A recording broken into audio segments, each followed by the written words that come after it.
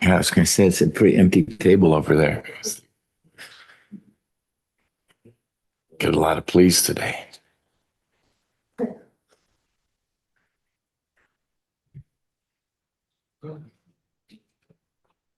All right, I think all the technology is in place. Good morning again, everyone. We have a trial calendar that we're calling this morning for a 1 week-ish calendar that starts on next Wednesday. So we call the calendar today. If you do not resolve your case today, you will likely need to be here next Wednesday for jury selection. So we'll see what we can do today. We've got all day to work through things. You hopefully have talked some with the prosecutors if you're on the defense side, and we'll see what can happen. Ms. Wood will be here soon, but a lot of these cases are hers. So if you're her client, don't panic. She'll be here. We'll start with Mr. Nunez Ortiz. He is here. All right. We need to wait to hear what your lawyer says. So take a seat. She'll be here, and then we'll figure out what's happening. Sir Quentin Blount. All right. We'll wait to hear from Ms. Wood to see if she's heard from him. Joelle Lett. You had sent an email. I didn't get back to you till late because I didn't do email yesterday. Michelle also told me yesterday that they needed to be here. Okay. Ms. Smith, you've explained this is one where Mr. Lett's been admitted into BHTC. I've seen the order of admission for me to sign, but it's plea track. In other words, Mr. Lett needs to be here to enter a plea to get into BHTC. It's not a diversion case, correct? Yes, Your Honor, that's my understanding. Okay. Well, let's hope he shows up. Anthony Smith, you're out of jail. Where's Mr. Kane? Great. All right. We'll hear from him when he gets here. Michael Chasner. Morning, Judge. He's here. He is, and so is Mr. Furlong. We anticipated a plea, but I didn't have a short pre-trial. Okay. I anticipate a plea as well based on what you told me last time. Okay. Great. You will be able to talk with Ms. Smith in a little bit. Danikia Mann. Good morning, Judge. Michelle Williams via Zoom.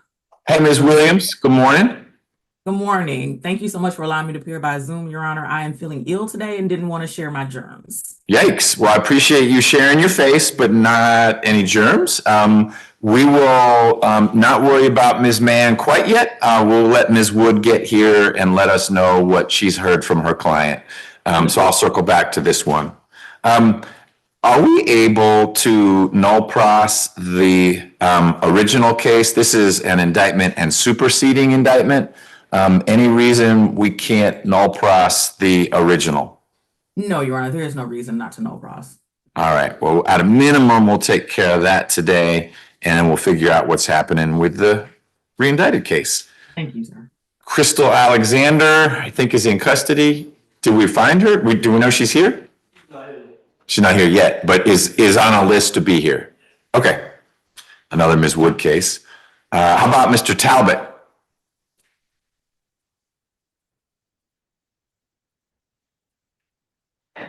I haven't seen Ms. Cabrera in moons. Is she going to be here? Okay. Elijah Oliver? Hey, Mr. Oliver. Ms. Wood will be here and she'll let us know what the plan is, okay?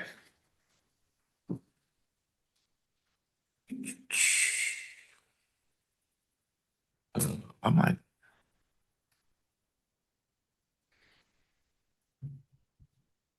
Made a mistake. That one.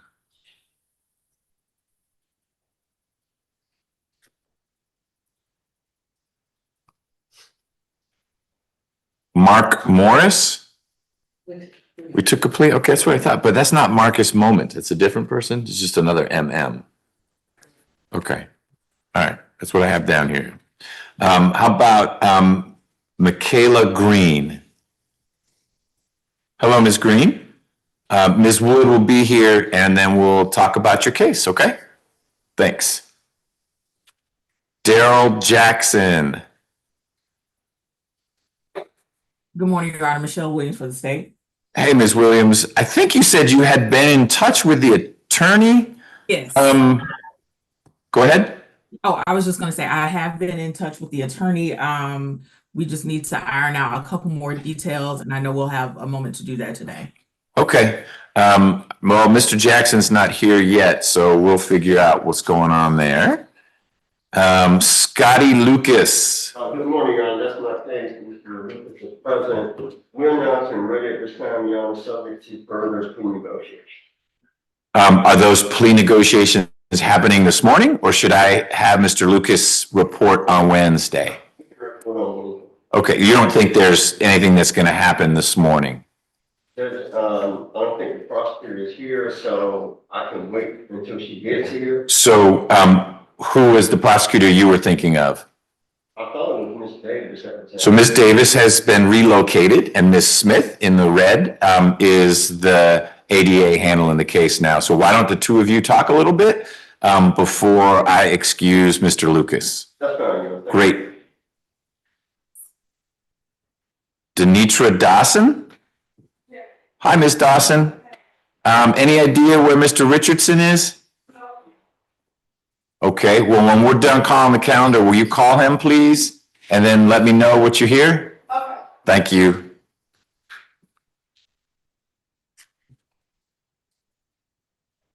We've got Mr. Denike. He is up.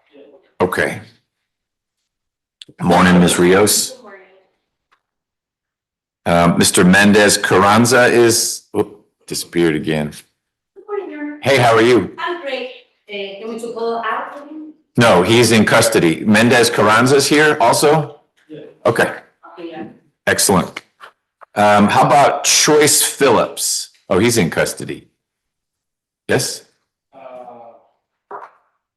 He's on a supplemental calendar. More importantly, is Attorney Victor Gordon here? That may end his speedy trial demand if he doesn't make it this morning. Choice Phillips is here? Okay. Danielle Willis. Hi, Ms. Willis. Ms. Wood's going to talk to you and let me know what's going on. Hello, Judge. Hi. We're ready. What for the state? You remain ready for trial? I'm ready. I think Okay. the state has an announcement on this case? Ms. Smith, is this your case? Yes, is this Danielle Willis? This is Danielle Willis. The state will be no process in this case, Your Honor. Okay. Ms. Willis, the state is dismissing your case. So you don't need to stick around unless Ms. Wood wants to talk with you. She's giving you the thumbs up. So I appreciate you being here exactly where you needed to be and when you needed to be. Your charges have been dismissed and you're good to go. All right.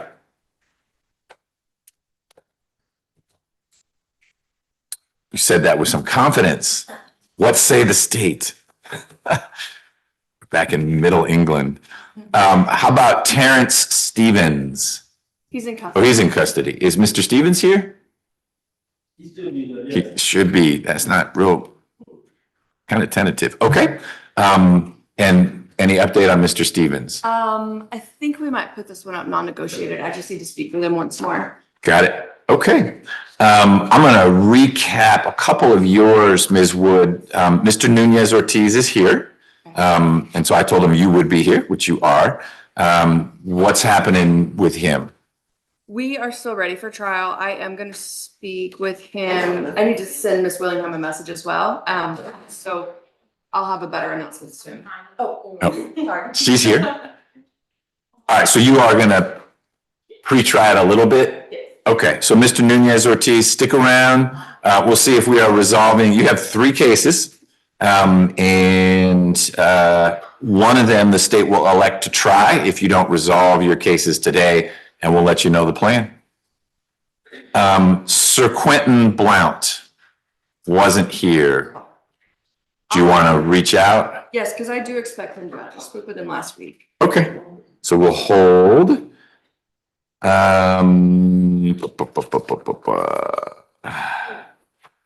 Ms. Mann wasn't here. I will reach out to him, Judge. Pretty sure you thought she was going to be here. I did. And the state is dismissing the older of the two indictments. So we'll go forward on the -01, but we need Ms. Mann.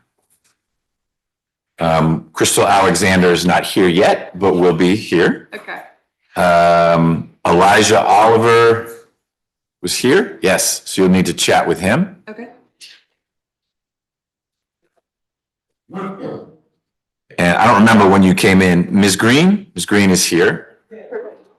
I need to speak with her, Judge. I don't know if you looked in the docket. We filed a notice of alibi in this case. She sent me while I was in court yesterday. She sent me some additional documents. I need to get those to Ms. Smith this morning, but I do need to speak with Ms. Green. So I'm still ready on this case. I just wanted to give the court that context. Got it. Okay. All right, lots of moving parts. I think that's it for your cases. So you have a couple people you need to try to track down. We have a bond hearing with Mr. Patterson's client. We also have a plea. I saw Ms. Gordon here. She's in the back. All right, she's talking with her client. And who's handling it for the state? Oh, of course you are. Sellers is here. Are we good to go? I figured we could do that plea and the bond. Well, the bond hearing is with whom? Yeah, I'd like to make a quick announcement. Yes, sir. I've got a civil forfeiture on Zoom in Tift County, which will be from 9:30 to 10:30. Could I be in the hallway to do this Zoom and come back at 10? Yes, that'll work a lot better because then I can tackle some of this other stuff. Obviously, your client will stay right here. So why don't you pop back in when you're done with the forfeiture? I can do that. Okay. Thank you, Judge. Yes, ma'am. Yes, Judge. We also have Roger Leak on the call. Yep, I see him in the emergency green. Yes, and I let Ms. Williams know we're ready to move forward whenever the court is ready for us. Okay. Why don't we do this then? We could take, hold on.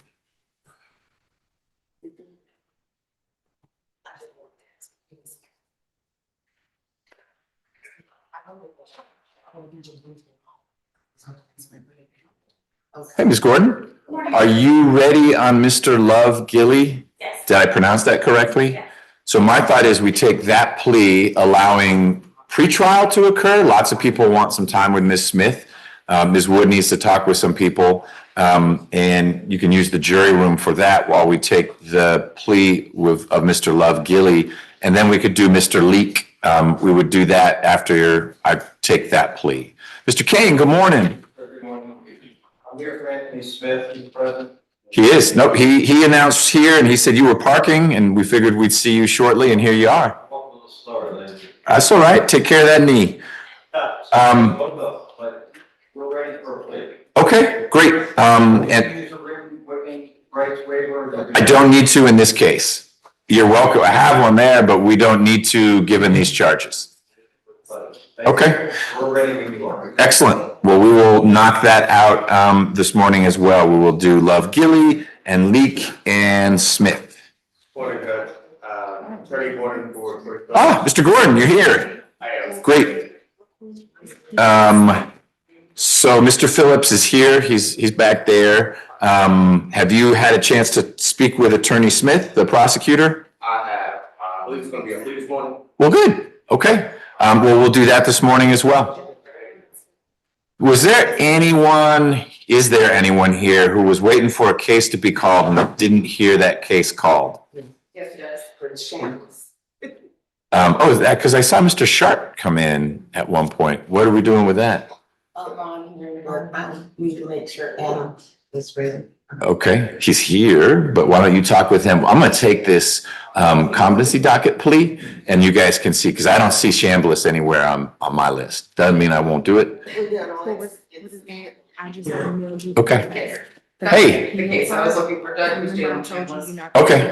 Oh, you represent Mr. Chambliss? Yes, myself and Williams. Oh, that's right. We talked about that. Okay, that's clicking. I know Mr. Sharp walked in and he's got one of the co-defendants, and so I was thinking, but he maybe was just checking in with Mr. Abadi. I Okay, just need to speak with him and then we're ready for a quick bond motion. and do we know he's here? You're here, so makes me think. He's here. The deputy said that after this plea, he's gonna go downstairs to get him. Okay, so we think he's in the building. I don't think Deputy Gordon knew to bring him up. It wasn't on any paperwork I had, so hopefully he's in the building. We'll confirm that, bring him up, and then we can weave that bond hearing in and among the pleas that we're taking this morning. Thank you, but yes, You bet. if I may, I know they're gonna bring him up, but if I also ask him to step out for a Zoom on, if that's okay. Sure, we won't do it till you're back in here. Like Mr. Patterson is dealing with business, you can deal with business. Do you know if you all got a hard drive to the DA's office? Drop one off, I'm unsure if it's ready. Okay, but as long as you dropped it off, then it's on them and I will bug them. I sent an email last night to the paralegal who was doing all the great work to say, who hasn't dropped one off? And then who hasn't picked theirs up? So we'll find that out. Last time we were here, I think it was that same day we dropped it Yep, off. so- okay, good. Thank you. Thank you. All right, So this is what's in. position 14. Mr. Talbot, morning. We are trying to track down your lawyer, okay? Well, join the club. Does, that could be great if she is on the way, she's stuck in that, she's for number 20.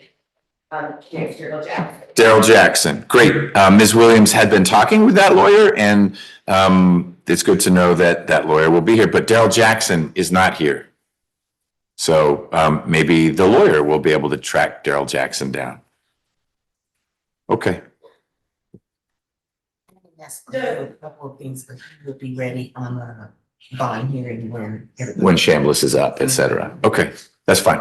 Yes, ma'am, Ricky Richardson. Yeah, he said He's on his way. Good, all right. We'll see him when he gets here. So Deputy Gordon, I would like to do the plea in Love Gilly, please. And it's actually two cases? Yes. Hey, Ms. Nelson told me you got to do a bunch of things. I think you've got two moving parts, Chambliss, bond hearing, and then if any, Ms. Rios, is anything happening with Mr. Denique today? I need to talk to Mr. Butts. All right, you may want to follow him around because he's got a couple other things. Oh, we got it. You bet.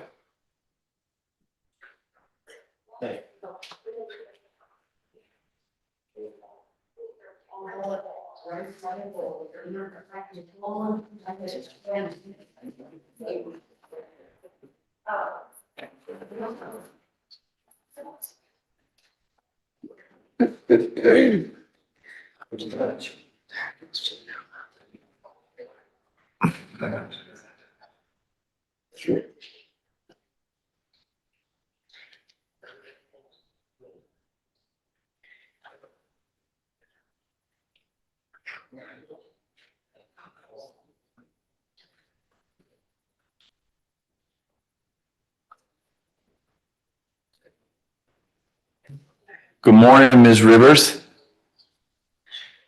Good morning, Judge. You ready to go? Yes, I'm ready.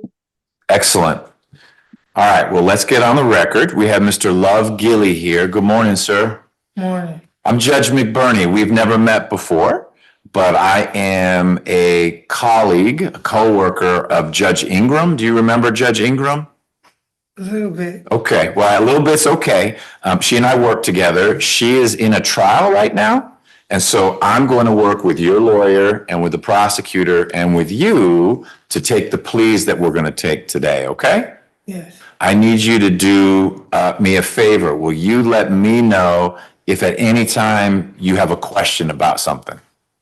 Okay. If I say something and it doesn't make sense, raise your hand or let Ms. Gordon know that you're confused. Will you do that?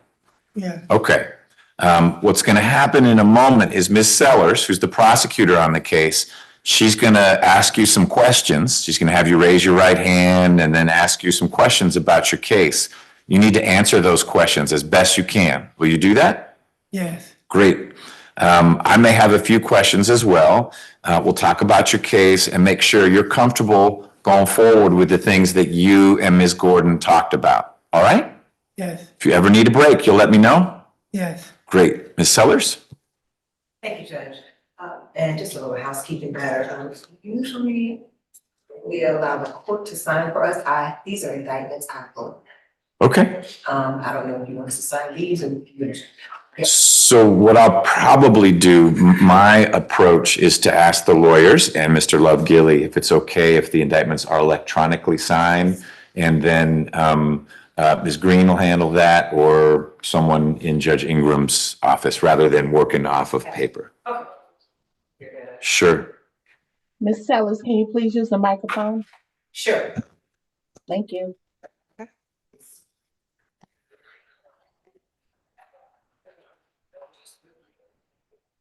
Would you please raise your right hand?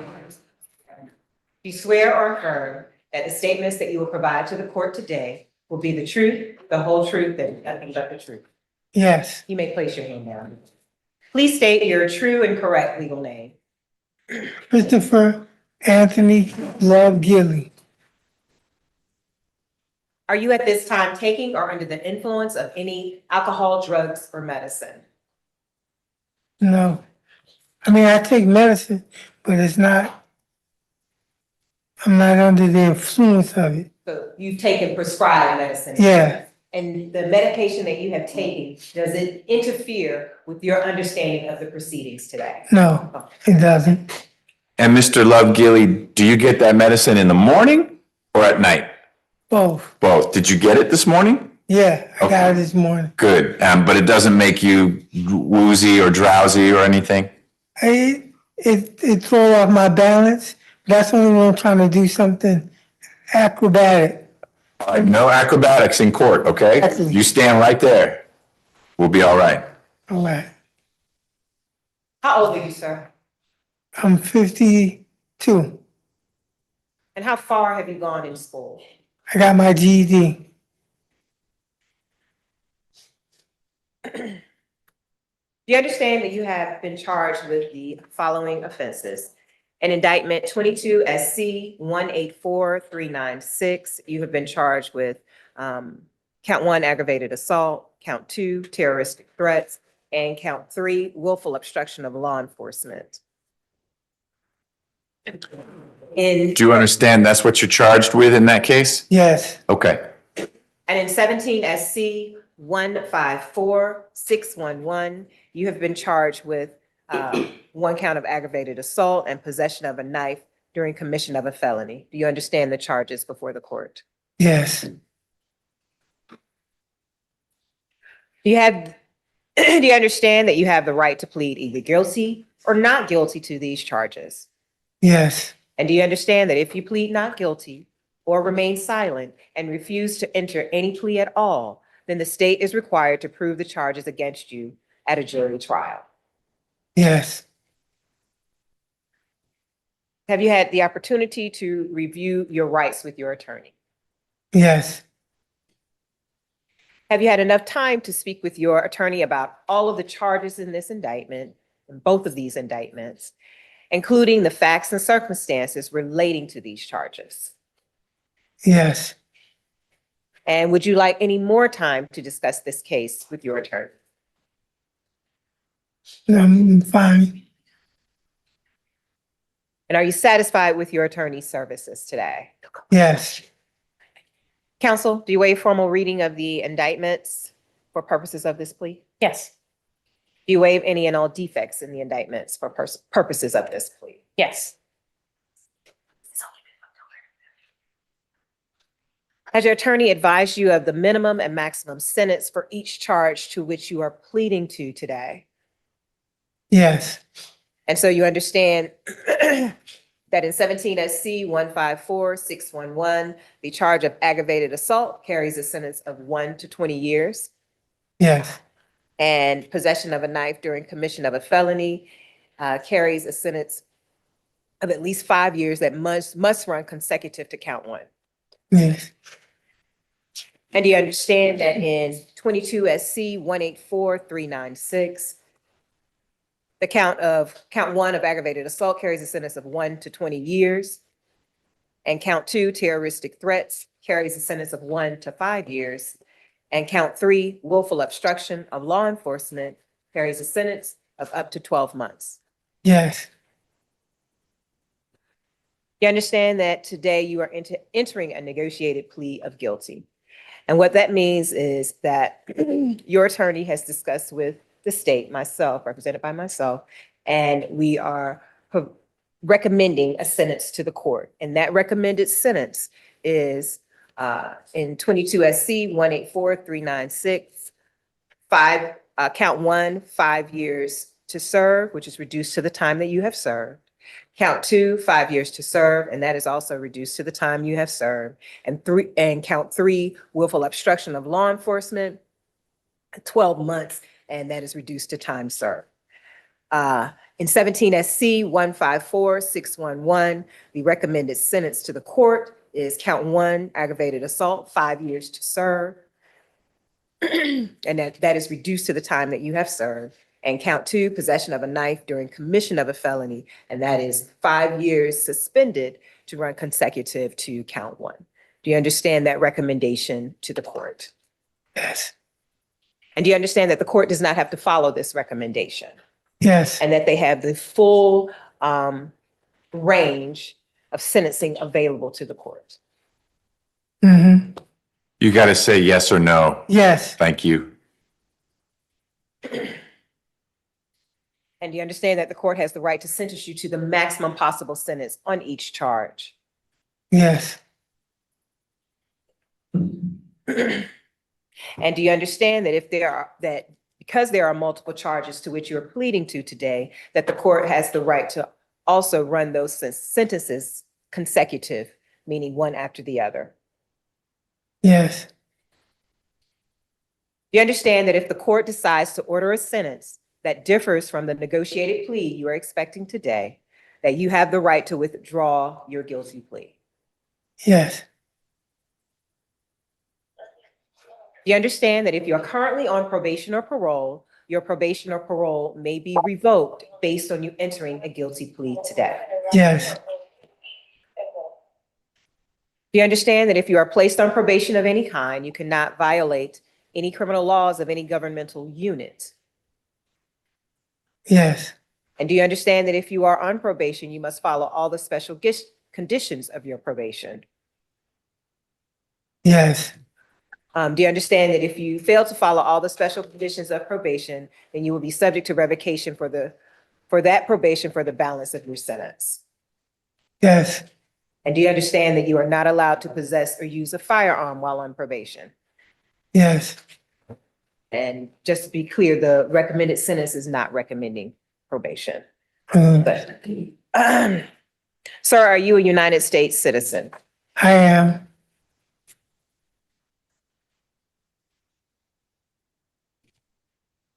Do you understand that by pleading guilty to a felony charge, you may not receive, possess, or transport a firearm?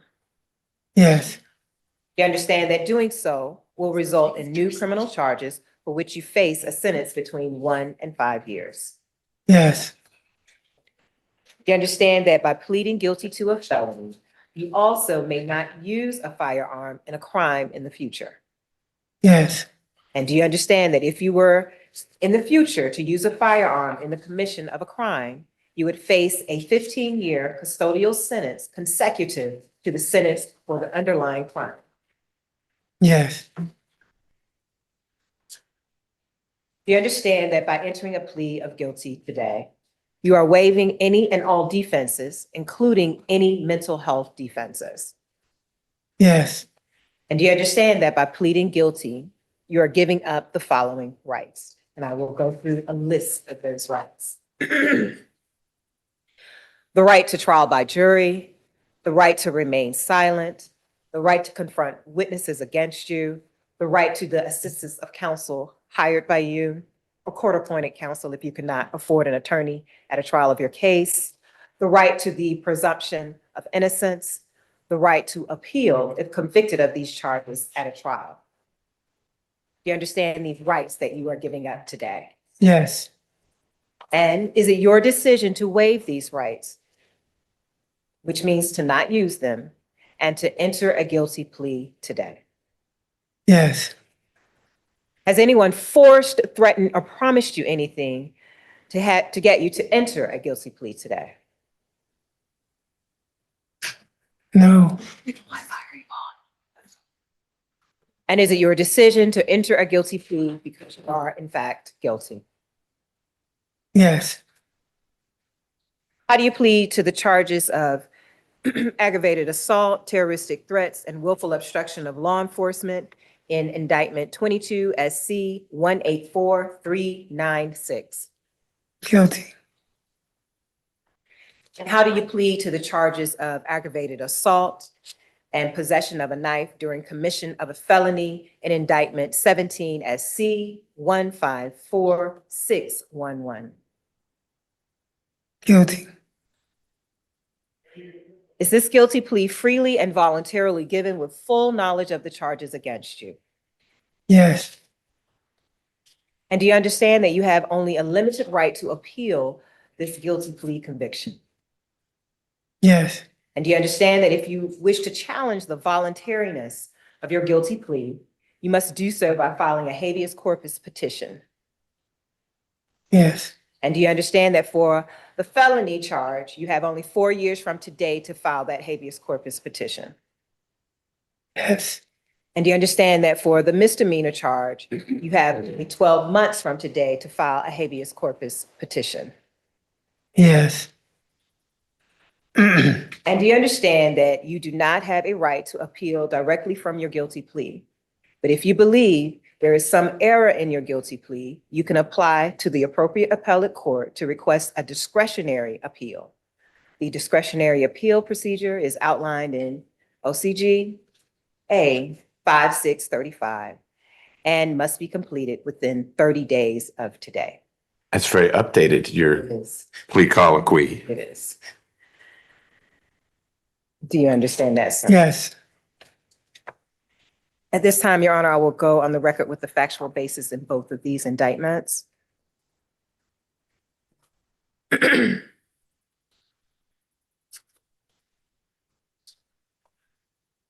indictment 17 SC 154611, if this case were to go to trial, the state would prove the following facts beyond a reasonable doubt: that on the 16th of June, 2017, at approximately 12:19 p.m.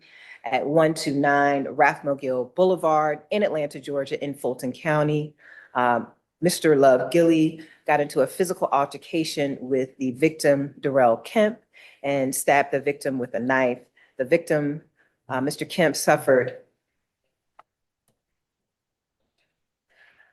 the victim, Mr. Kemp, suffered minor lacerations to his arm and neck. The blade of the knife was 3 inches. Officers responded to the call regarding the crimes and found both Mr. Gilly and Mr. Kemp at the scene. Mr. Gilly had a knife in his pocket that was covered in blood, and he was arrested and charged accordingly. And that completes the facts in that case.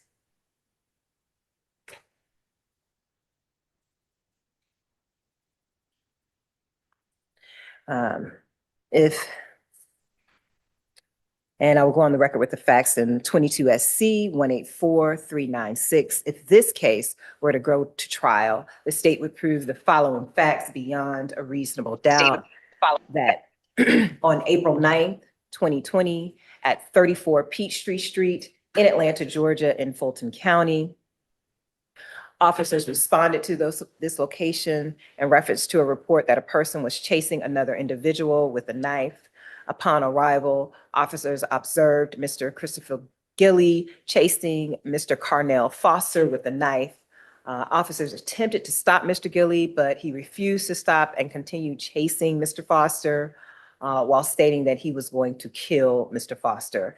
Mr. Gilly also stated that he was going to kill Mr. Foster because he touched Mr. Gilly's buttocks and that Mr. Foster was a faggot. Officers were eventually able to detain Mr. Gilly, and officers observed a homemade shank, which looked like a screwdriver with a scarf wrapped around the top. And Mr. Foster stated that he knew Mr. Gilly and that upon seeing each other that they had dapped each other up in greeting that morning. And Mr. Foster stated that he gave Mr. Gilly a half hug, and then Mr. Gilly snapped and started calling him names and trying to cut him with the knife. Mr. Gilly was arrested and charged accordingly. I have limited criminal history for Mr. Gilly. I can get that from Ms. Jackson. Okay. We've got her on. Before I pivot to her, Ms. Smith, were there lawyers you were going to pre-try with in the jury room? I didn't mean to keep, you may be doing exactly what you want to do, but if you wanted to be able to get into the jury room and talk with lawyers about other cases, you should feel free to do that. And Mr. Talbot, Ms. Cabrera, and introduce you two to, you spoke, okay, I just want to make sure. At the time, I'll step out, get to come back later. Okay, sounds good. Good morning, Ms. Jackson. I think you were included late yesterday on a calendar invite concerning Mr. Love Gilly. Did you have a chance to look up his criminal history? Yes, Your Honor. Great. He has 21 cycles. The last arrest was April the 15th, 2017, with the City of Atlanta Police Department for possession and use of drug-related objects. There was no disposition for that arrest. He does have priors out of New York. There was prior felony convictions, one in 1993 out of New York for robbery in the first degree, one in 1991 out of New York for robbery in the second degree. And there are misdemeanor convictions out of New York as well. One in 2012 for petty larceny, one in 2010 for resisting an arrest, one in 2008 for criminal mischief. Nothing in addition, Your Honor. Thank you, ma'am. Did you have anything else? No, Your Honor. Okay. Ms. Gordon. Thank you, Judge. We are asking today that the court accept the pleas as negotiated. Mr. Love Gilly has been in custody for over 5 years. 2,045 days. That's correct, Judge. It's a big number. Yes, it was a long road to competency for him, and he is now competent and doing well. My office, Ms. Glenn, his social worker, has worked very hard to find placement and support for him in the community. So our expectation is, and when he was scheduled for a calendar in December, Judge, we asked for that to be expedited because we have placement. They are ready for him.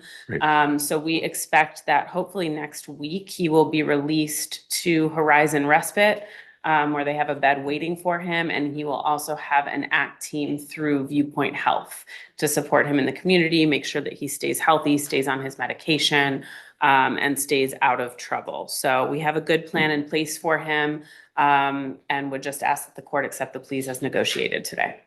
So if I do, then Mr. Love Gilly would be done with the custodial part of his sentence. So should I include the magic language that says to be released pursuant to a separate order? Because the place isn't ready for him yet, or how do we do that? I think that Judge Ingram will do the release order separately, Judge. Usually what we do is once we have everything in place, we need the name and contact information for the people who will be doing the pickup and the time and all of those details. Once we have all those details, we usually send them directly to Judge Ingram and Ms. Green, and Judge Ingram gets the order done. Right, and hopefully she would do that. I'm filling in just for this part, but if I sign the final disposition today and it gets processed, Mr. Love Gilly has done more than 5 years, and so he would be releasable. But what we often put in that box with extra instructions, it says, defendant will be released pursuant to separate order. I don't need to be involved with that separate order, but that language goes in there. Is that what you're envisioning, Ms. Green? Okay, then I just want to make sure we're on the same page. It would be real unfortunate if Mr. Love Gilly got out tomorrow and they just pushed him out the back door of the jail and you're not there or transport's not there. Yes. That could undo all the hard work that's been done. So we'll have that magic language in the final disposition. Okay.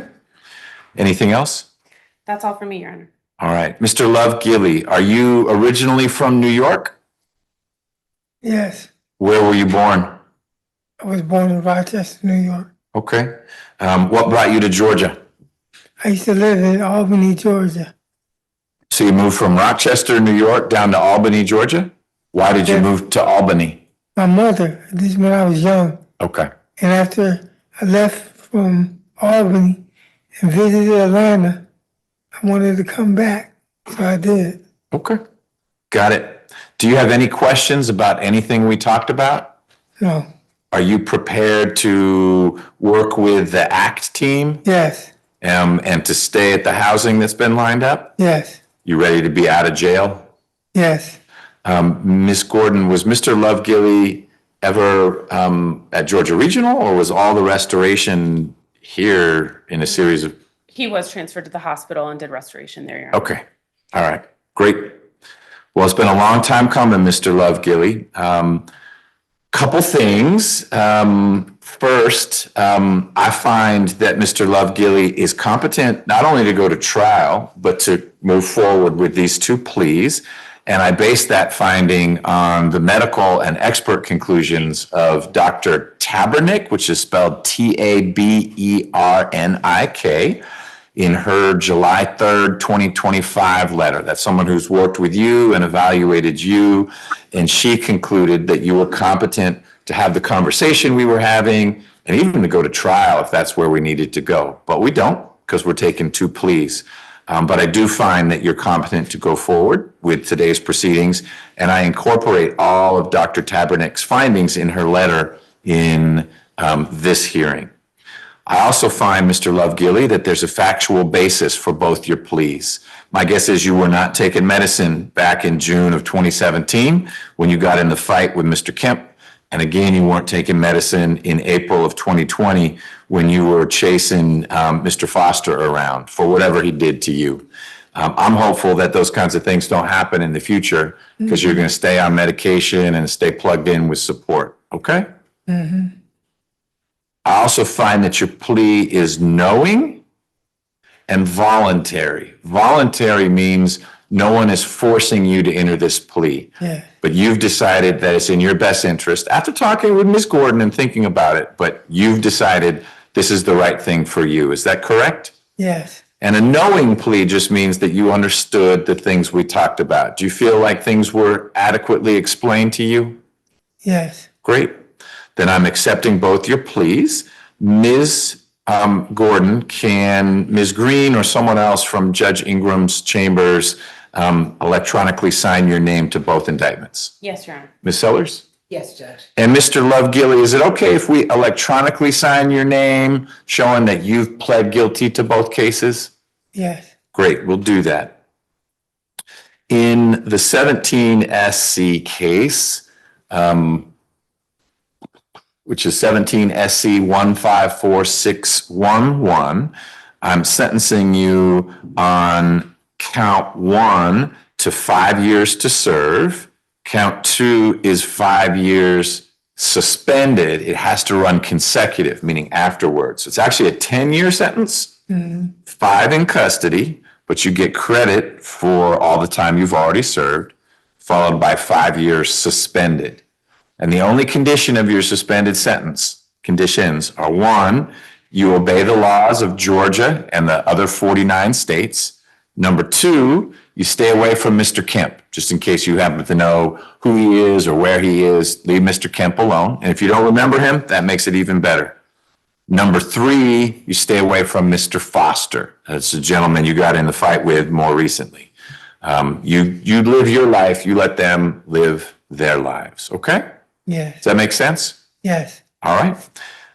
In 22 SC 184396, your sentence says to count 1 is 5 years to serve, count 2, 5 years to serve, and count 3, 12 months to serve.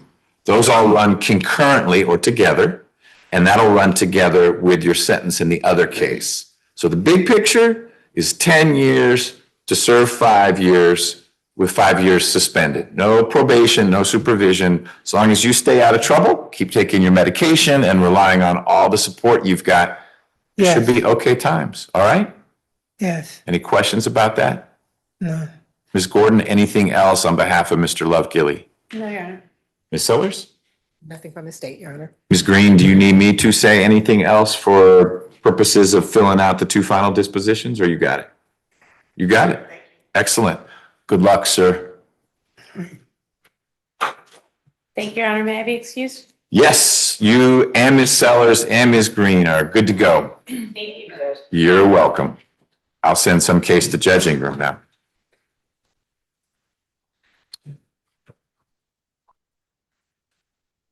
Some people showed up. Let's see, Mr. Lett, you're here. Great. So you've got two cases here today. Good. So Mr. Lett needs to be a plea, I think it's been worked out, but It's accountability court. it is BHTC. So you're ready to go on that.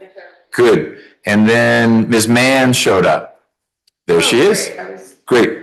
I need to speak with her. I'm emailing with Ms. Williams right now. All right. So I still don't, is Mr. Blount here, Sir Quentin? I just sent a message regarding him, so I hope to have an update soon. All right. He's a no-show. And Mr. Jackson. He is present. He is here. Excellent. With his lawyer. Yes, sir. And I have been speaking with ABA Williams at this case. We have negotiated a plea. You just need to fill out the plea paperwork for your honest consideration. Sounds good. Thank you. All right. We'll take those when you're ready. Yes, sir. Thank you so much. All right. Can we do Mr. Leak now? Or do you need to do something different? Can we do the interpreter case? Yes. Just a quick announcement, Judge. Yeah. No, I thank you. I forgot she was here and that's Mr. Mendez, Yes, Judge, position 27. the very last one. Okay. And is that with Ms. Williams? It is. Okay. We'll get her on the screen. There she is. All right.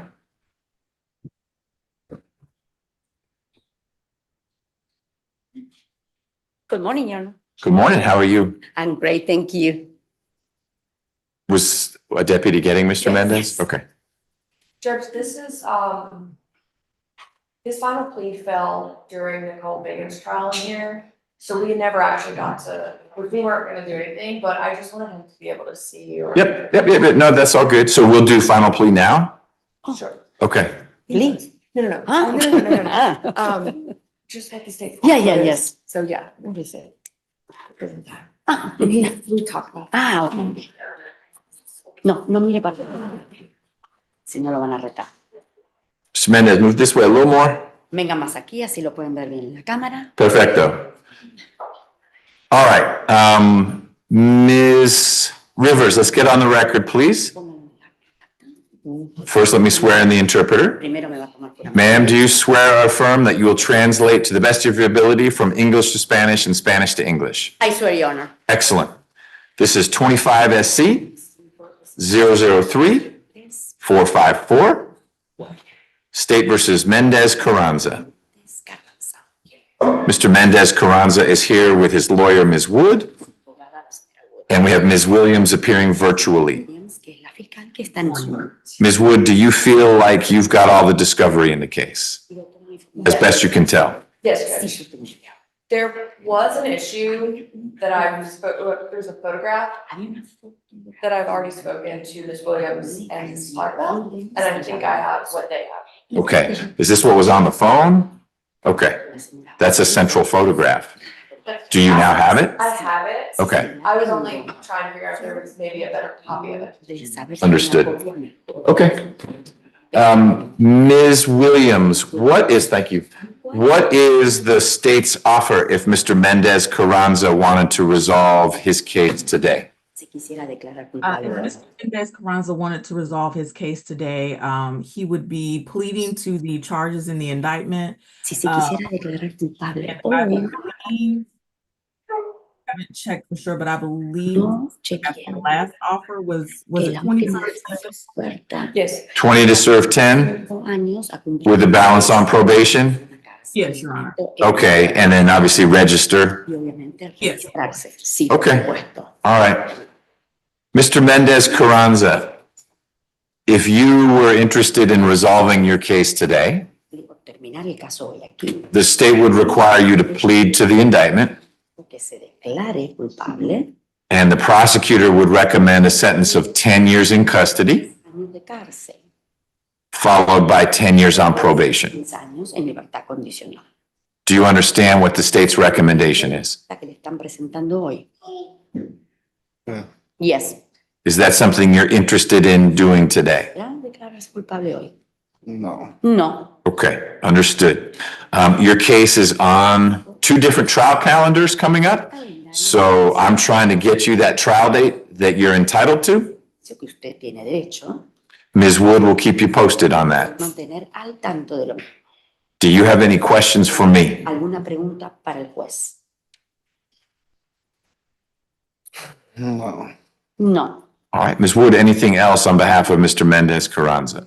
No, Judge, thank you. Okay, the way Ms. Williams framed the offer, it sounds like you're in discussions with her. Usted ha estado hablando con ella. If he pleads to it as it is charged now, is what she said.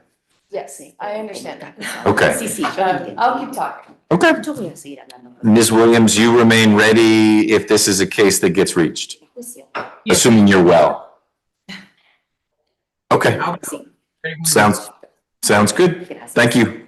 Gracias. For today? Thank you. I don't, So, you're talking Hold on a about second. Jasmine's victim? Yes. The victim in trouble. Okay, so we're good to go. Okay, all right. yes, we're just making sure. We thought there might be one other case. But no, we're good. Thank you. It should be right there. All right, Thank you so much. appreciate it.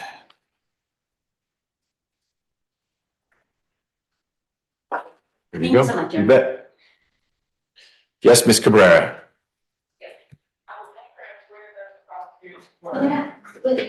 Jury room. Okay, so they're not that. And whenever the take an announcement on Mr. Childs. We just need a prosecutor out here to do that. Great. I don't wanna. Okay. Get out this street. Those are all folks with Mr. Mendez Carranza. Yes, Judge. Ms. Rios, are we doing anything? I know Mr. Denike has some people on the call. Are we doing anything today? I'm happy to bring him out we need a prosecutor out here.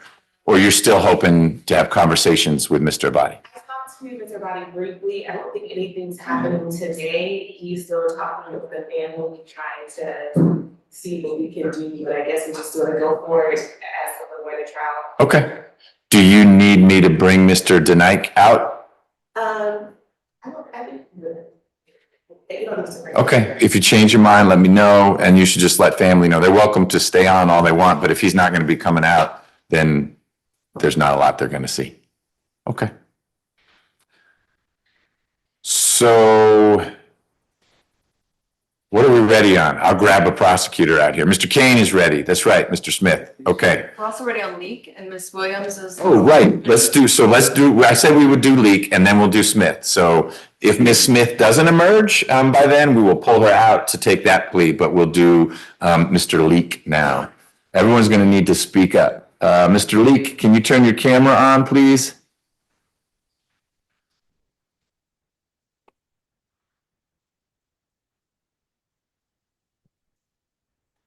There we go. There he is. All right, Mr. Leak, let's do a sound check. Turn your speaker on and say, "Good morning, Judge." Good morning, Judge. Where are you right now? Work. Is that Texas? Is that Georgia? Are you in Georgia, in Roswell? Okay. All right. Ms. Williams, you ready to go? Your Honor. I'm Yes. sorry. Before we get started, when this case was still set for trial on Monday, I filed a motion to enforce Rule 22. I'm just asking that everyone be reminded of Rule 22 today.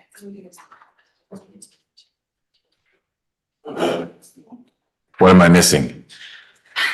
So we had court, I believe his final plea hearing was actually in April of this year. After the fact, it was brought to my attention that some recordings of court had been posted on Instagram, Facebook, with some unsavory opinions of my client listed. And so ahead of trial, I had filed the motion to enforce Rule 22 in this case. Understood. Okay. All right. Right. No one should be recording anything because I didn't get a Rule 22 on anything. So the case number we're going forward on is the one ending in 092? Yeah, is that the new accusation number, Judge? I think so. I was just handed a document that has that number. That's a real high number, so it's got to be recent. Yes, Your Honor. Okay, all right, then we'll get on the record. This is 25 SC 007-092, State versus Broderick Leak. Mr. Leak is appearing virtually. His lawyer, Ms. Wood, is here in court, and the prosecutor, Ms. Williams, is appearing virtually. Mr. Leak, you have a right to be here in open court, but you can waive that right and agree to appear virtually. Are you waiving your right to be in open court? Yes, sir. You also have the right to have Ms. Wood by your side so you and she can consult if questions come up. Are you waiving your right to have Ms. Wood by your side? Yes. If at any time during our conversation you have a question for her, let me know. She can step outside, give you a call, and you can have a private conversation. All right? Okay. Okay. Ms. Williams is going to put you under oath in a moment and then ask you a whole bunch of questions about your rights, about your case. You need to answer those truthfully. You also need to let me know if you have questions of your own. Will you do that? Yes, sir. Okay. Ms. Williams, when you're ready. Thank you, Judge. Mr. Lee, good morning. If you could please raise your hand. Do you affirm that the testimony you shall give in the matter currently before this court shall be the truth under penalty of perjury? Yes. Thank you, sir. You may lower your hand. Could you please say and spell for the record your full legal name? Broderick Rashad Leak, BRODERICKRASHAD Thank you, sir. Are you at this time taking or under the influence of any alcohol, drugs, or medicine? Ma'am. Is there a medication that you normally take that you have not been given today? How old are you, sir? 35. How far? Did you say 25 or 35? 35. 35? Yes, sir. Okay. How far have you gone in school? School diploma. The first part kind of cut off. Did you say high school diploma? Yes, ma'am. High school diploma. Thank you. Are you therefore able to read, write, and understand the English language? Yes, ma'am. Ms. Wood, on behalf of your client, do you waive formal reading of the indictment? So waived. Sir, do you understand that you are charged with the following offense: cruelty to children in the second degree? Yes, ma'am. Have you had an opportunity to review or discuss with your attorney, Ms. Wood, the rights that you are giving up by entering a plea of guilty today? Yes, ma'am. Have you had enough time to speak with your attorney, Ms. Wood, about all the facts and circumstances known to you regarding the charges in this accusation, including any potential defenses? Ma'am. And just as Judge McBurney said, if you have any questions during this litany, please just let us know. But at this time, do you need to discuss anything about the case with your attorney? And it cut off just a little bit. Could you repeat that, please? No, ma'am. Are you satisfied with Ms. Wood's services? Yes, I am. Ms. Wood, on behalf of your client and for the purposes of this plea, do you waive any and all defects in the indictment, including any with respect to his? We do. Mr. Leak, have you been arrested on these charges? Yes. Ms. Wood, the state is unaware of any outstanding warrants related to these charges. Do you know of any? I do not. Mr. Leak, has your attorney advised you of the minimum and maximum sentence for each charge you are pleading to? Yes, ma'am. And for the record, for cruelty to children in the second degree, the minimum sentence is 1 year, the maximum sentence is 10 years. Sir, do you understand that? Yes, ma'am, I do.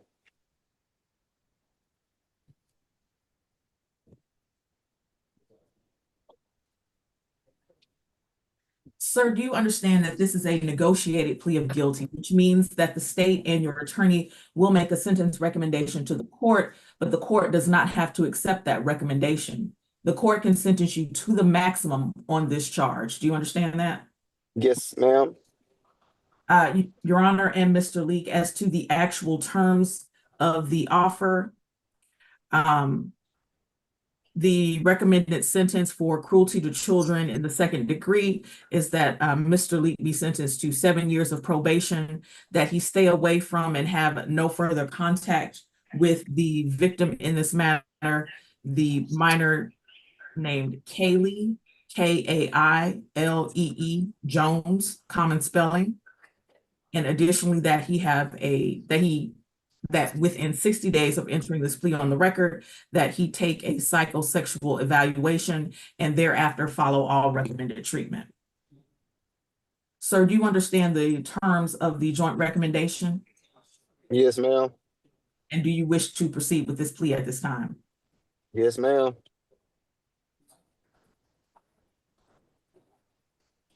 Mr. Leak, do you understand that this plea may be used to enhance or increase sentencing on other convictions in this jurisdiction as well as in other jurisdictions and states, including in the federal courts?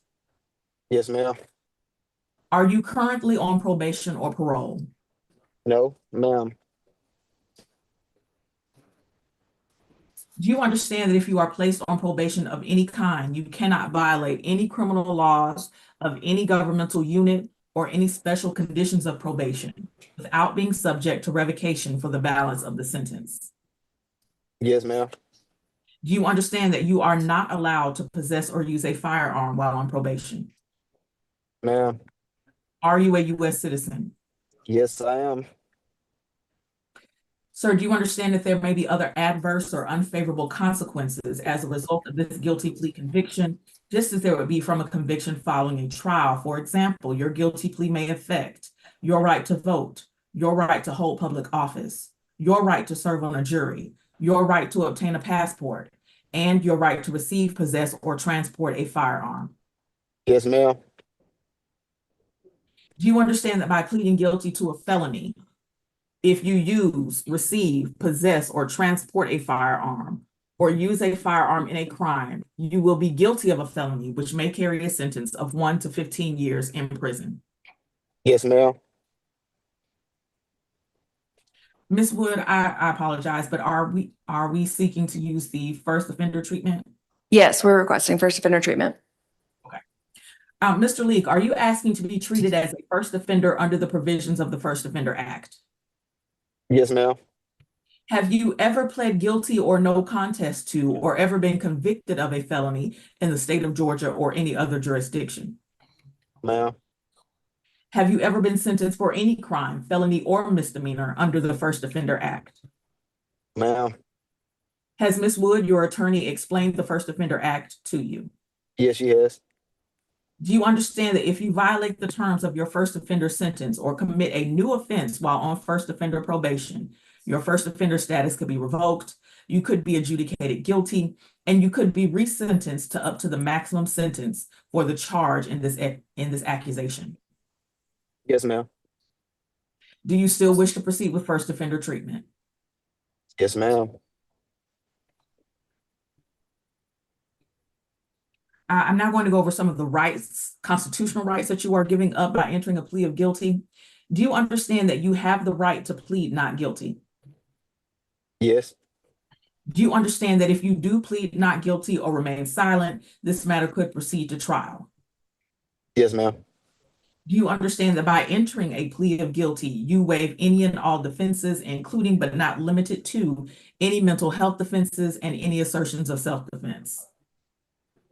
Yes, ma'am. Do you understand that by pleading guilty, you are giving up each of the following rights? Sir, do you understand that you are giving up the right to trial by jury? Yes. Do you understand that you are giving up the right to remain silent and not incriminate yourself? Yes. Do you understand that you were giving up the right to confront witnesses against you? Yes. Do you understand that you are giving up the right to assistance of counsel hired by you or to court-appointed counsel if you cannot afford an attorney at a trial of your case? Yes, ma'am. Do you understand that you are giving up the right to the presumption of innocence? Yes. Do you understand that you were giving up the right to testify on your own behalf and to present other evidence? Yes, ma'am. Do you understand that you were giving up the right to subpoena witnesses and compel the production of evidence? Yes, ma'am. Do you understand that you are giving up the right to have the charges against you proved by the state beyond a reasonable doubt? Yes, ma'am.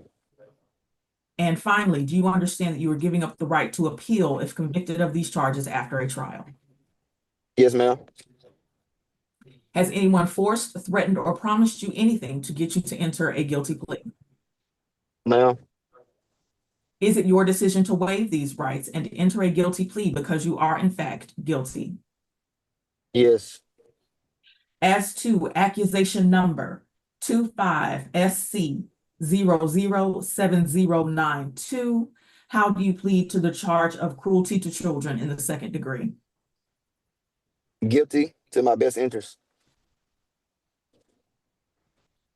We're asking for this to be an offered plea, Judge. Okay. Understood. So let's back up a moment, sir. Is it your decision to waive these rights and enter a guilty plea because you are in fact guilty? Ms. Woods, I don't understand that one because you asked me the same thing 2 times. So I'm sorry, I missed Ms. Williams' question because I was moving my stuff to the podium. Ms. Williams, can you can you repeat your question, please? Let me say it this way. Right. I think it was a question that doesn't fit with an offered plea, which is why Mr. Leek was confused. Correct. Are you pleading guilty, sir, because you have decided that it is in your best interest to do so? Yes, sir. Yes, ma'am.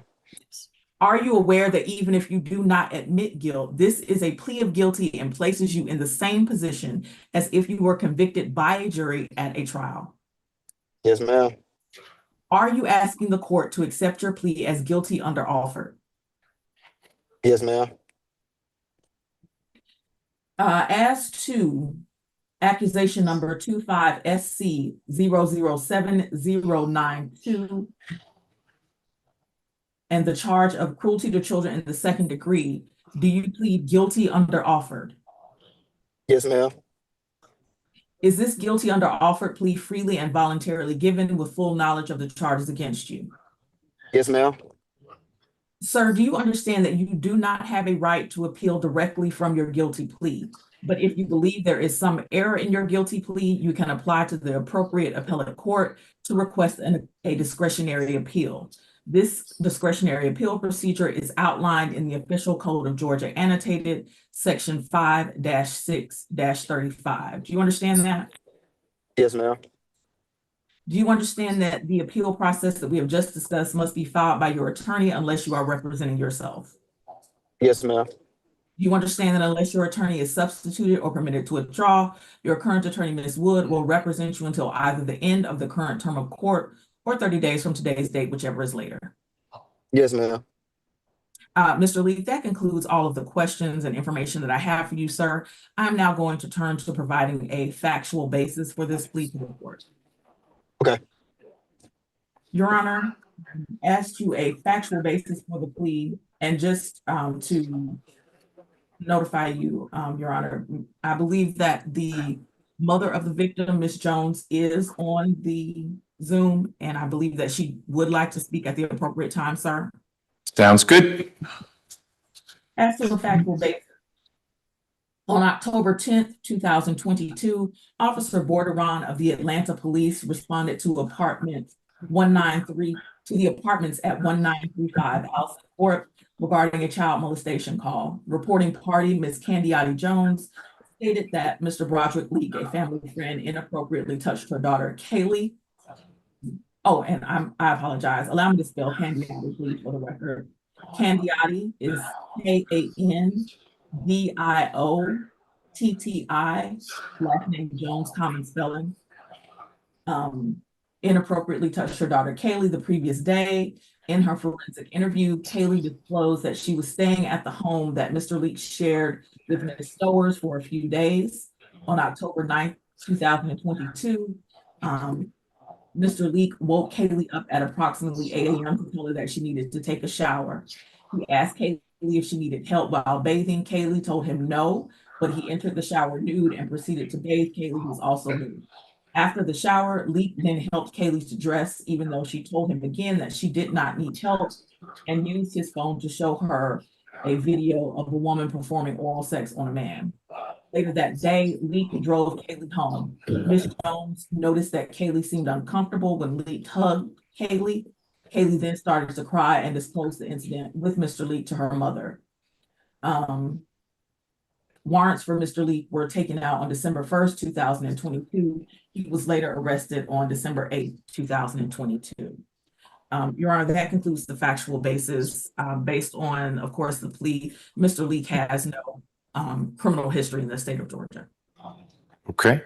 And it's the state that re-indicted, so there were more serious allegations in the original indictment, but because of the way this case has played out for the state, there was this accusation taken out with the cruelty to children count, and the state is going to be, assuming this plea goes through, dismissing the older case. Yes, that's true, Your Honor. Okay, all right.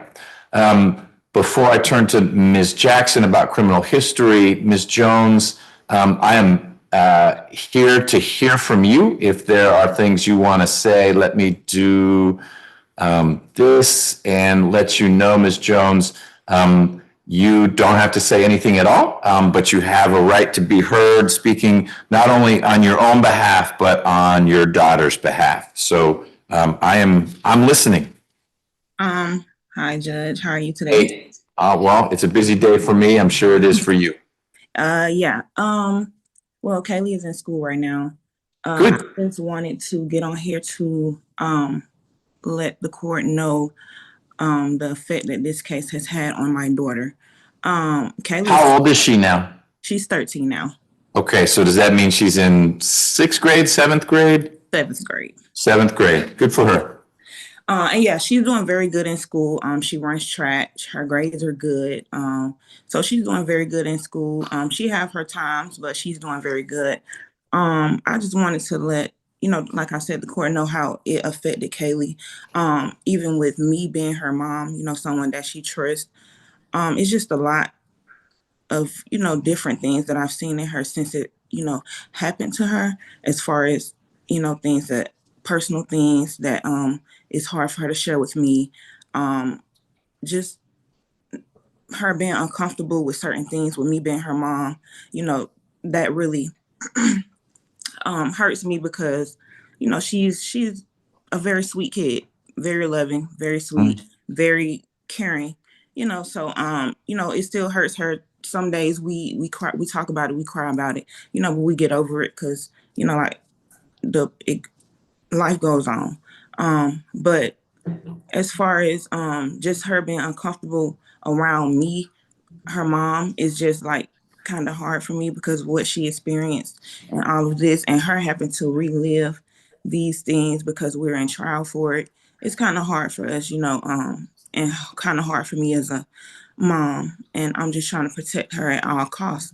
Sure. So, that's just really what I wanted to say, and just how good she's doing in school, how she's not really letting this affect her grades in school. I mean, it's affecting her in real life behind closed doors, but she's a very strong kid, a very strong-minded girl. So that's really all I wanted to say. All right. Well, Ms. Jones, you're a strong mom, and I appreciate you being here. It's not easy to talk about this. I think there is a silver lining. There's very little good about this, but the silver lining is that, in fact, Kaylee did not need to come into court and testify in front of 14 strangers to talk about what happened. You mentioned reliving it. Boy, that would be really reliving it. And so in that one small respect, the closure that we're getting today through this plea, I think, can be helpful. That while she's been having to think about it and talk with you about it and maybe talk with the prosecutor about it, that's done. No one's going to make her talk about it again unless she wants to talk about it through therapy or counseling or whatnot. But I am grateful that you are there for her and that she is doing as well at school, both academically and athletically. I hope she can hold on to that and focus on that as she goes forward. But this isn't anything she's going to forget. So I appreciate you being here. Do you have any questions about anything? Not really, not right now. Okay. And your connection to Mr. Leak was that for a little while, you two just happened to be living in the same place, or I didn't quite follow the link, how it was that your daughter and Mr. Leak were ever even in the same apartment? So my cousin, which is his girlfriend, Gabrielle Stars, was my best friend. We was together all the time. We were close. We were all close. You know, we never really had problems with each other. We never argued. Like, we were all close. So my kid went to the same school as her kid. So at that time, I didn't have a car. I didn't have a place to stay. I was staying in an extended stay. So she was helping me out a lot with Kaylee because Kaylee went Got to it. the same school. So Okay. So it was that was a safe, you thought, a safe place for her to be at your cousin, your friends. Her boyfriend at the time was Mr. Leak. Correct. Got it. Thank you for making that connection. Well, if you don't have any other questions, you're welcome to stay on while we finish up these proceedings. But like I said, I appreciate you taking time to be here today. Thank you for listening to me. I appreciate it. You bet. Ms. Jackson, we had paused. If you could share any criminal history information you have on Mr. Leak. Good morning, Your Honor. There are 3 cycles. The last arrest was January the 30th, 2025. The City of Atlanta Police Department for possession of marijuana with the intent to distribute. There were 2 counts and possession of Schedule 1 or 2 controlled substance. There was no disposition for it. That case appeared to be still pending. 25 PI 000776. And there are no convictions listed in the GCIC. Thank you. I didn't know about that arrest. Yes, you did, Judge. I did. We talked about it in April. Oh, and we didn't do anything with Mr. Leak's bond? No, Judge, because I begged and pleaded that you What not happened? revoke him. Okay, what happened to the charge? It's still floating around? Yes, Judge. Huh. Okay. All right. What do you want to tell me about Mr. Leak and this case? Yes, Judge. So I tell everyone that will listen, I would take 20 murders. I would try 20 murders for every one of these types of cases. These are incredibly difficult cases. As you know, once a jury hears those 2 words, it's pretty much a wrap for the defense. Mr. Leak has maintained his innocence from the beginning. He has been a model client for me, Judge. He was proactive from the beginning, calling, wanting an update, coming to my office to go over the case. When this report was initially made, he was on the scene. He waived Miranda. He spoke with the officers. He told them what he's told me this entire time. He has maintained his innocence. We are entering a guilty plea under offer today because the risk of trial and rolling that dice was just far too great a risk for Mr. Leak to entertain, because he does have a family and he understands that this is just the best resolution for everyone involved. With the court's indulgence, I do just want to point out a couple of things that I would have been harping on if this case did go to trial, because I think it's important. He was not actually arrested until December the 8th of 2022, but he was, as I said, on scene on October the 10th, 2022. So 2 months went by. The Atlanta Police Department could have arrested him on scene. They do it all the time with scant evidence. They didn't do it here because I'm assuming they didn't feel it was appropriate. So he was detained. He waived Miranda. He gave the statement. He was released on site. The forensic interview in this case, Judge, was conducted over a month later. And I point that out because there were several discrepancies in the forensic interview that I feel like would have been important at trial. So the actual time of the incident was a big factor in the forensic interview. At first, it was the night of October the 9th. And then a few minutes later, she said, actually, it was 8 o'clock in the morning. There was discrepancies about whether Mr. Leak's own children were there. Were they not? She changed it up a couple of times. She was 10 years old at the time of the forensic interview. She noted that she's really into TikTok, so she's exposed to who knows what on the internet. But Judge, she tells the forensic interviewer 3 minutes into the conversation that one of the things she likes to do is to prank people. And the forensic interviewer does not follow up on that at all, which I find to be interesting. 5 minutes in, she says, when I'm bored, I like to mess with my mom. So again, no follow-up. She also tells the forensic interviewer what her mother says about my client. She mentions a toxic stepdad. She's a little all over the place. Judge, she could not state specifically during the forensic interview when she was asked directly if she saw any parts of his body. And that is huge because that is what the state was hanging their hat on in this case.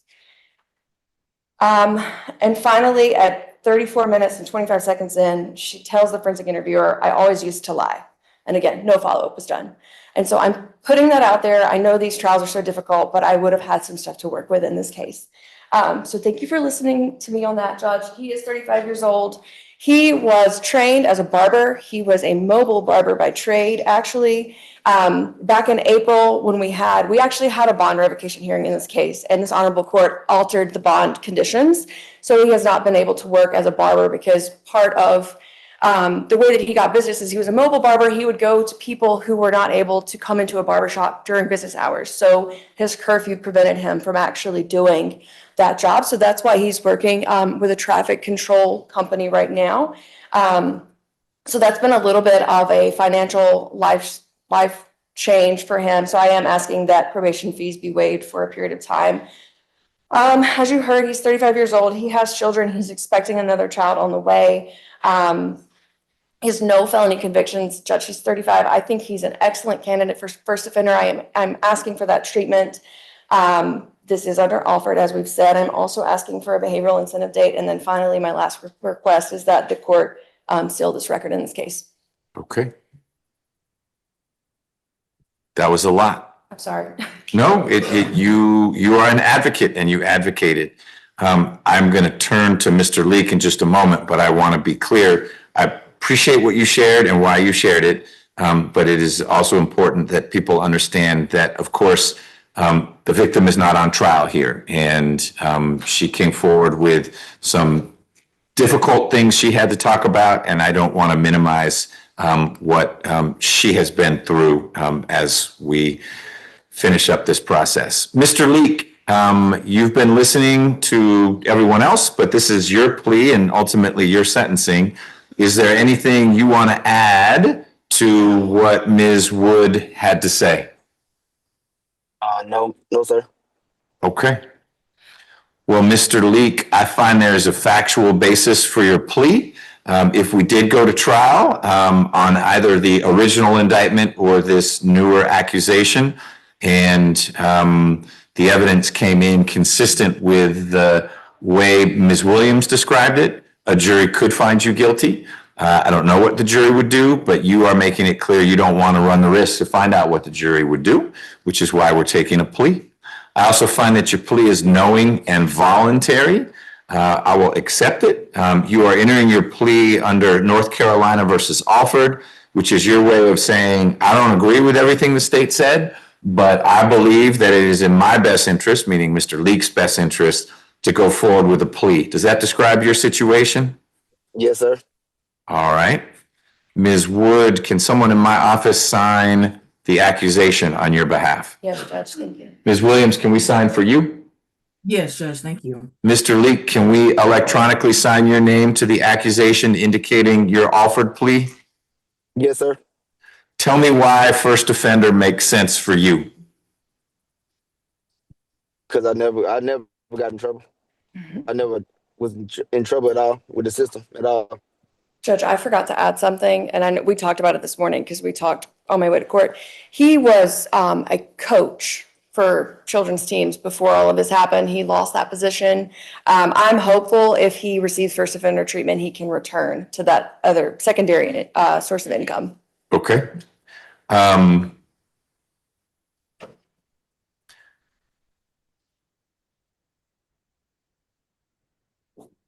So I heard what you said, Mr. Leak. We've got this open case, and I don't want you to talk about the facts as it's an open case, but how do I balance the, hey, I've never been in trouble before, yet you've got this case that you're pleading to, and then you've got this open case involving drugs. There's a co-defendant, so we're maintaining our innocence on that case, Mr. Leak. There is a co-defendant, Judge. Okay. All right. I just won't go there. Okay. All right.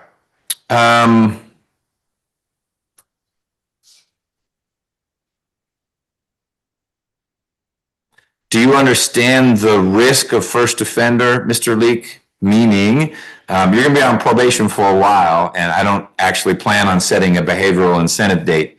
So for 7 years, and it won't all be supervised. If you're doing fine, it'll become unsupervised after a while. But for 7 years, you'll need to stay out of trouble. if you get into trouble, and it doesn't need to be this kind of trouble, it could be drugs, it could be a weapon, something like that. Not only would you have the new charge, but I promise you, we will get back together and I will work through what to do with this case to which you have pled guilty. And even though it was an offered plea, that qualifies as a guilty plea. And if the state proved up whatever your new business was, then I could resentence you in this case. And I would likely resentence you in a manner that would send you down the road for a while because you're telling me I'm not the kind of guy who gets in trouble. So not only would you have your new charges, whatever they might be, but this case would kind of blow up on you. Do you understand that? Yes, sir. Okay. Does that make you think differently about wanting to be a first offender? No, sir. Okay. I will sentence you as a first offender. The prosecutor knows a whole lot more about the strengths and weaknesses of the state's case than I do. And the state has decided to change your charges and to recommend probation. And I will go along with the state's recommendation. You will be sentenced to a term of 7 years on probation. Special condition number 1, no contact with Ms. Jones, either Ms. Jones, the mom or the daughter. Those are folks you need to not have anything to do with for the next 7 years. You will also, within 2 months from today, submit to a psychosexual evaluation. And if that medical professional says, hey, there's an issue here and Mr. Leak needs to get some counseling or some treatment, that counseling or treatment becomes part of your probation. If that expert says there's nothing going on here, then there's no treatment. I will waive your probation supervision fees for the first 3 months while you perhaps pivot away from traffic control to doing something else. There are no travel restrictions on someone on probation other than that you cannot leave Georgia without getting permission in advance. So if you decide to get back into mobile hair care, you can do it. You just can't go to Birmingham to do someone's hair. You'd have to be within the state of Georgia. Does that make sense? Yes, sir. Any questions about any of that? No, sir. All right. Ms. Williams, anything else on behalf of the state? No, Your Honor, nothing further. All right. I appreciate the work you've done coming in at the back end to work through this. Ms. Wood, anything else on behalf of Mr. Leak? Judge, just for my record keeping, did you give him first offender? I did. Okay, thank you. If you have nothing else, then Ms. Simpson, who is with probation, Mr. Leak, is going to talk to you. I'll turn the witness thing on so you can just be right there. She's going to give you probation reporting instructions. Don't miss your report date. I need to get the button over here. Nope. Mr. Leak, what is your zip code? 30274. Are you on the Fulton side or the Clayton side? The Clayton side. You know your zip codes. I know the south side. Okay. Yeah. All right, so Mr. Leak, your reporting date will be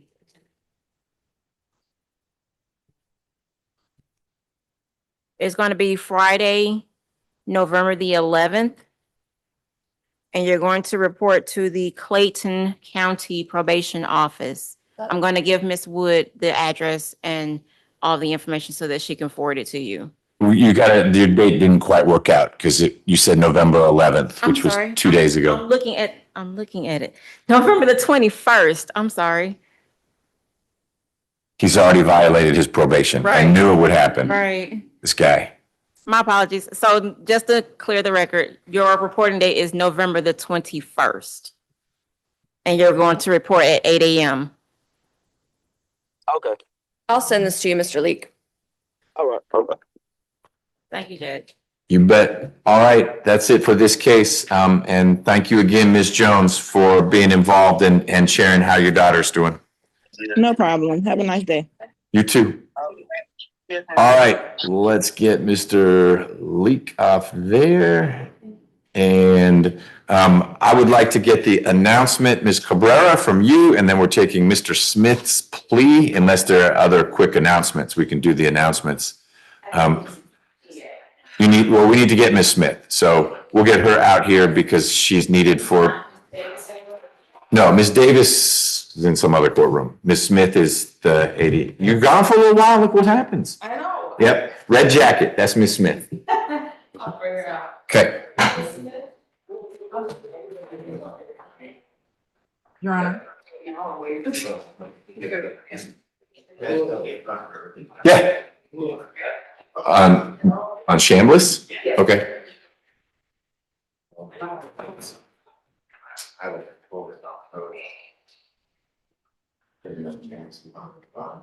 I didn't either.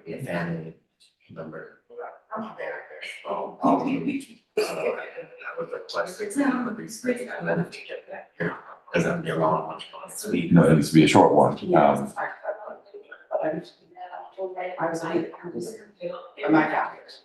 Why don't I get Ms. Nelson out here and she'll work with you all.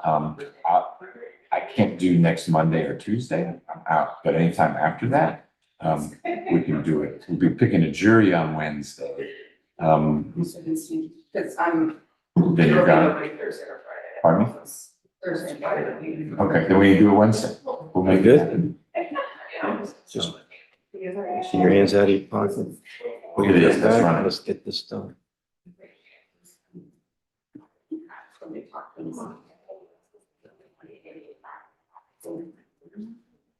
Excuse me, Judge. Hold on one second. You should not. Yes? All you can think about is probation. I mean, Jesus, man. Yeah, so you guys should talk, and there's nothing about that. Right, and just keep me in the loop, because it will come from me. Did Ms. Smith refuse to come out? She thought I was joking. All right, tell her you're not joking.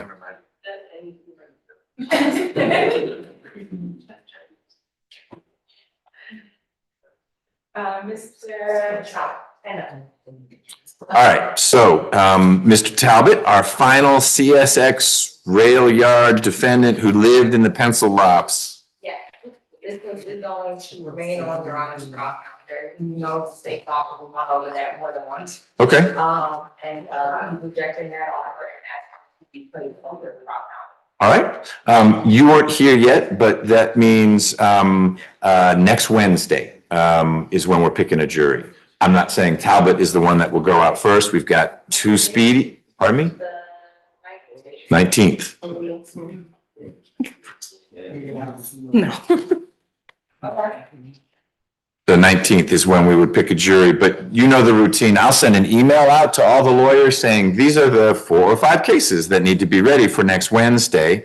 Mr. Talbot's case will be on that list. It is an older indictment, it's a real old arrest, it's an older indictment, but one, he's on bond, and 2, like I said, I have 2 speedies. I think they're pleading today, but if they don't, obviously, those will go first. Mr. Talbot, you're gonna wanna stay in touch with Ms. Cabrera, and she'll stay in touch with you. The email doesn't go to you, it goes to your lawyer that says, here are the cases and where you are on that list. But it may well be that you need to be here next Wednesday morning, and you show up and you look good, and then it turns out your case isn't the one that goes out. But we'll still need to be ready for it. Okay? All right. Thank you. Do you need Mr. Talbot to stick around beyond that? He's good.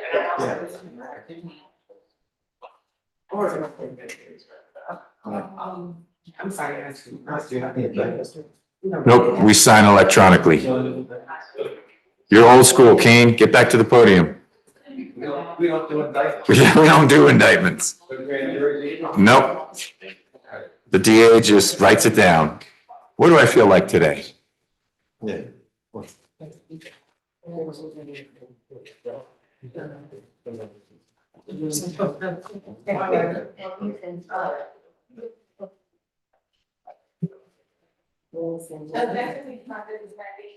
Great seeing you. Do you have, you have one of the defendants in Mr. Hiles's extravaganza. Yeah, because there was a concern, because Mr. Luemba, I think, has the female, there's one female, and Unique Jones.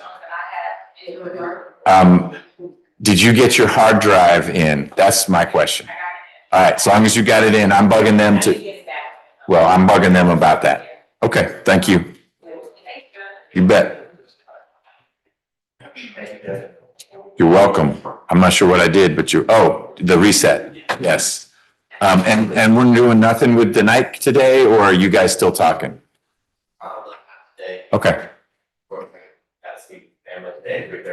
They're not on the call. I know there've been some Denique people on the call, but there are no family members on the call. Okay, I'll leave it alone. You bet. Okay, Ms. Smith, are you ready? Yes? Okay. We are going to handle position 6 on the trial calendar. State versus a different Smith, Anthony Smith, 24 SC 006-104. Mr. Smith, you ready? Yes, sir. You are represented by Mr. Kane, who is in court with you. Ms. Smith is the prosecutor, and she's going to put you under oath in just a moment, ask you a bunch of questions about your case, all things that you and Mr. Kane will have already discussed. You need to answer her questions. You also need to let me know if you've got any questions at any point. If it's something you and Mr. Kane need to talk about privately, you can do that. It may be something I can answer, but I can't read your mind, so you got to let me know if you reach a point where you're not following what's happening. Will you do that? Yes, sir. All right, Ms. Smith, Mr. Smith. can you move the microphone around towards you? Thank you. Mr. Smith, please raise your right hand. Do you swear or affirm that the testimony you shall give in the matter currently before this court shall be the truth, the whole truth, and nothing but the truth? Yes, ma'am. Okay. Please state your true, correct, and legal name. Anthony Davis Smith. Are you at this time taking or under the influence of any alcohol, drugs, or medicine? No, ma'am. And is there any medicine you would normally take that you haven't been given this morning? No, ma'am. How old are you? 33. And how far have you gone in school? GED. Can you say your age again? I didn't hear it. 33. 33. Thank you. Are you able to read, write, and understand the English language? Yes, ma'am. And do you understand that today you have the right to plead either guilty or not guilty to the charges? And if you plead not guilty or remain silent, you may receive a jury trial. Yes, ma'am. Have you had enough time to speak with your attorney about all of the facts and circumstances known to you regarding the charges in this indictment? Yes, ma'am. Counsel, are you satisfied your client has a full understanding of this proceeding? I am. And also, do you waive the formal reading of the indictment if any and all defects in the indictment for purposes of this plea? So waived. Mr. Smith, do you remember being arrested on these charges? Yes, ma'am. The state is unaware of any outstanding warrants related to these charges. Are you aware of any outstanding warrants related to these charges? No, ma'am. Counsel, are you aware of any warrants regarding these charges? No. Mr. Smith, do you understand that you are entering a guilty plea to the following offenses? Count 1, theft by shoplifting, and count 2, theft by shoplifting. Yes, ma'am. Do you understand that this is a negotiated plea of guilty, which means that the state will recommend to the court a sentence of 5 years probation for count 1, and also 5 years probation for count 2 for them both to run concurrent? Yes, ma'am. Are you also aware that the court does not have to accept that recommendation, and that the court can sentence you to the maximum of each charge and can run those sentences consecutively? Yes, ma'am. Yes, ma'am.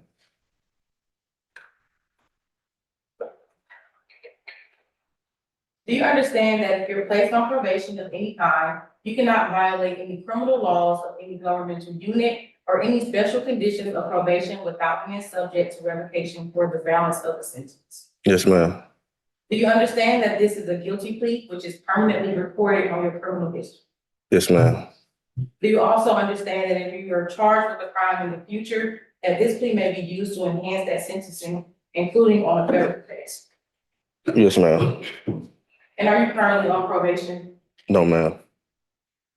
Do you understand that there may be other adverse or unfavorable consequences as a result of this guilty plea conviction, just as there would be from a conviction following the trial? Yes, ma'am. For example, your guilty plea may affect your right to vote, the right to hold public office, the right to serve on a jury, the right to obtain a passport, the right to receive, possess, or transport a firearm, or the ability to obtain and carry. Do you understand that? Yes, ma'am. Do you understand that by pleading guilty to a felony, you cannot use, receive, possess, transport, or own a firearm? And if you did, that you could be charged with another felony offense? Yes, ma'am. Do you understand that you waive any and all defenses, including any mental health defenses, by entering this guilty plea? Yes, ma'am. Do you understand that by pleading guilty to this guilty plea, you are giving up the following rights: the right to a trial by jury, the right to remain silent and not incriminate yourself, the right to see and hear the witnesses called against you, the right to the assistance of counsel either hired by you or court appointed if you cannot afford an attorney, the right to the presumption of innocence, which means that the state must prove that you are guilty beyond a reasonable doubt of this charge, the right to testify on your own behalf, the right to present other evidence of your own and call your own witnesses if you choose to, and the right to appeal if convicted of these charges after the trial. Yes, ma'am. Counsel, are you satisfied your client understands these rights that they'll be waiving by pleading guilty to these charges? I am. Mr. Smith, has anyone forced, threatened, or promised you anything for you to enter into this guilty plea? No, ma'am. And as to indictment number 24SC006104, how do you plead to count 1, death by shoplifting, and count 2, death by shoplifting? Guilty. Is this guilty plea freely and voluntarily given with full knowledge of the charges against you? Yes, ma'am. Do you understand that you have until the end of this term or 30 days, whichever is later, to move to withdraw your plea? Yes, ma'am. Do you also understand that you do not have a right to appeal directly from your guilty plea? But if you believe there is some error in your guilty plea, you can apply to the appropriate appellate court to request a discretionary appeal. This discretionary appeal procedure is outlined in OCGA 5635 and must be completed within 30 days. Yes, ma'am. Do you understand that you have only 4 years from today for felony card to file a habeas corpus petition challenging the voluntariness of this person? Yes, ma'am.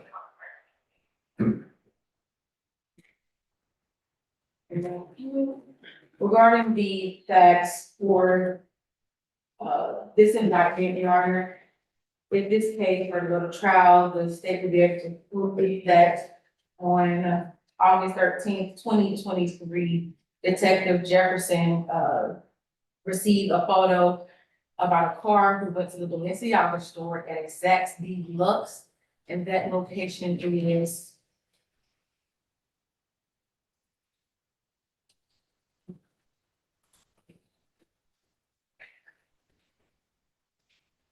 on August 13th, 2023, the police officers were responding to a theft by shoplifting at a Saks Deluxe, that's SACDELX.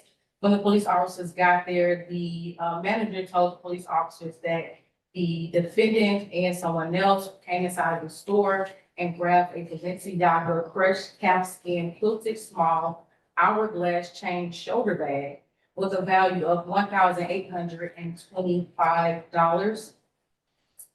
The officers were able to get the tag number from that car that the defendant got into after taking the bag from the store.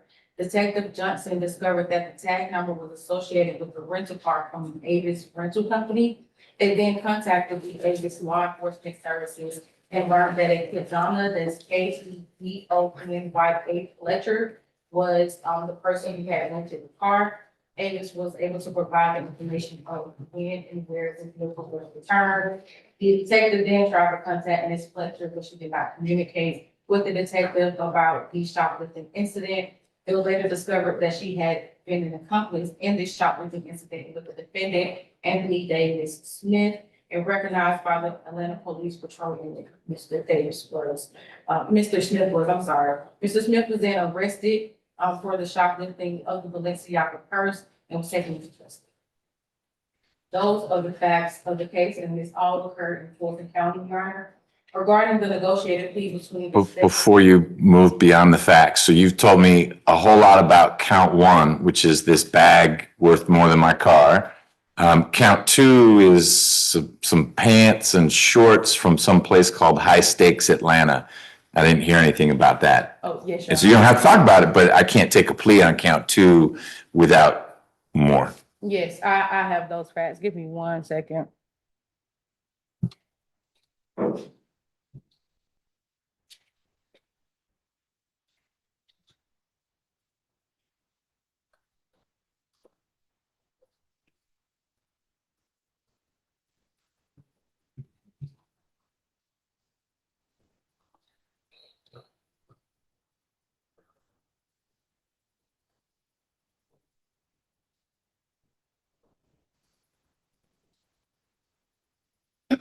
Okay, Your Honor, for that second, count two on, if this case would have gone to trial, the state would have been able to prove that on August 17th, 2023, Officer Ireland was flagged down at a 572 Edgewood Avenue Northeast, Suite 115, that's in Atlanta, Georgia, also Fulton County.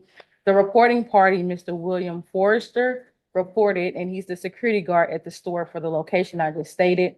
He told the police officers that a female entered the store around 6:40 p.m. She then looked around the store for a moment when the employees were not looking. She went to a clothes rack, took some pants, also shirts and shorts, and put it in her purse. A few moments later, Mr. Forrester saw an unidentified male whom he had recognized from a previous shoplifting case in the store, walking toward the store, who was later identified as Mr. Smith. Mr. Forrester said that when the male saw him, he turned around and went to a car. Mr. Forrester also said that Mr. Smith had a handgun in his waistband.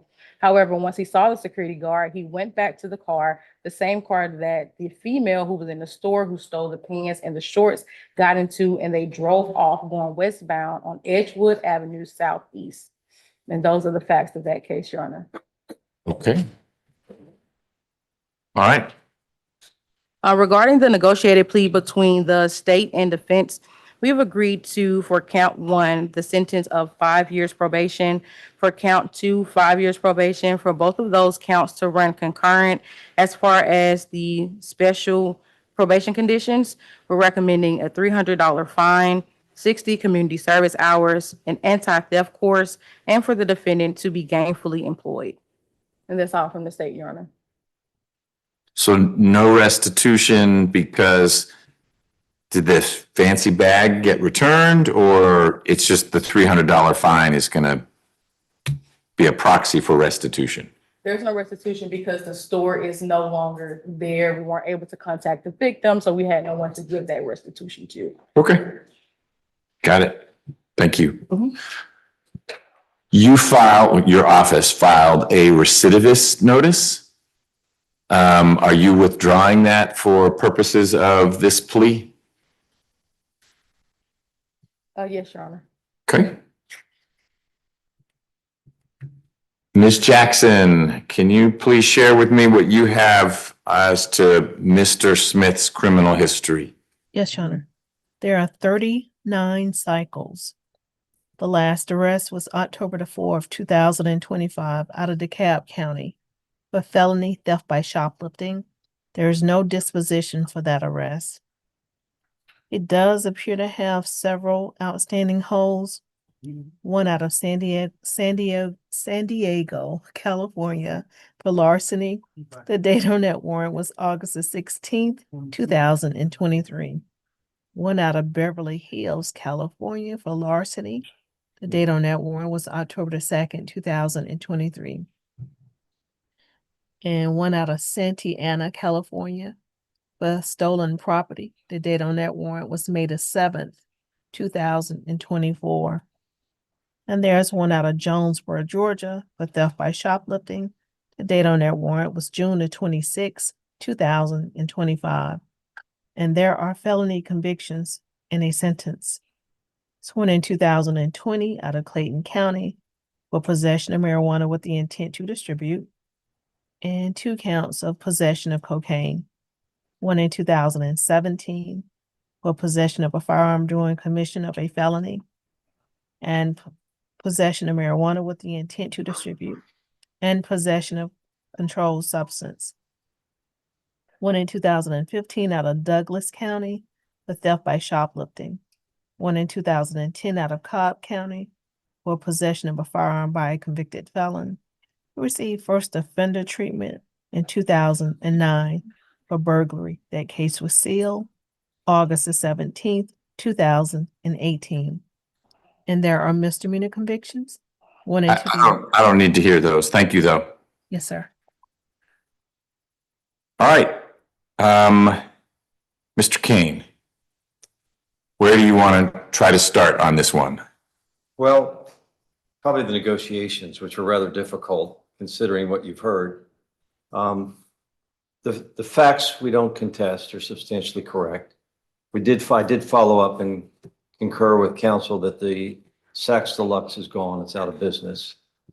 So I also had that concern about the restitution. Yeah, there's an extensive history. The last conviction, way I see it, for shoplifting was 2014. There are a couple of drug cases after that. And there's several arrests for it, but no convictions. Right. He did the rounds apparently in Southern California and then got out of town. Yeah, and to be completely frank with you, I believe they're non-extraditable offenses. Jonesboro is a little closer. Jonesboro, he's right, not quite on the West Coast. Yeah. That jurisdiction arrested Mr. Smith and he spent some time in jail there and he posted bail. And I think actually I appeared at one of your calendars and he wasn't here because he was incarcerated. Okay, this is exactly right. He missed a court date because he was locked up. You didn't miss it, he did, Yeah. and we I figured thought it was Henry County, but it may have been Clayton. But anyway, it was south. may have been both. It not could have south been a of the different border, time. But south of the county line, okay? Okay. So anyway, it's negotiated. You don't have a testifying victim for count one. It's a rather difficult case for the state and for myself, but we negotiated it and I asked the court to accept the plea. Okay. And the recommendation. Are we checking on the Jonesboro warrant? Yes, I did.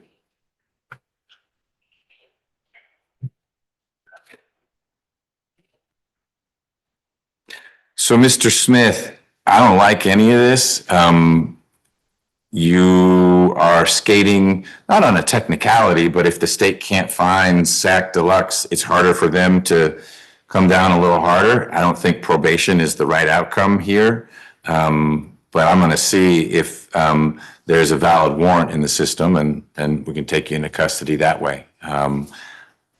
Warrant for You- Jonesboro? You make a living by ripping people off. And that's not okay, whether it's in Southern California or these two shops a few years ago or whatever happened in Jonesboro or Douglas County. And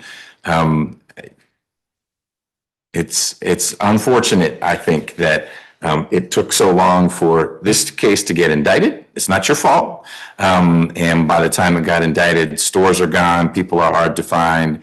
And my focus isn't even the restitution part. It's just having some consequences for you beyond, I get a good lawyer and I roll out of court and I can deal with probation for a little while because I'll just lay low or go to California or some other place and do the same thing. But it's not okay. If we end up doing probation here, you need to understand that if we are together again because there's a probation violation, if the state proves up that violation, I'll revoke as much as I can legally revoke. Yes, sir. Okay? But we're going to sit tight for a minute while Deputy Gordon checks on this Jonesboro warrant. Okay. I also need to give you a chance to add anything if you want to add something. You don't have to say anything at all. Mr. Kane has, as usual, spoken eloquently on behalf of his client, but if there's something you think I should know, you should let me know. Yes, sir. Okay. I believe the Jonesboro warrant, I had just been recently released out of DeKalb County and they said that they did not want me. Okay. Well, they may say the same thing again. I'm not allowed to ignore an in-state warrant. I can't ignore an out-of-state warrant, but I suspect Mr. Kane is correct that Beverly Hills, despite their resources, would say, we're not going to come get Mr. Smith. If you want to drive him to us, we'll take it. But I'm not driving you to Beverly Hills.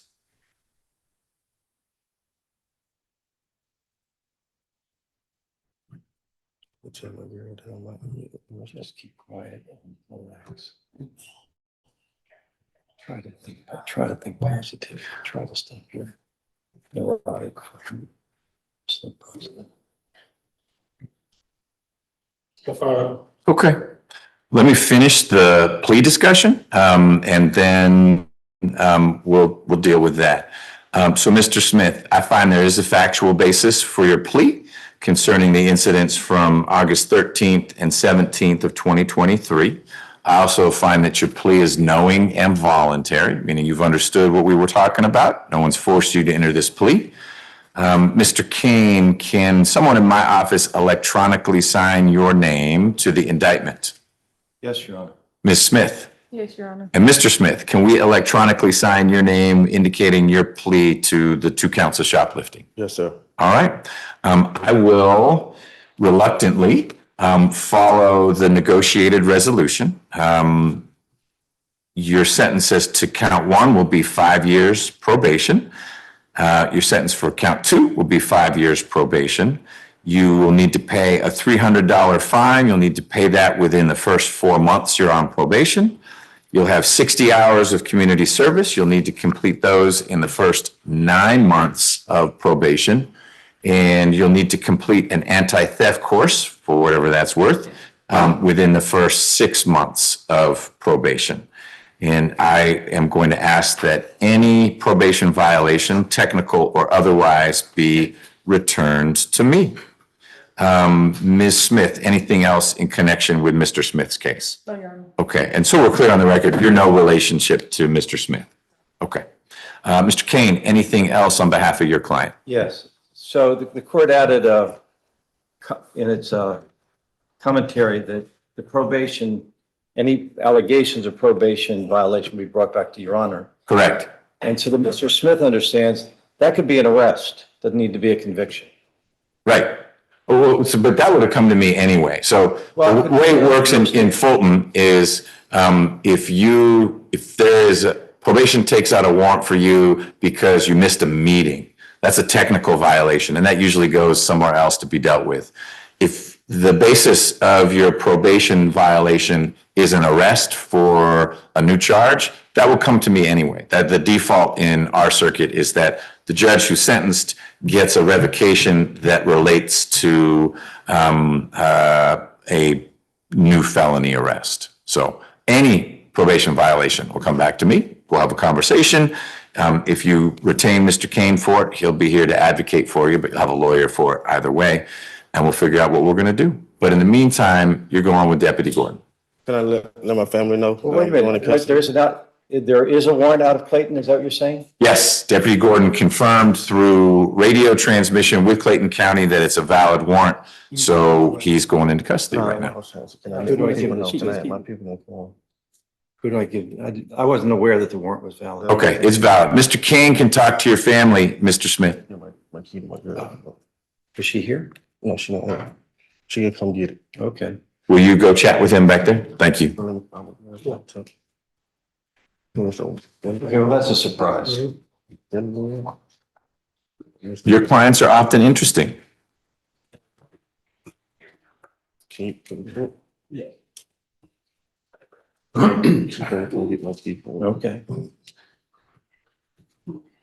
All right, with that, may I be excused? Yes, sir. Take care. Have a good holiday. Yeah, pleasure. Did you make it to the production, I guess, party or review in New York for?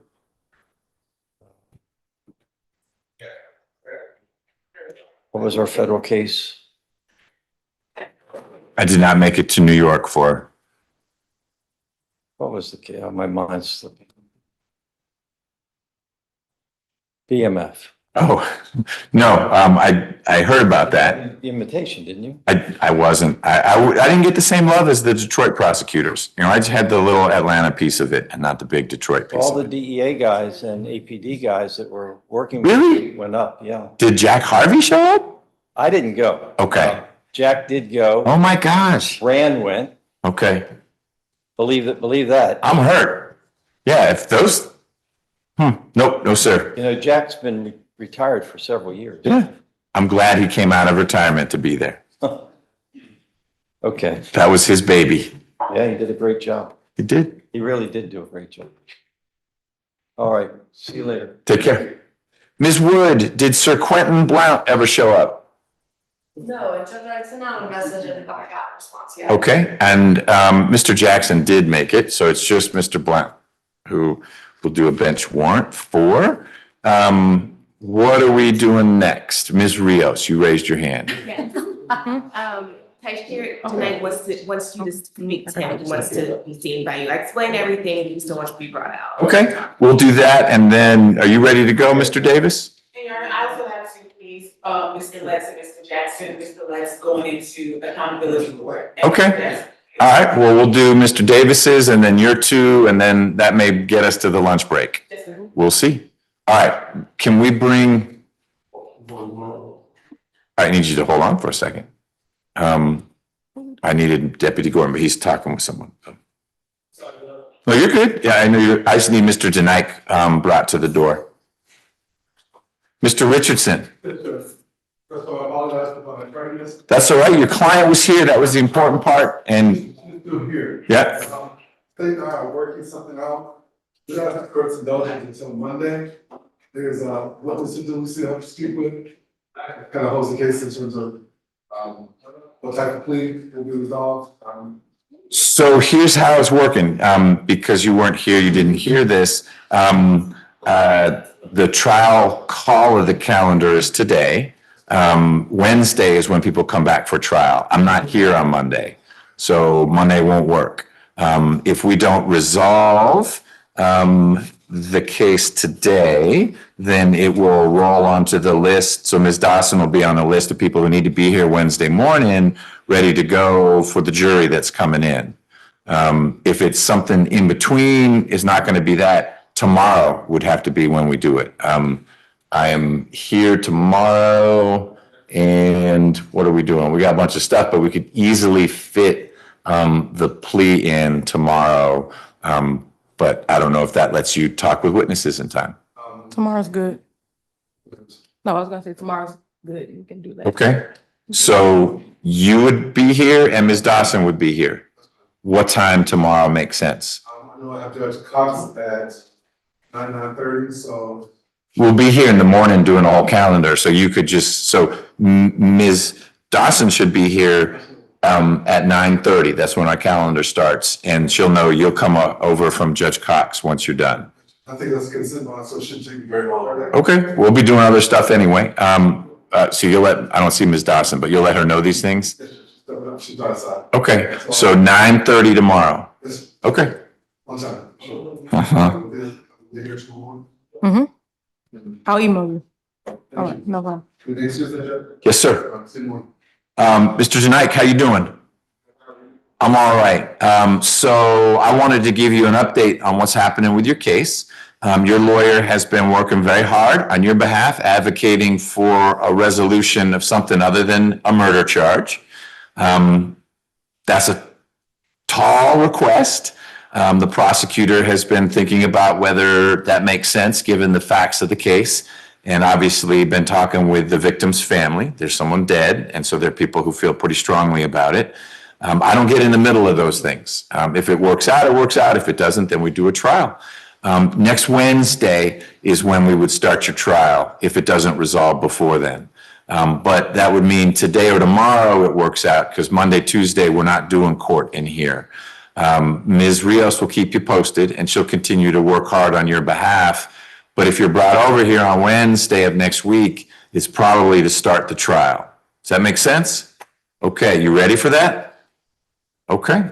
If I don't see you tomorrow, then I'll definitely see you Wednesday. Ms. Rios will be working to get clothes for you, because if you go to trial, you don't want to be dressed like that. You'll be in casual clothes, street clothes, so the jury doesn't look at you any differently than they look at anyone else in court. Any questions for me? Yes, sir. I want to ask you, what you said about, that last court date, you said you didn't have an offer, and then we would talk about a bond. So you have an offer, and we're not going to talk about bond when your trial is Wednesday. If the state was saying, we can't be ready, we need 3 months, we would definitely talk about bond. But here we are on Thursday, and the next Wednesday, we've got a trial. Given the seriousness of your charges, I'm gonna want to know that I can find you real easily, and I can find you real easily right now. Now, if for some reason we don't go to trial, well, not for some reason. If on Wednesday we don't go to trial because the state says we're not ready, we'll talk about bond. You'll be here, I'll be here, Ms. Rios will be here, and we'll talk about bond. If Ms. Rios says she's not ready, we don't talk about bond. But if the state is the reason why we can't get you a trial next week, then we'll have a conversation about bond. Okay? You're welcome.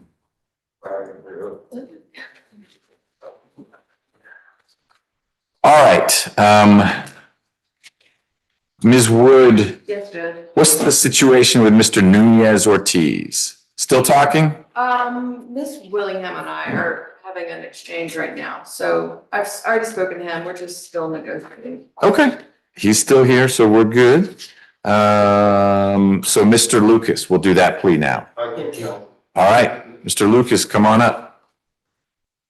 And Your Honor, just for the record, we're gonna stipulate to a factual basis. I understand the statement is still laid out, but we'll stipulate. Okay.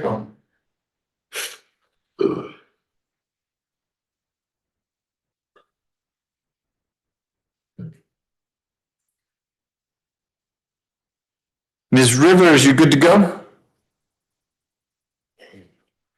Take your hand.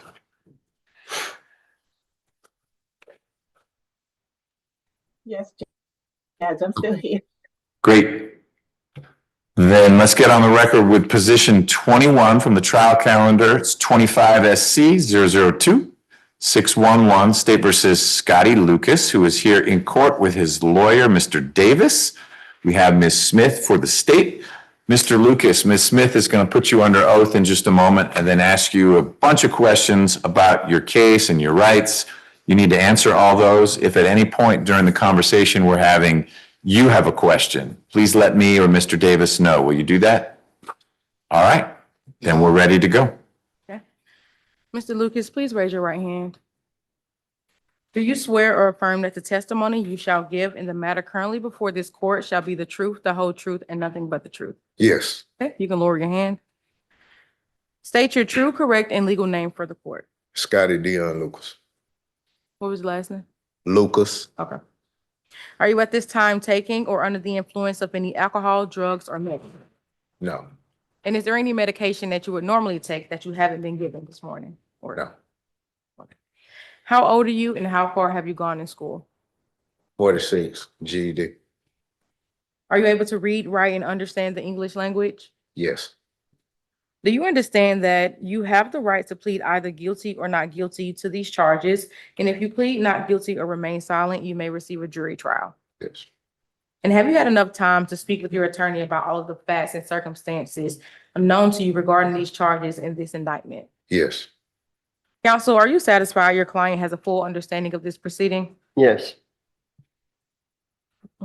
And also, counsel, do you waive the formal reading of the indictment and any and all defects in the indictment for the purposes of this plea? Yes. Mr. Lucas, do you remember being arrested on these charges?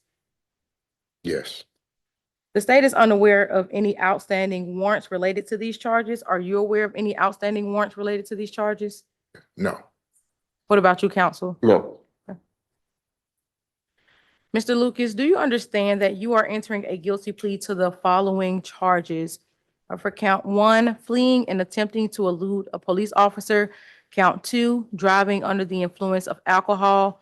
Count 3, driving and speeding.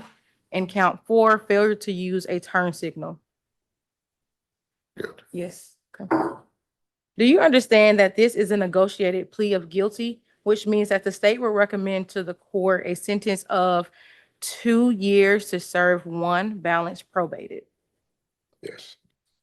Are you aware that the court does not have to accept that recommendation and that the court can sentence you to the maximum on each charge and can run those sentences consecutively, meaning one after another? Yes.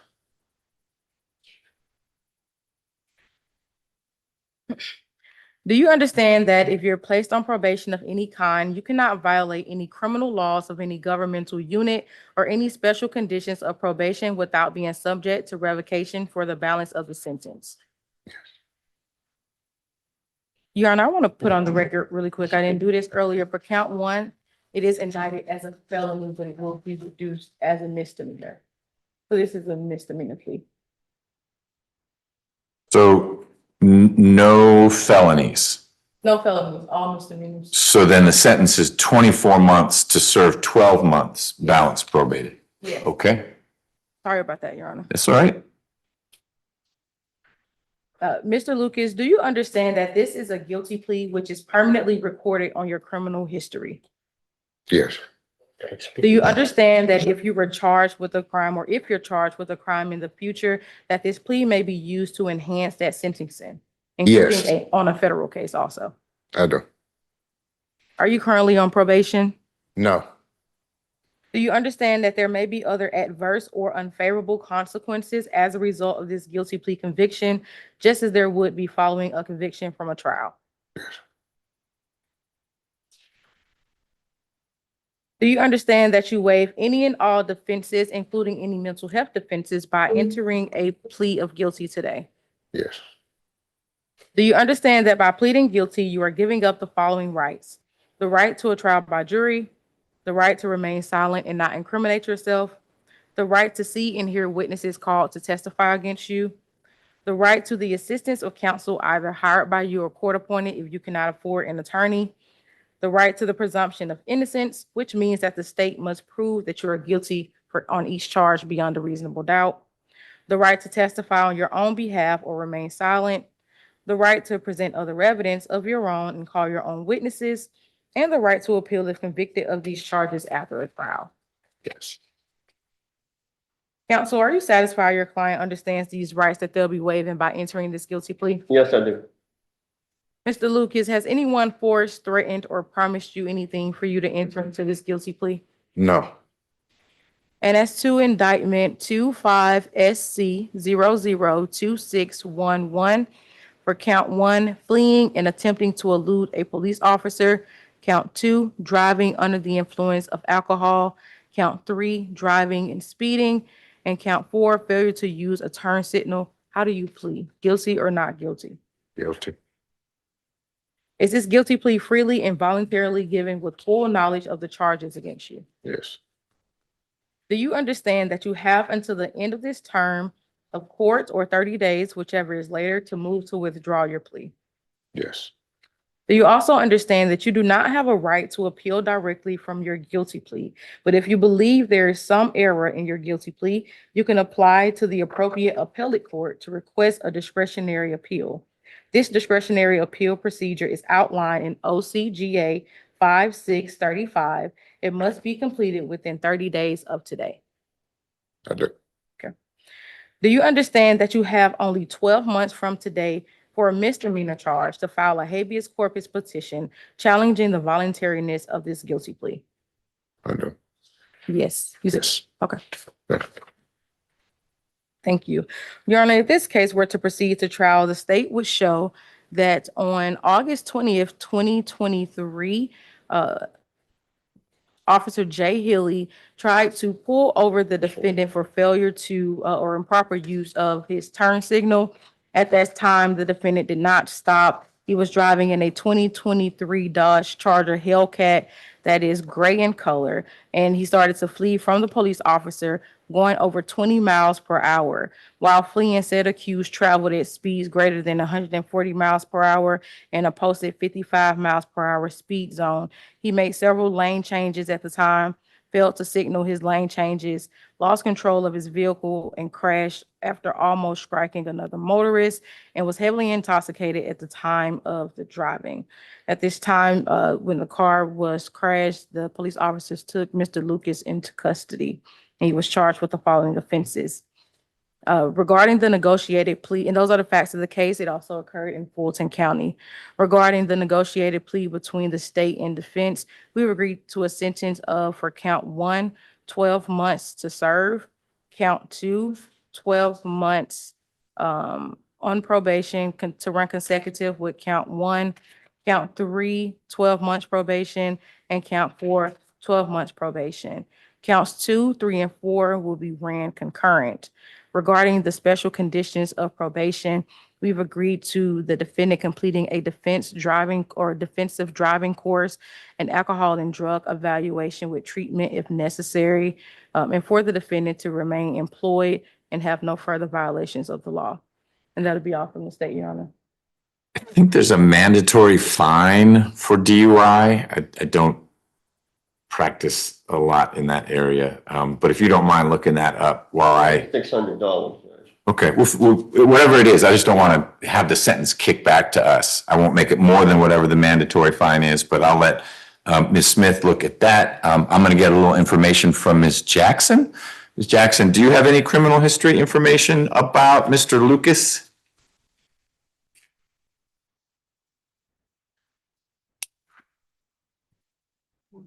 Good morning, Your Honor. Miss Stallworth is in training and she's going to be assisting me this morning. So she's scheduled to give the history for Mr. Lucas. Let me just check on her just a moment, please. Okay, I see her. She was there. I didn't mean to cut her off. Hey, Ms. Stallworth, how are you? Hi, good morning. How are you? All right, you're the new and improved Ms. Jackson, huh? Something Excellent. like All right, well, there's a very high bar to clear, but we'll see how you do. Do you have any criminal history information on Mr. Lucas? I do. He has 4 cycles beginning in 1997. He has no prior felony convictions, and his last date of arrest was April 22nd of 2001 for out of the city of Atlanta for driving while license suspended or revoked. There's no disposition, so I'm not sure what happened with that case. Nothing further. Thank you, ma'am. Okay.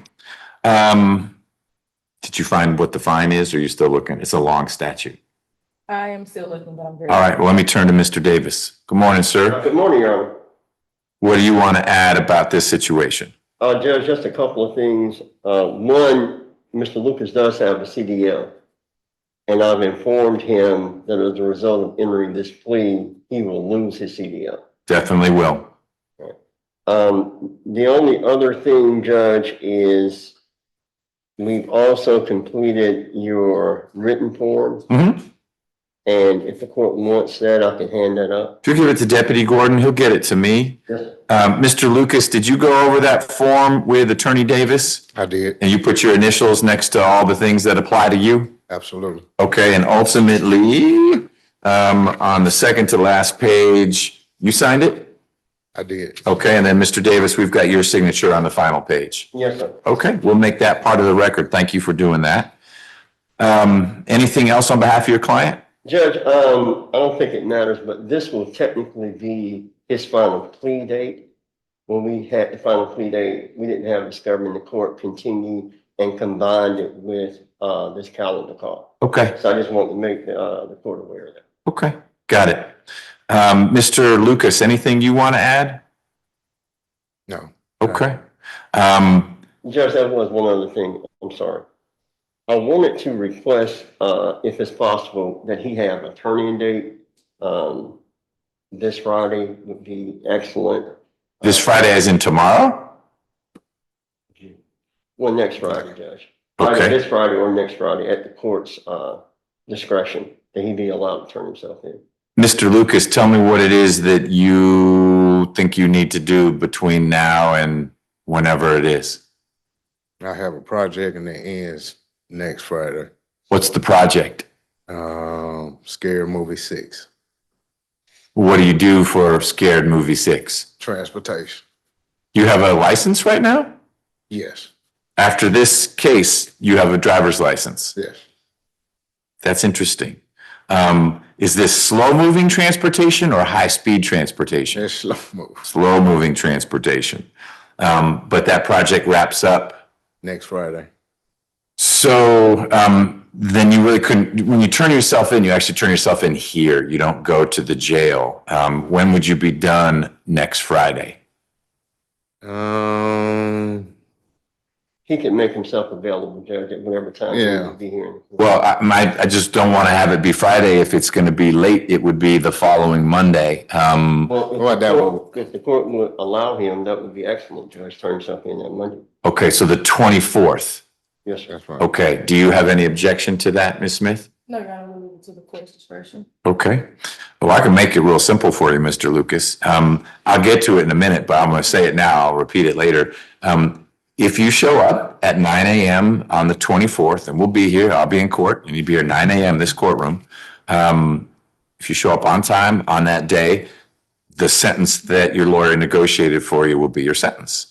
If you don't show up that day, then it's just 2 years to serve, 24 months. So you double your sentence if you don't show up.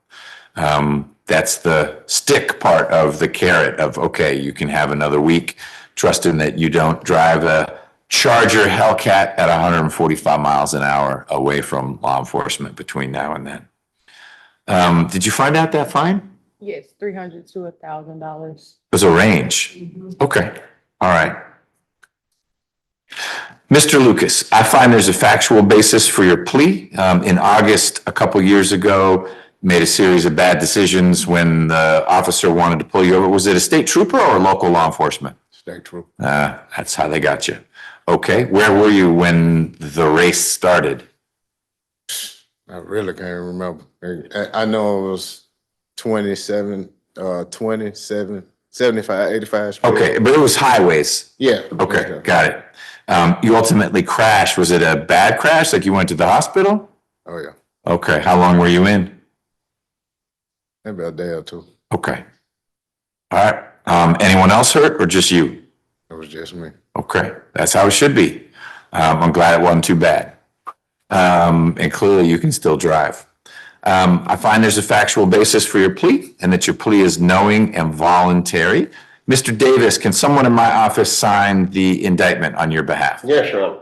Ms. Smith? Yes, Your Honor. And Mr. Lucas, can we electronically affix your name to the indictment showing your guilty plea? Yes. Count 1 has been reduced by the state to a misdemeanor. Only they can do that. All the other counts are misdemeanors. Count 1, I'm sentencing you to 12 months to serve. Counts 2, 3, and 4 will all be 12 months on probation. They will run together, but consecutive to count 1. So the total sentence is 24 months, serve 12 months, balance probated. Special condition of probation number 1, defensive driving course. You'll need to finish that within the first 3 months of your probation. And you also need to pay a $600 fine. You'll pay that when you're out and you can pay it through probation. You may report to courtroom 8D where you're standing right now on Monday, November 24th. Be here at 9 a.m. If you're running late for any reason, you need to be all over Mr. Davis so he can be calling my office saying, don't worry, he's going to be here. He don't want to speed to get here because you don't want to speed to get here. Just be here on time. If you're not here by 10 on the 24th and I haven't heard anything from Mr. Davis, then I will sign a sentencing form, but it's going to be 24 months to serve. So 2 years to serve. There'll be a warrant for you. They'll find you sometime, and then you will have doubled the custodial part of your sentence. So don't be late. Monday the 24th, 9 a.m. Mr. Davis, anything else on behalf of your client? No, thank you, Your Honor. Ms. Smith, anything else? No, Your Honor. Any questions, Mr. Lucas? No. Okay. When will I see you? 24. When on the 8:30 a.m. 8:30 is great. 9 a.m. I'll be out here. Deputy, don't bring lots of luggage or anything like that. Dress simple, keep your glasses, because you won't see whatever else you bring when you get out. Okay? See you then. All right, thank you very much, Your Honor. Thank you, Mr. Davis. All right, let's do Mr. Lett.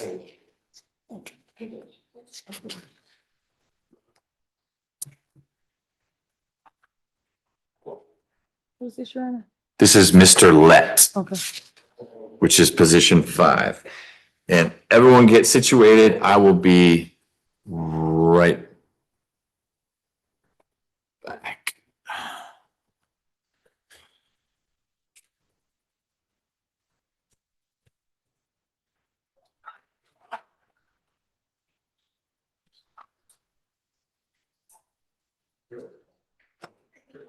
Good morning.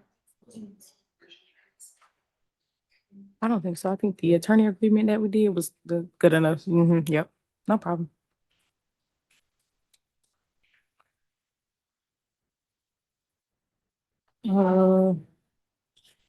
Let me double check. Yes. Wait, on your case? Oh.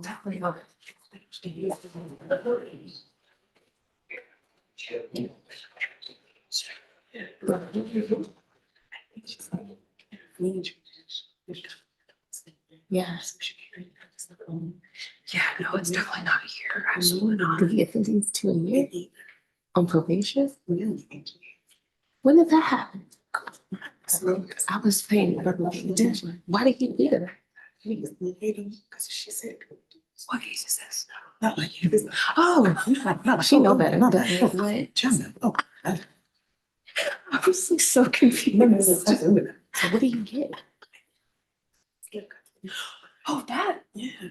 Oh my God, I was like, I was not paying attention. Yeah, I was not paying attention. I know I'm multitasking, but I was like, wait, what Gordon get? So he was in custody. Was it? No, that's wrong. No, you're absolutely right. That's not correct. Yes, 30 days. Yeah. Well, up to in a minute. But did he agree to that? Yes, so. Where is that attorney? Right, flag him down. Who was it? But I'm surprised McBurney didn't catch it. Well, I don't know. Let's see. What case was it? Oh my God, we were not paying attention. I was paying attention. No, if it's not, honestly, if it's not your case, I'm not really paying attention. I mean, I'm doing like a million other things over here, so I wasn't really zoned in. What case did we just handle? Really good. Whoever was just up here. Because what did he get time? It was 25 months to 30 years. Yes. And so what do you get?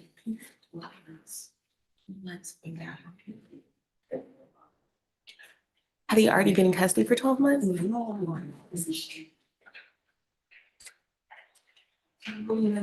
But he shouldn't be, it should have been 24 months. Maybe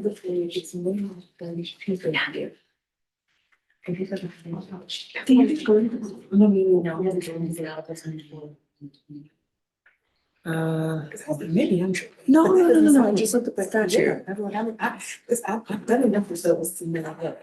Yeah. I'm like, so how much time did he plead him to stay in? A year, 12 months. Yeah. I was confused with why that happened. That's why we're all confused. What's up? Yes, so I will draft it. Okay. And send it. Cool. And now I'm about to go to the witness meeting. Okay, cool. See y'all. Are you cool if I just make the announcement? Yes. Okay. I like your outfit. Thank you. I know you Thank look you. super sharp today.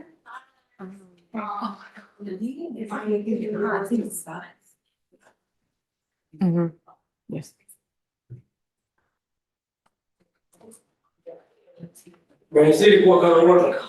That was a terrible attorney. Hi. Judge, I'm sorry, before I run back out, Mr. Nunez. Yes. We are going to, do a virtual PTI. I will get it ordered over to the court in just a moment, as soon as I can sit in my office. On all three cases? Yes, I Okay. checked with Ms. Smith, and we are going to include the art as well. Well, all right. Judge, you look so shocked that I'm getting good resolutions today. No, it's not you. It's three cases, but they're old, in particular the one Ms. Smith has, and I don't second guess folks. I'm just processing it. I edit it every time. Do it as diversion and not intervention. So word format, but call it PTD and not I. Yes. Okay. We'll look for that. And Mr. Nunez Ortiz knows he's going to have some things he needs to do, but one of them is not go to trial. Yes, we've gone over everything. Okay. Is that what it meant? You said something funky yesterday, like speak truth to power, or it's going to speak tomorrow. I was speaking it into existence, Judge. Oh, okay. Manifesting. Man, okay. All right. You're doing it clearly. Boom. Thank you, Ms. Willingham. Hey, is he the only guy on this calendar for you, Mr. Nunez Ortiz? Yes. Okay. Can he be excused, Judge? If you don't need to talk to him more, he's good to go. All right. But we're focused on Mr. Let now, so let's get on the record. This is position 5, 24 SC 003 652. And Mr. Let is here with counsel. It is Ms. Ikure. Yes, Your Honor. On behalf of Ms. Hill, their colleagues, and it's fine to have Ms. Ikure here. We have Ms. Smith for the state. And Mr. Let, my understanding is you're ready to enter a plea, the outcome of which will be getting you into one of our accountability courts. Is that your understanding? Yes, Your Honor. Great, that's what we're going to do. Ms. Smith will put you under oath. You've heard the kinds of questions she's going to ask.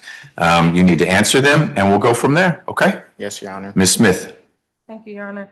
Mr. Led, please raise your right hand.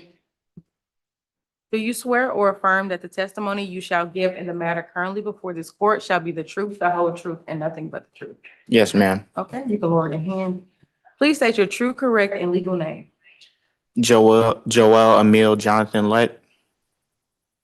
Are you at this time taking or under the influence of any alcohol, drugs, or medicine? No, ma'am. And is there any medication that you would normally take that you haven't been given this morning? Yes. Does that medication, or did you take the medication this morning? No.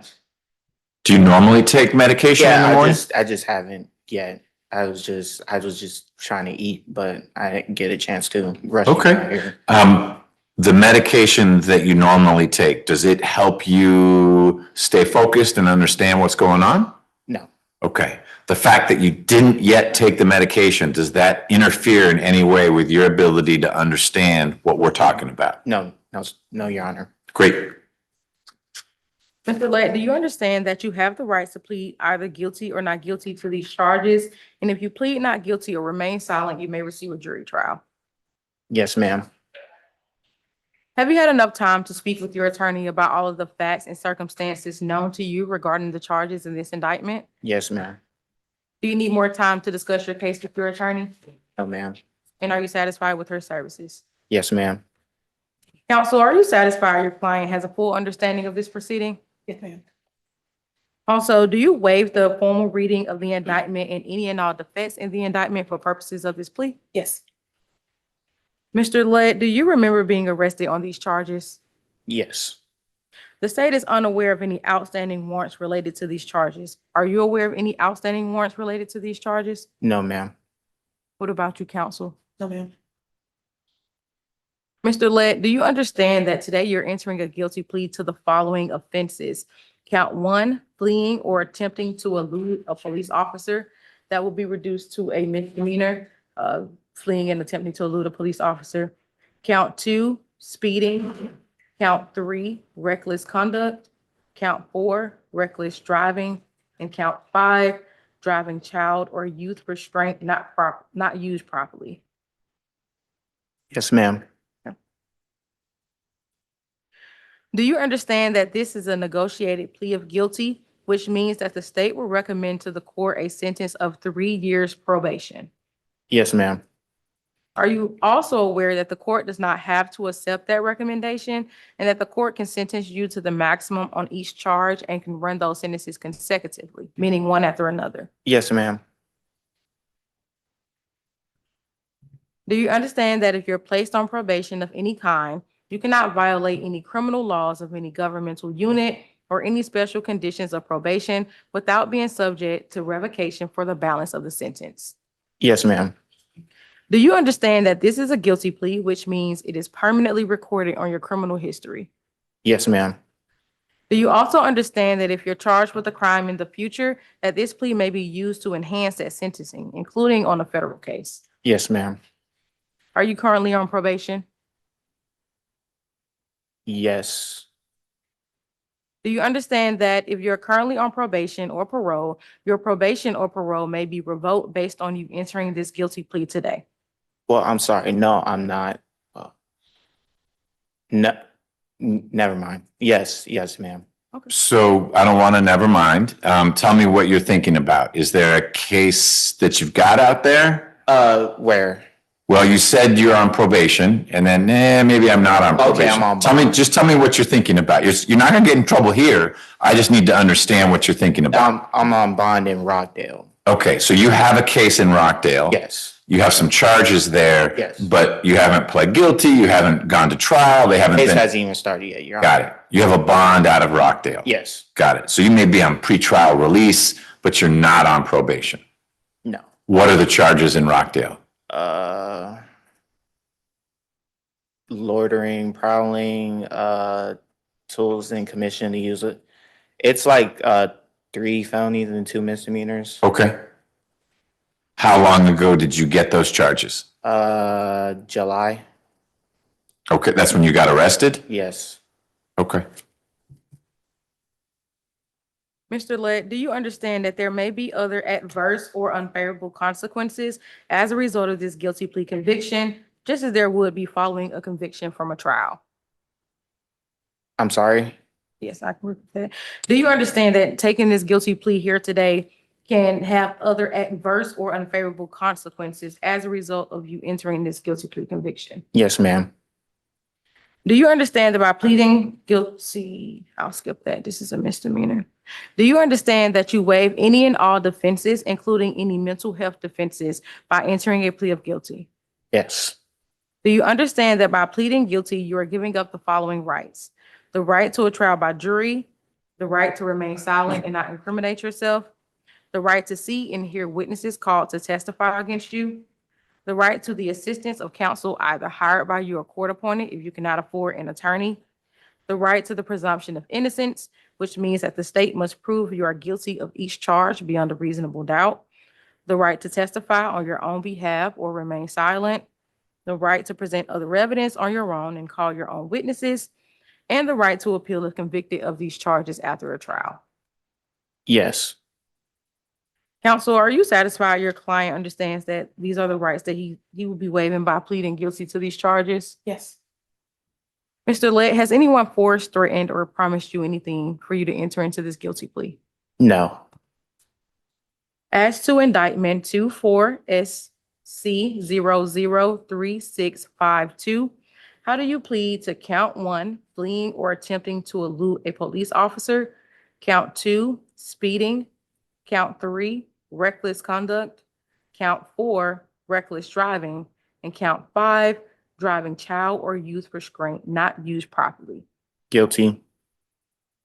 Is this guilty plea freely and voluntarily given with full knowledge of the charges against you? Yes, ma'am. Do you understand that you have until the end of this term of court or 30 days, whichever is later, to move to withdraw your plea? Yes, ma'am. Do you also understand that you do not have a right to appeal directly from your guilty plea? But if you believe that there is an error in your guilty plea, you can apply to the appropriate appellate court to request a discretionary appeal. This discretionary appeal procedure is outlined in OCGA 5635 and must be completed within 30 days of today. Yes, ma'am. Do you also understand that you have 12 months from today for a misdemeanor charge to file a habeas corpus petition challenging the voluntariness of this plea? Yes, ma'am. Okay, thank you.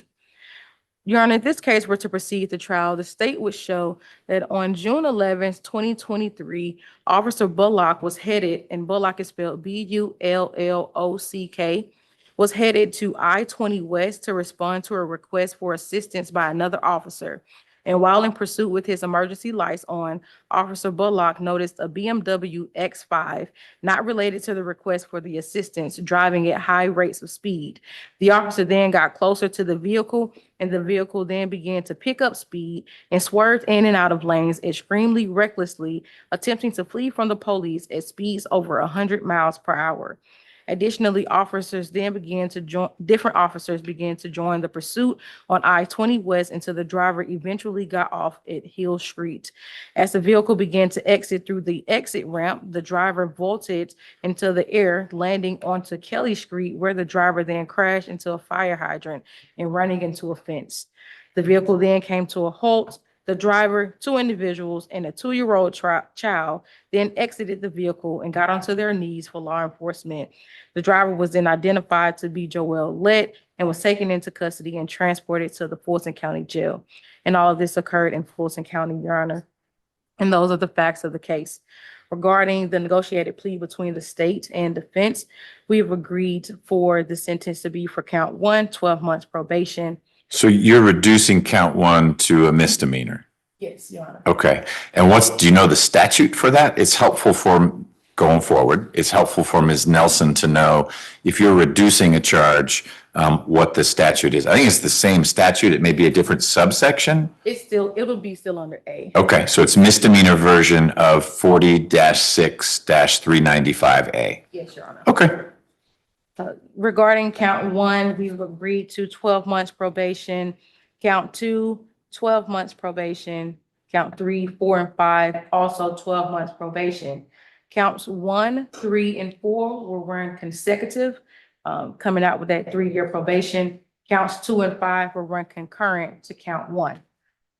Regarding the special conditions of probation, we've agreed for the defendant to enter and complete the BHTC program and also to have no further violations of the law. And then it's all from Ms. State, Your Honor. Got it. Okay, thank you. Ms. Stallworth, are you handling things going forward, or are we alternating, or how am I figuring this out? Thank you. I am doing this case, but it's a possibility it may be alternating, but. Okay, well, I'm going to start with you each time, and if it's one you don't like, you can just dump it on Ms. Jackson. Yes, sir. Okay. All right, what do you have for Mr. Lett? This defendant only has 2 cycles. His only other arrest is the Open Rockdale case that he was speaking of. That arrest date was July 3rd of 2025. And the charges are entering auto, possession of tools, and willful obstruction of law enforcement officers. Nothing further. Got it. Thank you so much. We're going to pause for a quick second. Ms. Wood? Yes, Judge. Mr. Blount is here. Oh, thank you. There he is. All right. We're good with him. Thank you. Great. No bench warrant, but you were late.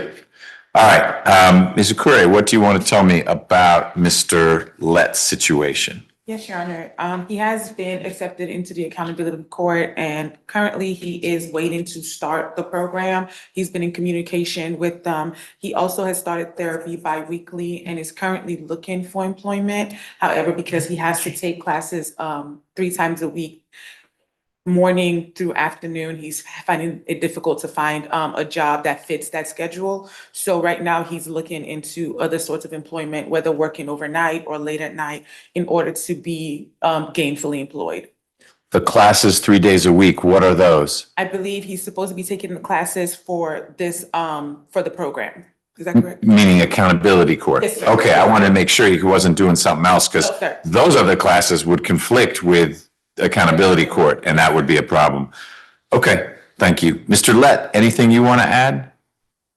Your Honor, I'm also in being looked at or being treated with a psychiatrist. That's what I was speaking on earlier with the medication for my depression, anxiety, and stuff like that. Got it. And we'll want you to continue that. That's something where the people at BHTC will be coordinating closely with your medical provider, so that they're supporting each other. And they'll need to know what the doctor's saying. The doctor will need to know what they're doing. But as long as you sign a waiver, they're able to communicate. I'll certainly want you to stay with that. BHTC is a great opportunity, but it takes some work. You'll need to commit to it. If it doesn't work out, they terminate you from BHTC and the case comes back here, and I need to figure out, well, gosh, we tried a solution that was focused on addressing some of your concerns and your problems, as opposed to the let's just lock them up. But if you squander this opportunity, that takes away one of those options we have. And then we have to think more about, well, maybe he shouldn't be driving, maybe he shouldn't be out on the streets because he's not able to comply with the things that he said he would do. But I'm optimistic that the program will work well for you. It's not short. It can take 18, 24 months. The pacing depends on how hard you're working at it. You understand that? Yes, Your Honor. Okay. Well, Mr. Lett, I find there's a factual basis for your plea. Who was the little kid in the car with you? It was my friend's daughter.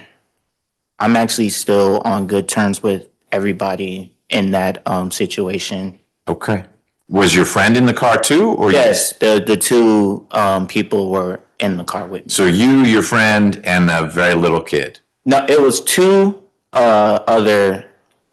females and, well, 3 females and the baby. Yeah. It was a full car? No, it was, 2 females and the daughter. Got it. And then you still drove real dangerously with all those people in the car.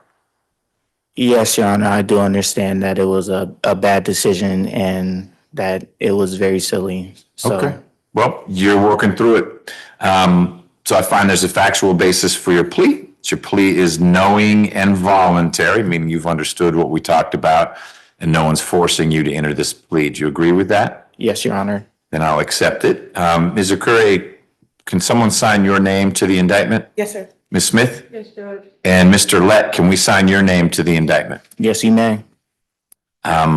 You are pleading guilty to 5 misdemeanors. I will sentence you on counts 1 to 12 months, 12 months probation on all 5. 1, 3, and 5 are running consecutive to each other. 2 and 4 will run concurrently with count 1. Doesn't really matter how we slice it. It's 36 months probation. That's 3 years. That's a good lead time to get through BHTC and have enough time to take care of that. Special condition of your probation is that you enter into and successfully complete behavioral health treatment court. Your Rockdale case, you're going to need to pay attention to that. If you've got a court date, you need to be at that court date. Given the nature of the charges, it may well be, I don't know whether it's a strong case or a weak case. I'm not saying you did anything, but if it's the kind of case that you and your lawyer are trying to work out, ideally, Rockdale will agree to have that case join this case in BHTC. We do that all the time with other counties where they say, look, someone's getting treatment here, let's have that case go there. Or reverse, maybe you were getting treatment in Rockdale and your case was here, we'd say, great, a condition of your Fulton case is that you do Rockdale Accountability Court. Sounds good. I hope that's the outcome. You and your lawyer will work on that. You have a lawyer for that? We're working on it right now. Okay. All right. Just don't miss court dates there and make sure you let the people at BHTC know that you've got that other case so they're not surprised by it. Yes, Your Honor. And so it's 2 programs? The VHTC? BHTC. Oh, and so it's the app. What do you think the other program is? So it's the behavioral program, and I thought it was a defensive driving course. That's not that's different. Okay. Was that a condition that he do a defensive driving course? I didn't write that down. No, that's not I want you focused on behavioral health. Okay. So BHTC, it's one program. Sometimes it'll be called accountability court. That's the same thing. It is a species of accountability court. We've got adult felony drug court, veterans court, BHTC. That's you. Okay, that's why I was confused. Thank you. You'll need to be at Hope Hall 3 days a week. How will you get there? By driving. Okay, you've got a license? Yes, Your Honor. Okay. All right. Ms. Okure, anything else in connection with Mr. Lett's case? No, sir, that concludes it. Ms. Smith? No, Your Honor. All right, Mr. Lett, either through your lawyer or directly from misdemeanor probation, you'll get contacted about how to sign up for that probation. Make sure you follow those instructions, okay? Yes, Your Honor. All right, that's it. If you don't have any other questions. No, Your Honor. All right, good luck. Thank you. So let's do some quick announcements. I'm going to release a bunch of folks for lunch. I can take your last plea and then we'll start back up as close to 1 o'clock as we can with other pleas. I know we have others. So first, your questions or concerns? I have 2 quick announcements. Yes, So position number 12, Ms. Mann, present. she's here. Yes. I just got a phone, Ms. Williams. This is going to be a plea. We're not done ironing it out today. Ms. Mann has a childcare pickup situation, and so Ms. Williams, I just spoke with her. She's okay with us if we can either squeeze it on for tomorrow. Hopefully we can do that. Yeah, tomorrow will work because Ms. Mann is a walk-in. We don't need to make sure she gets brought over. So, but it would need to be tomorrow because otherwise it's trial Wednesday morning. And it doesn't sound like that's where the case is heading. Are you able to be here at some point tomorrow, Ms. Mann? I work Friday, so I can do tomorrow on Zoom, but I can't come in. Okay. What we're working towards is a non-custodial sentence. Okay. If Ms. Williams doesn't have an issue with a Zoom appearance, can it be quiet where you are? You're not like, it looks like you do trains. You won't be like running a train? Okay. You used to work for, okay, I work at Madison, so I can just go to my car. okay. All right, just stay in touch with Ms. Wood. Okay, thank you. By Ms. Mann, and then judge position number 15, Mr. Oliver. Yes, This is the gentleman who I have had some issue actually getting in touch with. yes, that's not good. Yes, Judge, so he is asking for more time, so that he can actually talk to me about his case. And what does more time mean, Mr. Oliver? Sure. He Well, hasn't seen the videos, Judge, okay. videos. More time, like you want to talk with Ms. Wood this afternoon? You want to talk with her tomorrow? Then I guess we'll stick around. All right, so you should stick around. You can go get lunch if you want, but please come back here and Ms. Wood will have time to show you some of what the state has and you and she can talk about your case, okay? All right. So we are taking, let me find the case, Mr. Jackson's plea, then we're breaking for lunch. And then I know we've got Choice Phillips, we've got Mr. Furlong, Mr. Chastner. We'll do those things. You guys should avail yourself of the cuisine in and around the courthouse. And we'll see you back here as close to 1 as we can make it happen, okay? Thank you. Ms. Wood, any update on Ms. Green? I need to speak with Ms. Smith. So that's a lunchtime conversation. Yes, for sure. Great. All right. Let's do this last plea before we give everyone a lunch break and then we'll pick things back up. This is, oh, it's not your case. I was like, what are you doing? It's Ms. Williams. And she is coming back alive. There she is. Okay. Please, that way. Perfect. All right. This is position 20, State versus Daryl Jackson. It's 25 SC 002 605. Mr. Jackson is here in court with Ms. Akure. Ms. Williams is appearing virtually. Mr. Jackson, in a moment, Ms. Williams, will put you under oath, ask you questions about you and your case. You need to answer those truthfully. You also need to let me or your lawyer know if you've got any questions, okay? Yes, Your Honor. All right, Ms. Williams. Thank you, Judge. Good morning, Mr. Jackson. Good morning. If you could please raise your right hand, sir. Do you affirm that the testimony you shall give in the matter currently before this court shall be the truth under penalty of perjury? Yes. Thank you, sir. You may lower your hand. Could you please say and spell for the record your full legal name? Darrell, D-A-R-R-E-L-L. My middle name is Renard, R-E-N-A-R-D, Jackson, J-A-C-K-S-O-N. Thank you, sir.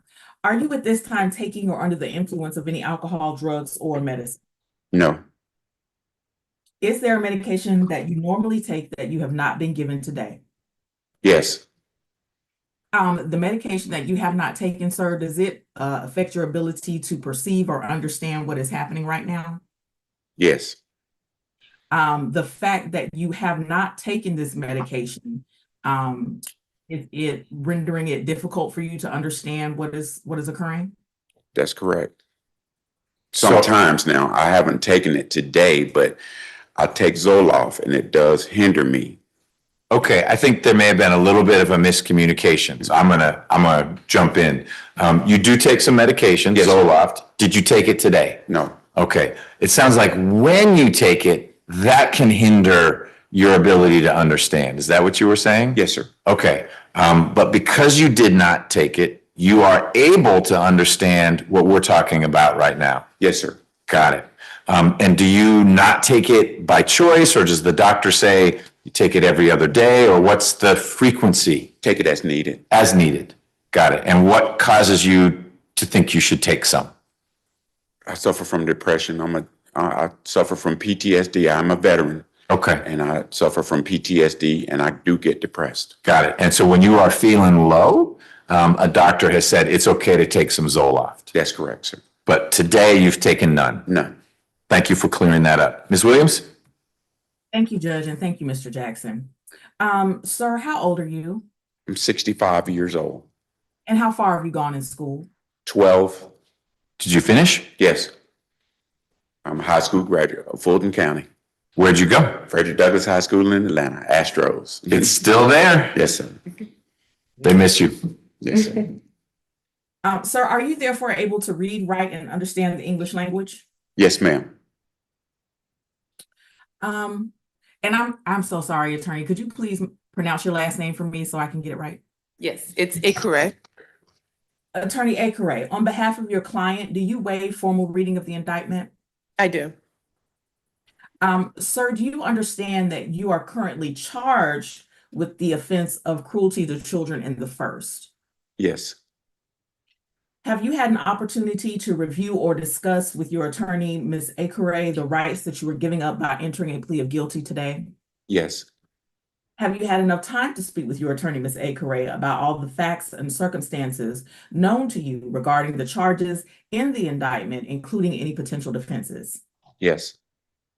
Do you need more time right now to discuss the case with your attorney? No.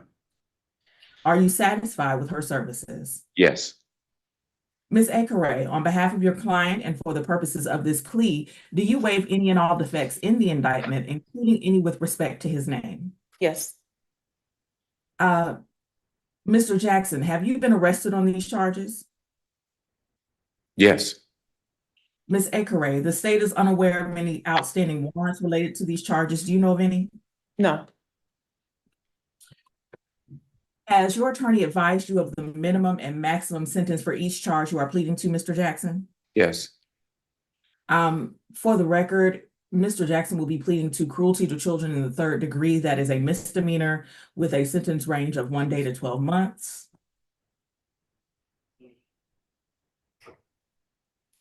Sir, do you understand that this is a negotiated plea which the state and your attorney make a recommendation to the court, but the court does not have to accept that recommendation? The court can sentence you to the maximum on each charge, and since the court can sentence you to the maximum on the charge. Do you understand that? Yes. As to the actual terms of the recommendation, and Attorney Akere, I'm pulling up our email just so I can be sure that I say everything correctly.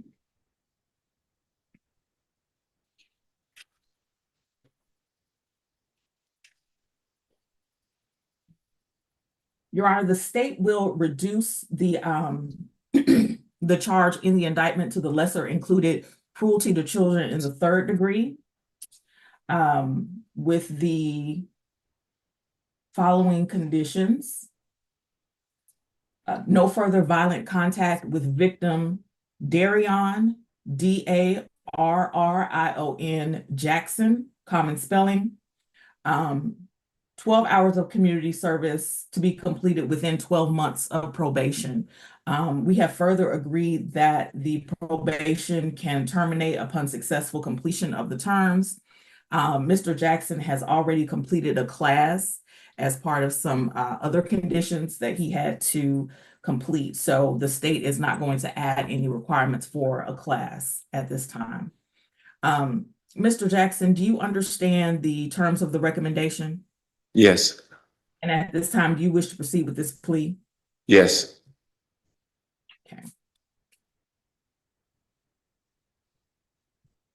Even though it is unlikely because this is a misdemeanor, I do want you to understand that it could be possible for the plea that you are entering today to be used to enhance sentencing on other convictions in the state of Georgia, any other state, and the federal courts. Do you understand that? Yes. Are you currently on probation or parole, sir? Are you on probation? Yeah. No, you're not on probation. No. Do you understand, sir, that if you are placed on probation of any kind, you cannot violate any criminal laws of any governmental unit or any special conditions of probation without being subject to revocation for the balance of the sentence? Yes. Are you a U.S. citizen? Yes. Sir, even though it is unlikely because you are entering your plea to a misdemeanor, do you understand that there may be other adverse or unfavorable consequences as a result of this guilty plea conviction, just as there would be from a conviction following a trial? For example, your guilty plea may affect such things as your ability to obtain employment or your ability to lease an apartment. Yes.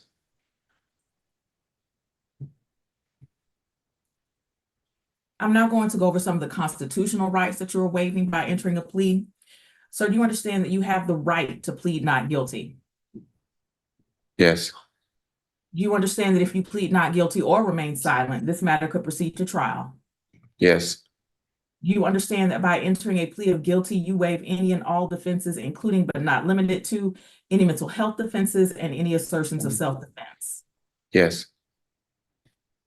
Do you understand that by pleading guilty, you are giving up each of the following rights? Do you understand, sir, that you are giving up the right to trial by jury? Yes. Do you understand that you are giving up the right to remain silent and not incriminate yourself? Yes. Do you understand that you are giving up the right to confront witnesses against you? Yes. Do you understand that you are giving up the right to assistance of counsel hired by you or to court-appointed counsel if you cannot afford an attorney at a trial of your case? Yes. Do you understand that you are giving up the right to the presumption of innocence? Yes. Do you understand that you are giving up the right to testify on your own behalf and to present other evidence? Yes. Do you understand that you are giving up the right to subpoena witnesses and compel the production of evidence? Yes. Do you understand that you are giving up the right to have the charges against you proved by the state beyond a reasonable doubt? Yes.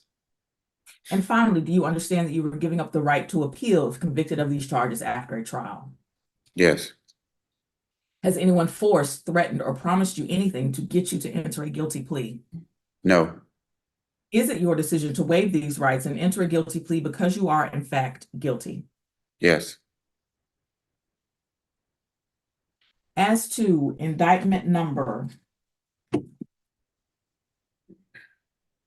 25SC002605, how do you plead to the charge of cruelty to children in the third degree?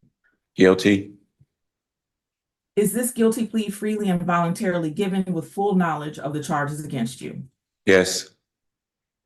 Sir, you do not have a right to appeal directly from your guilty plea, but if you believe there is some error in your guilty plea, you can apply to the appropriate appellate court to request a discretionary appeal.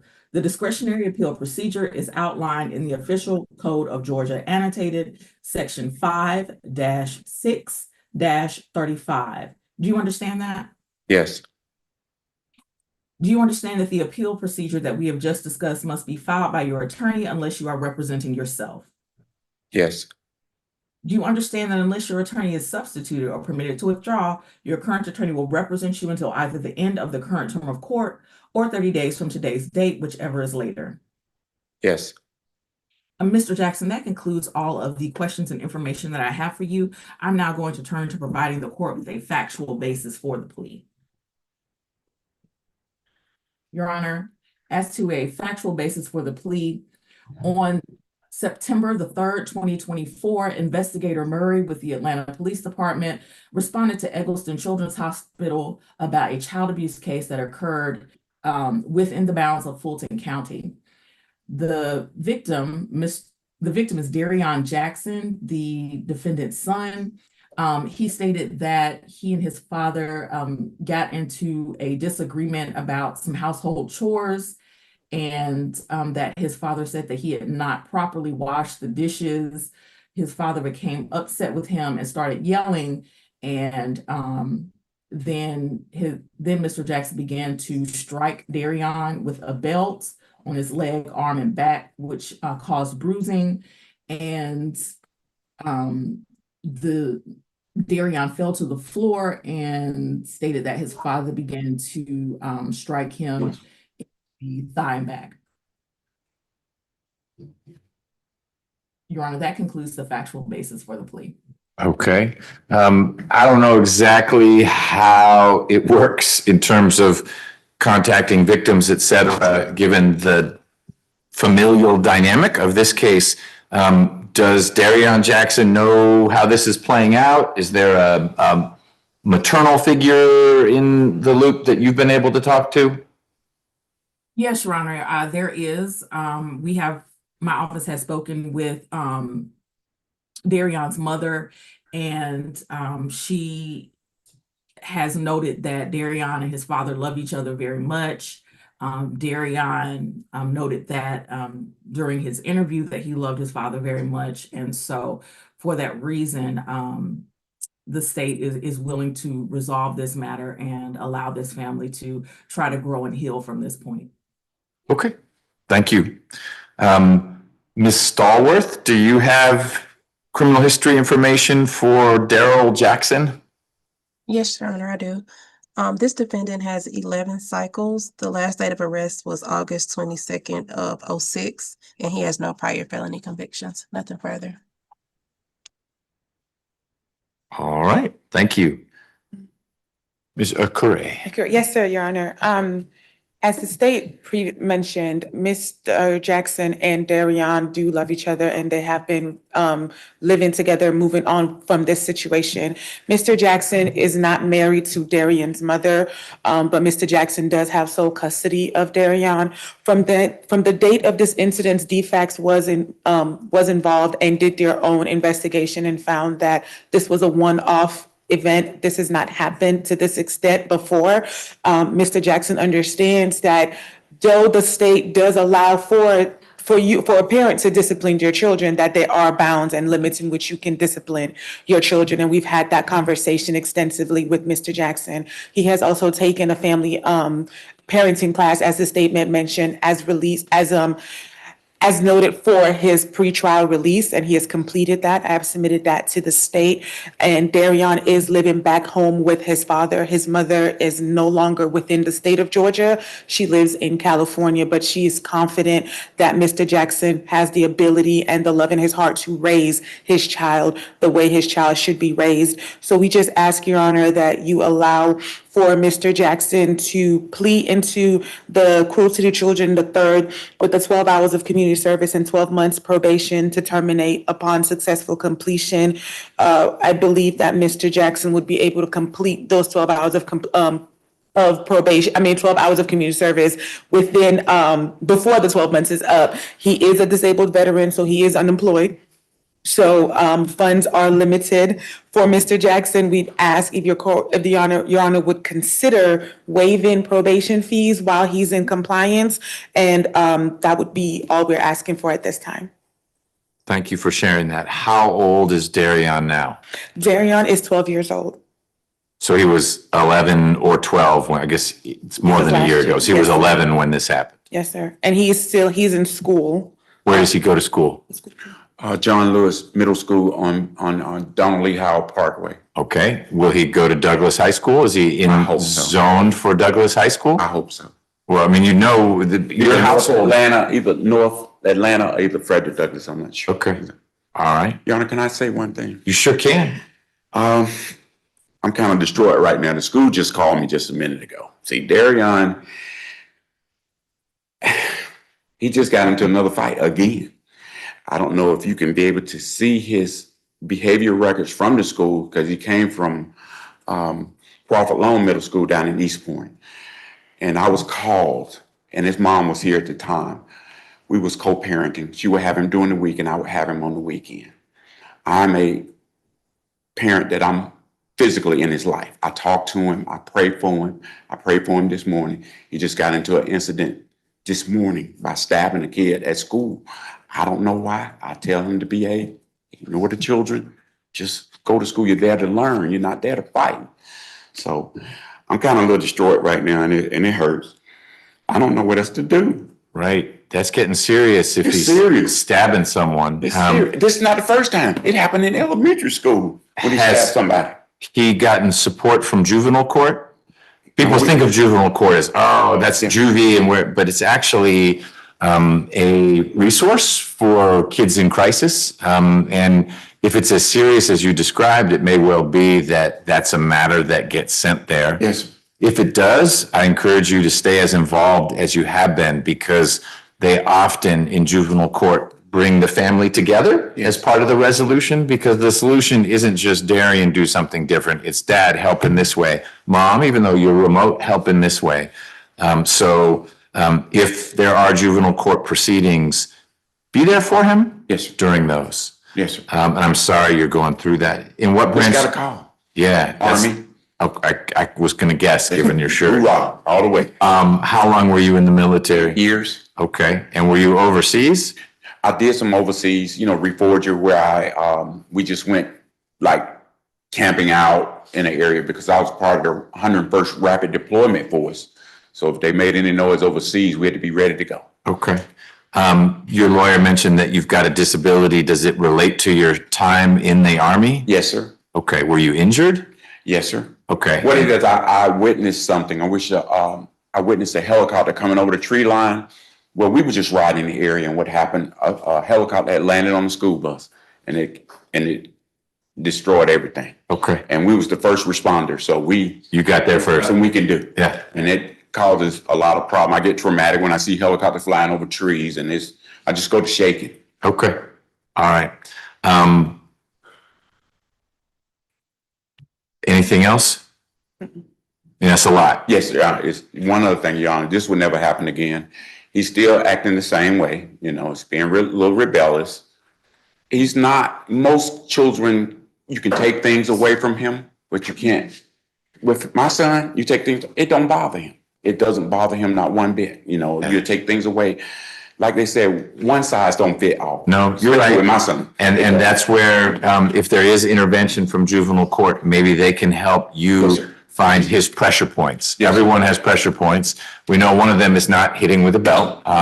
But for my kid, you take away that iPad and he is an angel. What do I need to do? I will do whatever I have to so I can get my tablet back. Right. But that doesn't work for everyone. That don't work for me. And you're finding that doesn't work. And so there's something else that you and Darian will need to work through where he is motivated to stay out of trouble. You're not asking a lot. You're not saying you need to be a saint, but you can't be getting in fights. Yes, sir. I'm sorry for your struggles. Yes, sir.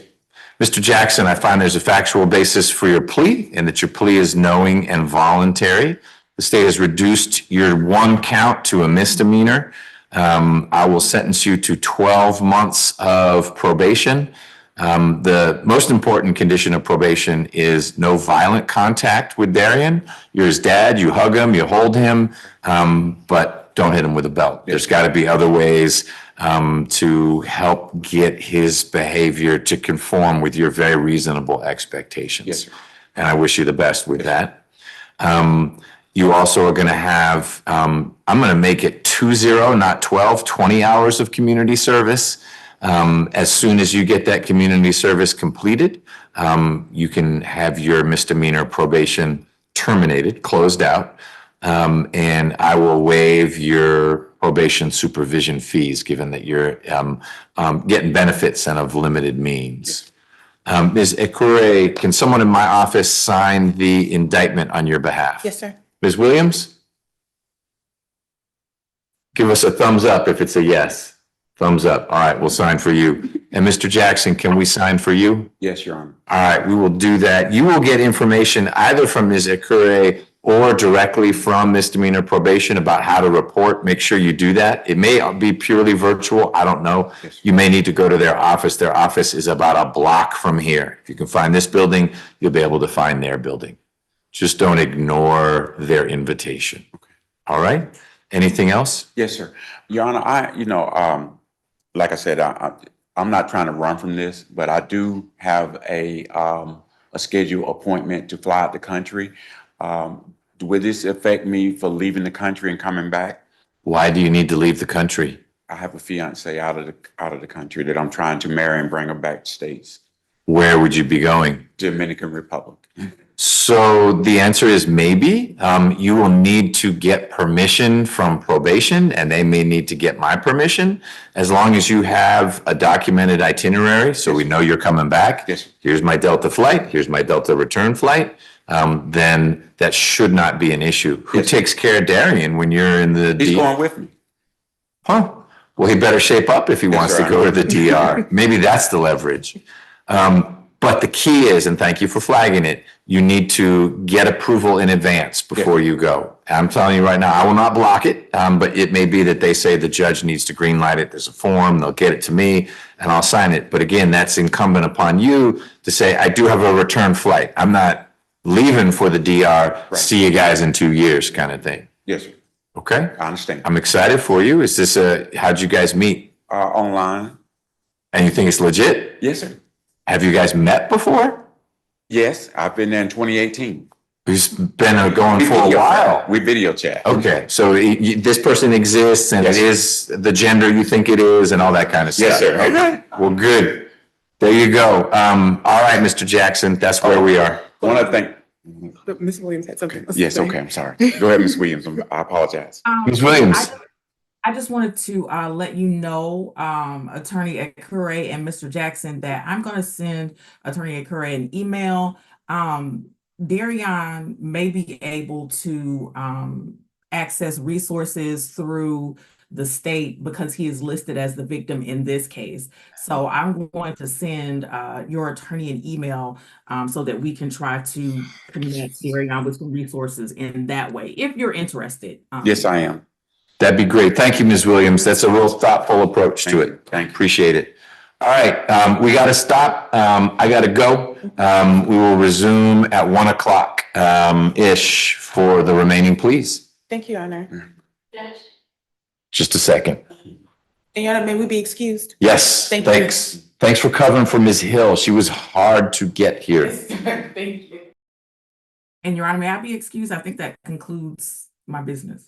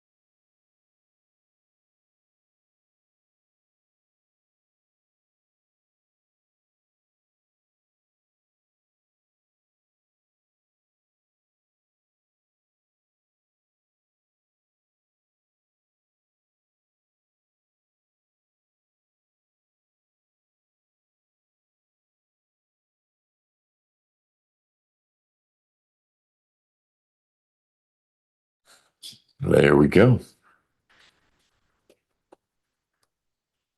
All right.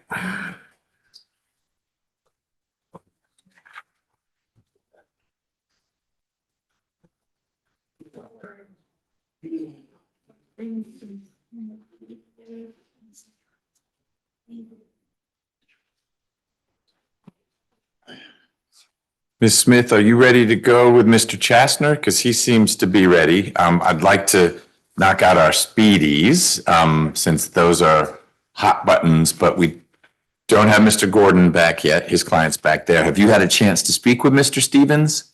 Yes, Okay.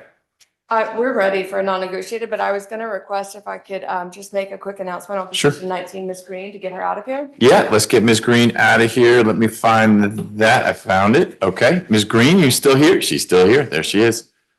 Long suffering Ms. Green. Ready, Judge, and, yeah, I've turned over more stuff for the state today. More stuff to the state. I'm trying to find my list. She was on your list of likely to go. Okay. And we did final plea a cycle ago, last time Ms. Green was here. Okay. So Ms. Green, and this is your case, Ms. Smith? Yes. The Green case? All right. So Ms. Green, you're going to want to stay in touch with Ms. Wood. Your case is going on the list of matters that will need to be back here next Wednesday for trial. But Ms. Wood will be able to tell you, ooh, we're number 2 on the list, so it might be your trial, or you're number 5 on the list, so you should be here. But chances are this other case would go out first. And Ms. Wood is good at reading that list and getting a sense of what's likely to happen and what's not. But you'll need to be here ready to go. And if it is a trial, that's a couple days, maybe 3. It's a day to pick a jury, and then it's only 1 count. So we might get through it in a day and a half afterwards, but you'd need to be available Wednesday, Thursday, probably Friday of next week. Okay, any questions about that? So it'll be 9 a.m. on Wednesday back here. Ms. Wood will be connecting with you before then. But 9 a.m. Wednesday, and that's the day I'll bring in the jurors and we'll pick a jury in your case or one of the others. And like I said, Ms. Wood will be able to give you a sense of the odds that it will be your case or a different one. Okay, anything else?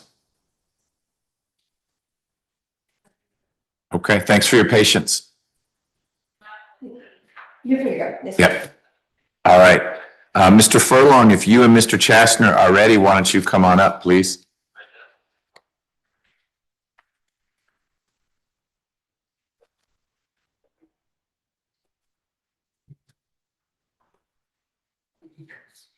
Ms. Wood, did Ms. Alexander make it here yet?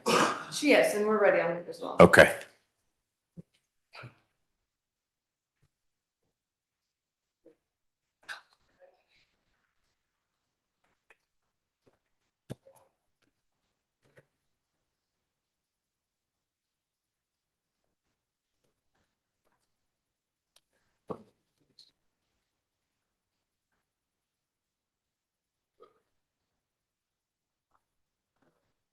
Good lunch.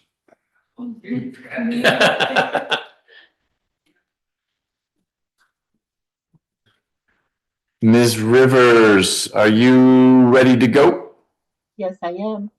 Fantastic. Okay, then let's get on the record. This is 25 SC 000507, State versus Chastner. Mr. Chastner is here in court with his lawyer, Mr. Furlong. Ms. Smith is handling the case for the state. Let me get you on the screen. And Mr. Chastner, would you mind angling that screen up a little bit? Because we're catching your chin. Just, there you go, be forceful, more. Excellent. Okay. Thank you. Mr. Chastner is ready to enter a plea after many months of negotiations and other work that's been going on. Mr. Chastner, in a moment, Ms. Smith will put you under oath, ask you questions that you've heard her ask other defendants in this courtroom. I need you to answer those questions, but also to let Mr. Furlong or me know if at any point you are confused about what's going on or you've got a question about what's going on. Will you do that? Yes, sir. Okay. Then let's get started. Yes, Your Honor. Before starting this plea, just want upon the record that the state is no crossing count 2, that fleeing and eluding count. And for count 1, that's going to be reduced to a misdemeanor. All right, so count 2 dismissed, count 1, same statute, but the misdemeanor version. Yes, Your Honor. Okay. Mr. Chastner, please raise your right hand. Do you swear or affirm that the testimony you shall give in the matter currently before this court shall be the truth, the whole truth, and nothing but the truth? Yes, ma'am. Okay, you can lower your hand. Please state your true, correct, and legal name. Michael Paul Chastner. Are you at this time taking or under the influence of any alcohol, drugs, or medicine? No, ma'am. And is there any medication that you would normally take that you haven't been given today? No, ma'am. How old are you and how far have you gone in school? 42 and some college. Are you able to read, write, and understand the English language? Yes, ma'am. Do you understand that you have the right to plead either guilty or not guilty to these charges? And if you plead not guilty or remain silent, you may receive a jury trial. Yes, ma'am. Have you had enough time to speak with your attorney about all of the facts and circumstances known to you regarding the charges in this indictment? Yes, ma'am. Do you need more time to discuss your case with your attorney? No, ma'am. And are you satisfied with his services? Absolutely. Counsel, are you satisfied your client has a full understanding of this proceeding? I am. Also, counselor, or counsel, do you waive formal reading of the indictment and any and all defects in the indictment for the purposes of this guilty plea? Yes, we do. Mr. Chastner, do you remember being arrested on these charges? Yes, ma'am. The state is unaware of any outstanding warrants related to these charges. Are you aware of any outstanding warrants? No. Are you? No. Attorney, okay. Mr. Chastner, do you understand that you are entering a guilty plea to the following charges, or one charge, count 1, fleeing and attempting to elude? Misdemeanor. Yes, ma'am. Do you understand that this is a negotiated plea of guilty, which means that the state will recommend to the court a sentence of 12 months to serve 30 days? Yes, ma'am. Are you aware that the court does not have to accept that recommendation and the court can sentence you to the maximum on this charge? Yes, ma'am.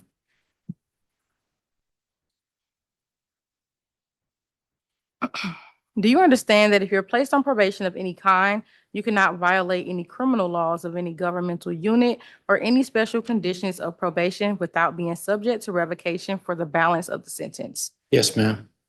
Do you understand that this is a guilty plea which is permanently recorded on your criminal history? Yes, ma'am. Do you understand that if you're charged with a crime in the future, that this plea may be used to enhance that sentencing, including on a federal case? Yes, ma'am. Are you currently on probation? No, ma'am. Do you understand that there may be other adverse or unfavorable consequences as a result of this guilty plea conviction, just as there would be following a conviction from a trial? Yes, ma'am. Do you understand that by pleading, do you understand that by pleading here today, you waive any and all defenses, including any mental health defenses, by entering this guilty plea? Yes, ma'am. Yes, ma'am. You have to speak. I'm sorry. Yes, ma'am. Okay. I'm sorry. I'm choked up. Are Yes, you ma'am. good? Do you understand that by pleading guilty, you are giving up the following rights: the right to a trial by jury, the right to remain silent and not incriminate yourself, the right to see and hear the witnesses against you, the right to assistance of counsel either hired by you or court appointed if you cannot afford an attorney, the right to the presumption of innocence, which means the state must prove that you are guilty beyond a reasonable doubt for this charge, the right to testify on your own behalf or remain silent, the right to present other evidence of your own and call your own witnesses, and the right to appeal if convicted of these charges after a trial. Yes, ma'am. Yes, ma'am. Counsel, are you satisfied your client understands these rights that they'll be waiving by pleading guilty to this charge? I'm satisfied. Yes. Mr. Chastner, has anyone forced, threatened, or promised you anything for you to enter into this guilty plea here today? No, ma'am. As to indictment 25 SC 000507, how do you plead to count 1, fleeing and attempting to elude? Guilty. Is this guilty plea freely and voluntarily given with full knowledge of the charges against you? Yes, ma'am. Do you understand that you have until the end of this term of court or 30 days, whichever is later, to move to withdraw your plea? Yes, ma'am. Do you also understand that you do not have a right to appeal directly from your guilty plea? But if you believe there is some error in your guilty plea, you can apply to the appropriate appellate court to request a discretionary appeal. This discretionary appeal procedure is outlined in OCGA 5635 and must be completed within 30 days of today. Yes, ma'am. Do you also understand that you have only 12 months from today for a misdemeanor charge to file a habeas corpus petition challenging the voluntariness of this plea? Yes, ma'am. Okay, thank you. Thank Your you. Honor, if this case were to proceed to trial, the state would show that on May 26, 2023, officers observed a green Mercedes coupe traveling at a high rate of speed on I-20 eastbound.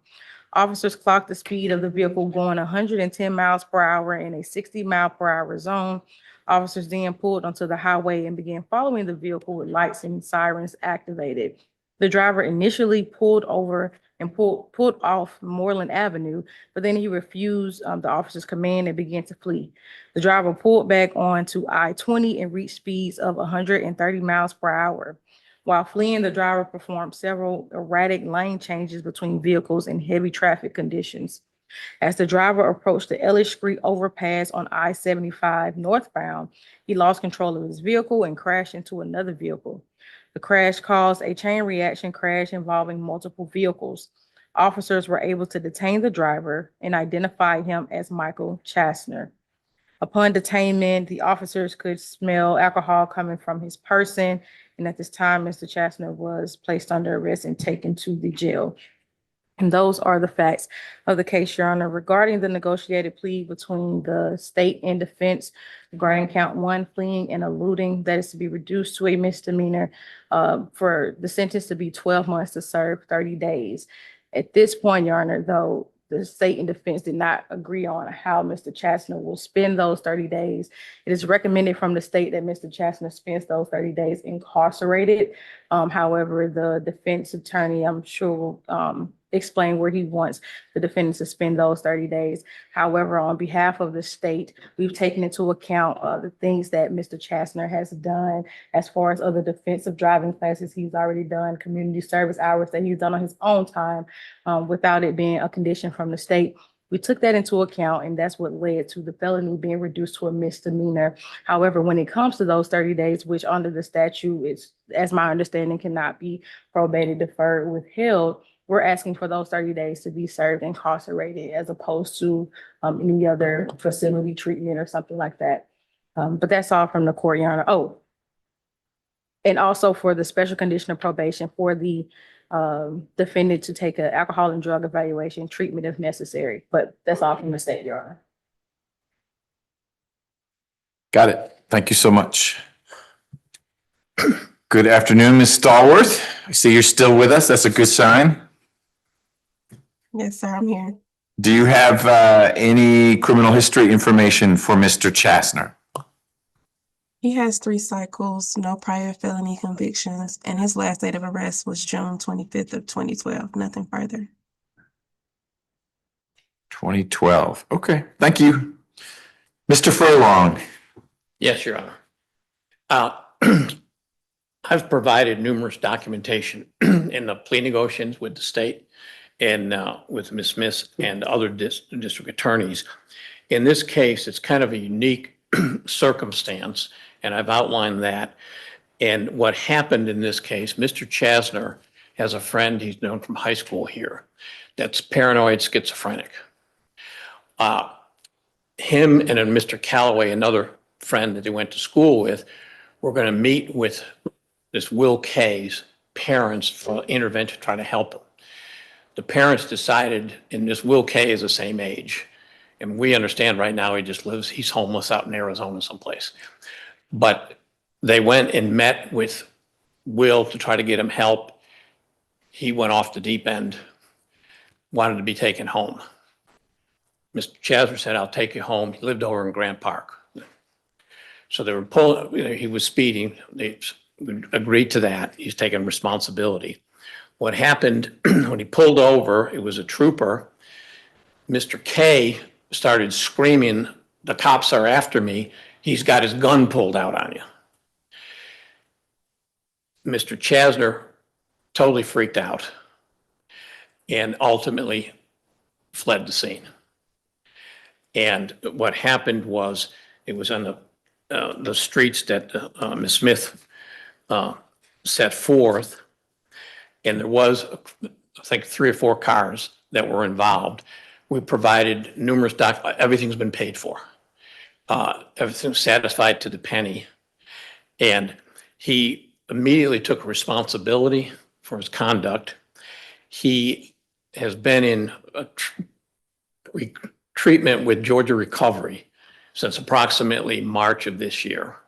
I've provided 5 or 6 reports where he's gone through counseling, checked for alcohol, everything else. They recommended, because of this impulsivity issue, that he see and be treated with a psychiatrist. And he was. And I've provided that to the state, but I wanted to present it to the judge, if you can look at it. Okay, And should I give it to the deputy, or can I approach it? you can come on up. That's all right. Okay. And Judge, what I've got here is Dr. Clopper's report and like 5 reports from Georgia Recovery. Okay, And that's one of the things we've talked about, conditions, is he's still undergoing treatment with Georgia Recovery. okay. Condition. It's a lot of paper. Is there something you want me to look at right now? Yeah, well, Judge, the most important from Dr. Clopper is the last page, the last paragraph.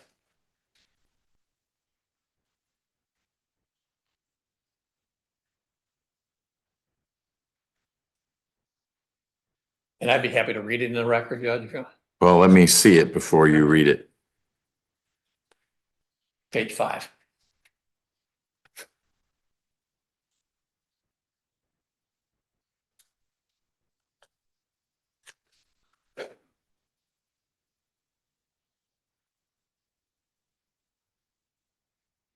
Okay.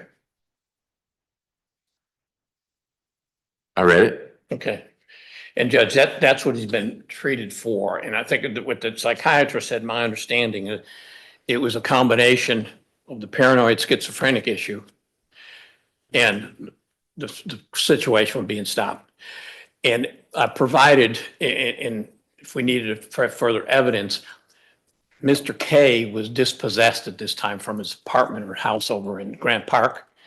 And we provided videos and pictures where he destroyed the interior of the house. He went to used to go to pizza places in DeKalb and would write graffiti inside. He had finally called the police. He got arrested. He got ultimately released, and he's gone. He was in the car He was with Mr. Chastner, and Yeah. he's the one who said, according to your client, this guy's coming at you with a gun. Right, right. And he said the police are after him. Mhm. And obviously. Meaning the police are after Mr. K. Mr. K is concerned he's having a delusion. The police are getting me. And by the way, this guy coming after us has a gun pulled. You got a gun pulled, yes. Okay. Okay. And that's what he's been being treated for. And we also judge part of the treatment. He's been accepted into a treatment program in Athens called Serenity Grove. I can show the court that I provided this. All right. If you have more you want to share, bring everything at once so you don't have to keep trekking back and forth. Okay. What? Yeah. Yes, sir.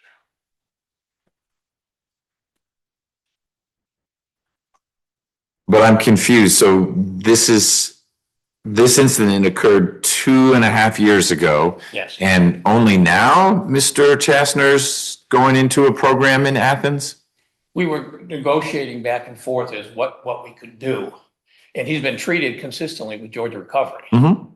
But then we talked about with the psychiatrist and the impulsivity, he's making a lot of progress. But then the counselor at Georgia Recovery said, would see with Dr. Clopper and said possibly some inpatient to follow up. And the treatment that he been in the inpatient deals with the mental situation and the impulsivity. Okay. So.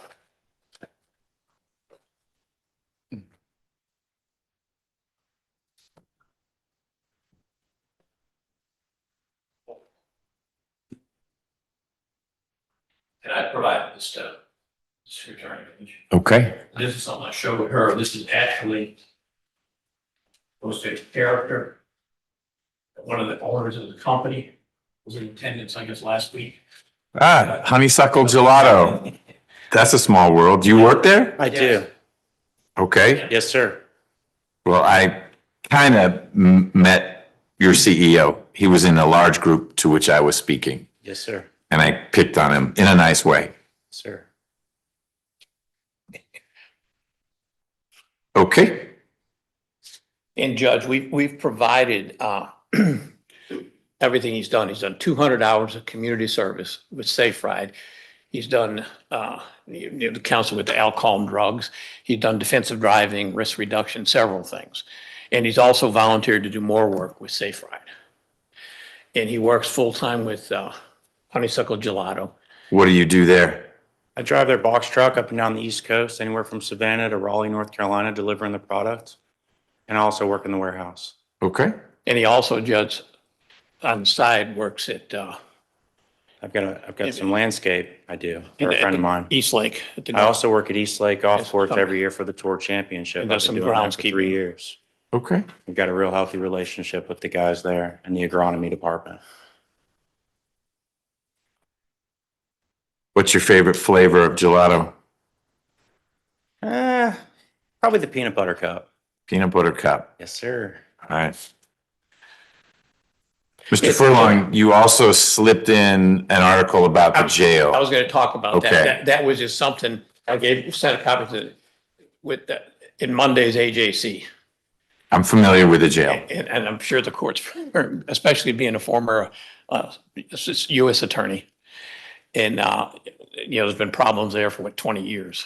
I remember At least. Judge Shub being involved in that. Right. And, The elder Judge Shub. The elder, The Judge Shub we know around here is now quite senior. It was her father, Shub. Right. Who, that's how far Marvin. back it goes. Yeah. Marvin, right. Yeah, and I don't know if you were involved, I don't know if you remember Bruce Kerwin? Yes. Bruce and I practiced together before he retired. Really? Yes. Okay. Yeah. Yeah, that's pretty much all he did over there. But, and the other thing that happened during this time too is he was real close to his father, Robert, and he passed away from cancer in February of 2024. So, and with the jail, the thing I wanted to point out, I think he said he was like spent 7 days in jail. He called me and to represent him to get a bond. And when I talked to him, and that's how I got him into counseling, he said while he was there, he saw someone get murdered in the cell and people beat up and everything going on. So that's part of the thing he had to counseling for that. So we're asking if the 30 days could be at this inpatient facility where they would deal with that, I think it's 3 hours a day, 5 days a week. And they 8 hours a day. And they have a component that he would stay there. And we could get a supplemental letter. It doesn't say 30, but we can get a supplemental. If the court would consider doing that, where he would be there. And that way it could put this behind him. He had one prior misdemeanor. He's worked hard. He's contacted me, I don't know, 6 times a week over the remorsefulness of this since this happened. So we'd ask the court to consider everything, but allow him to serve it at this treatment facility. And there's case law, we back and forth. It's Inway Broderick or something that says the Supreme Court has held even the judge orders home confinement, that's considered imprisonment. So I think if we could do that on probation, that would certainly help him to keep his job and keep on the right track rather than going back to the jail. But the purpose of the article is, Judge, it sets forth everything from the consent order, what hasn't been done, and in the court I know is very familiar. And we're trying to, the purpose is just to rehabilitate him and deal with this problem, not create additional problems. So that's what we'd ask the court to do. You want to say anything? Mr. Chastnut? Yes, sir. Just tell him. Anything you want to share? This by far was just the worst night of my life, the worst choice I've ever made. I was just trying to protect my friend.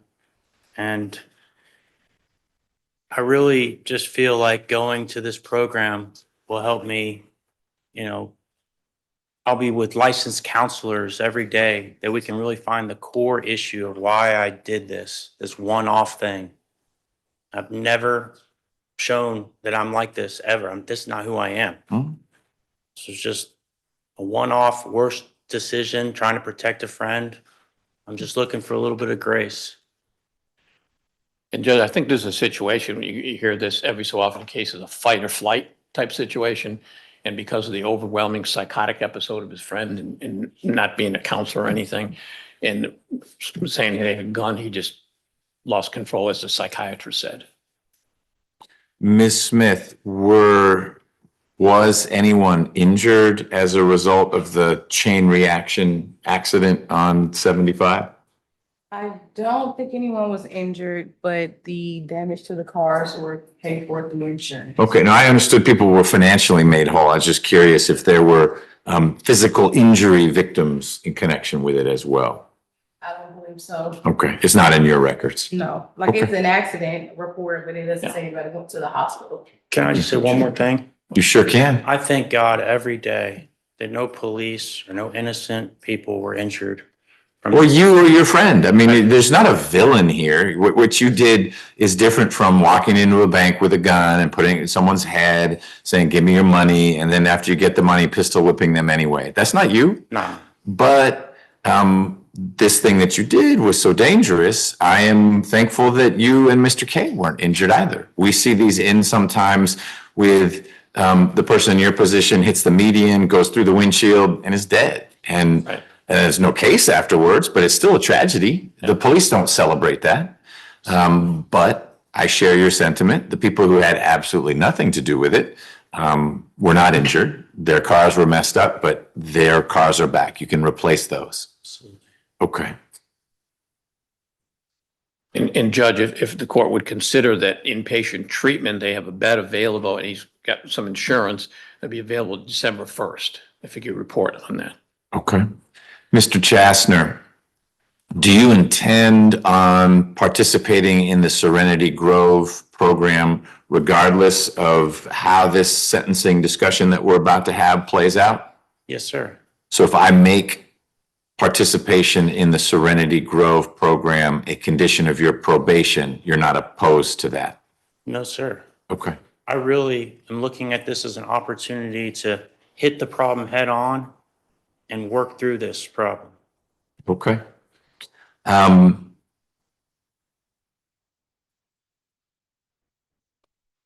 Before this incident happened, had you received counseling or support in the way that you have been from someone like Dr. Klopper or places like Georgia Recovery Centers? No. Any reason why you hadn't been trying to get help in that way? Well, because I really hadn't experienced anything like this until I was put into such a, like in between a rock and a hard place, My life is very well balanced, Got a great job, great support team, great friends, great peers, great family. What kind of work were you doing back in May of 23? I've always owned my own business doing landscaping, and I've been very successful with that. So you're able to continue some of that, but these days that's on the side and honeysuckle is the primary source of income. Yes, sir. How did you find that job? I got it through a good friend of mine who's a manager there. He actually brought me on. He told me for years if a position opened up, he was going to let me know about it. Okay. And I'm 42 now. I'm just not as young as I used to be. And I used to work all these physical jobs. And I just found I wanted to try out working kind of corporate America. Sure. And it's been going really well. Good. And has either your friend who got you the job or Mr. Jones, the CEO, had a conversation with you about your ability to remain as an employee there after you complete the Serenity Grove program? Because you can't do both. If you're at Serenity Grove, you're not driving up and down the East Coast in a box truck. They've been very loyal to me. I've actually trained a guy. He's going to take over my shifts while I'm gone. And they've actually told me that my job will be there for me when I get back. You'll kick that guy out and take his job. No, we'll just kind of dual roll it. We have enough business where both of us can work. Okay. Because of the peanut butter cup. All right. Well, Mr. Chasner, your case is, all cases are complicated, but you have taken great strides. On on your own with the urging of your family, your attorney, et cetera, since this happened, to try to prevent it from happening again. Because you never know when you're going to find yourself in a stressful situation. You're driving that box truck, there's a flat tire, someone sideswipes you, and you want to make sure that the way you process that is safe for you and safe for the people around you. And I commend you for taking these steps to try to build up techniques where you manage stress in a way other than how it was managed this day. And we are very fortunate that the charges we're talking about are fleeing and attempting to elude and not vehicular homicide, because it's really a game of inches out there. And you have swerved a little bit more, a little bit less, and an infant's killed in a car behind you because they hit you because you stopped suddenly. And then people are a whole lot less sympathetic to you and the steps you've taken. Just like that. I find there's a factual basis for your plea. And that your plea is knowing and voluntary, meaning you've understood what we've talked about and you don't feel like anyone is forcing you to enter your plea. Do you agree with that? Yes, sir. Okay. Mr. Furlong, can someone in my office sign the indictment for you? Yes, Your Honor. Ms. Smith? Yes, Your Honor. Mr. Chastner, can we electronically sign the indictment indicating your guilty plea to one misdemeanor? Yes, Your Honor. Okay. So, you are, and your lawyer is, asking for grace.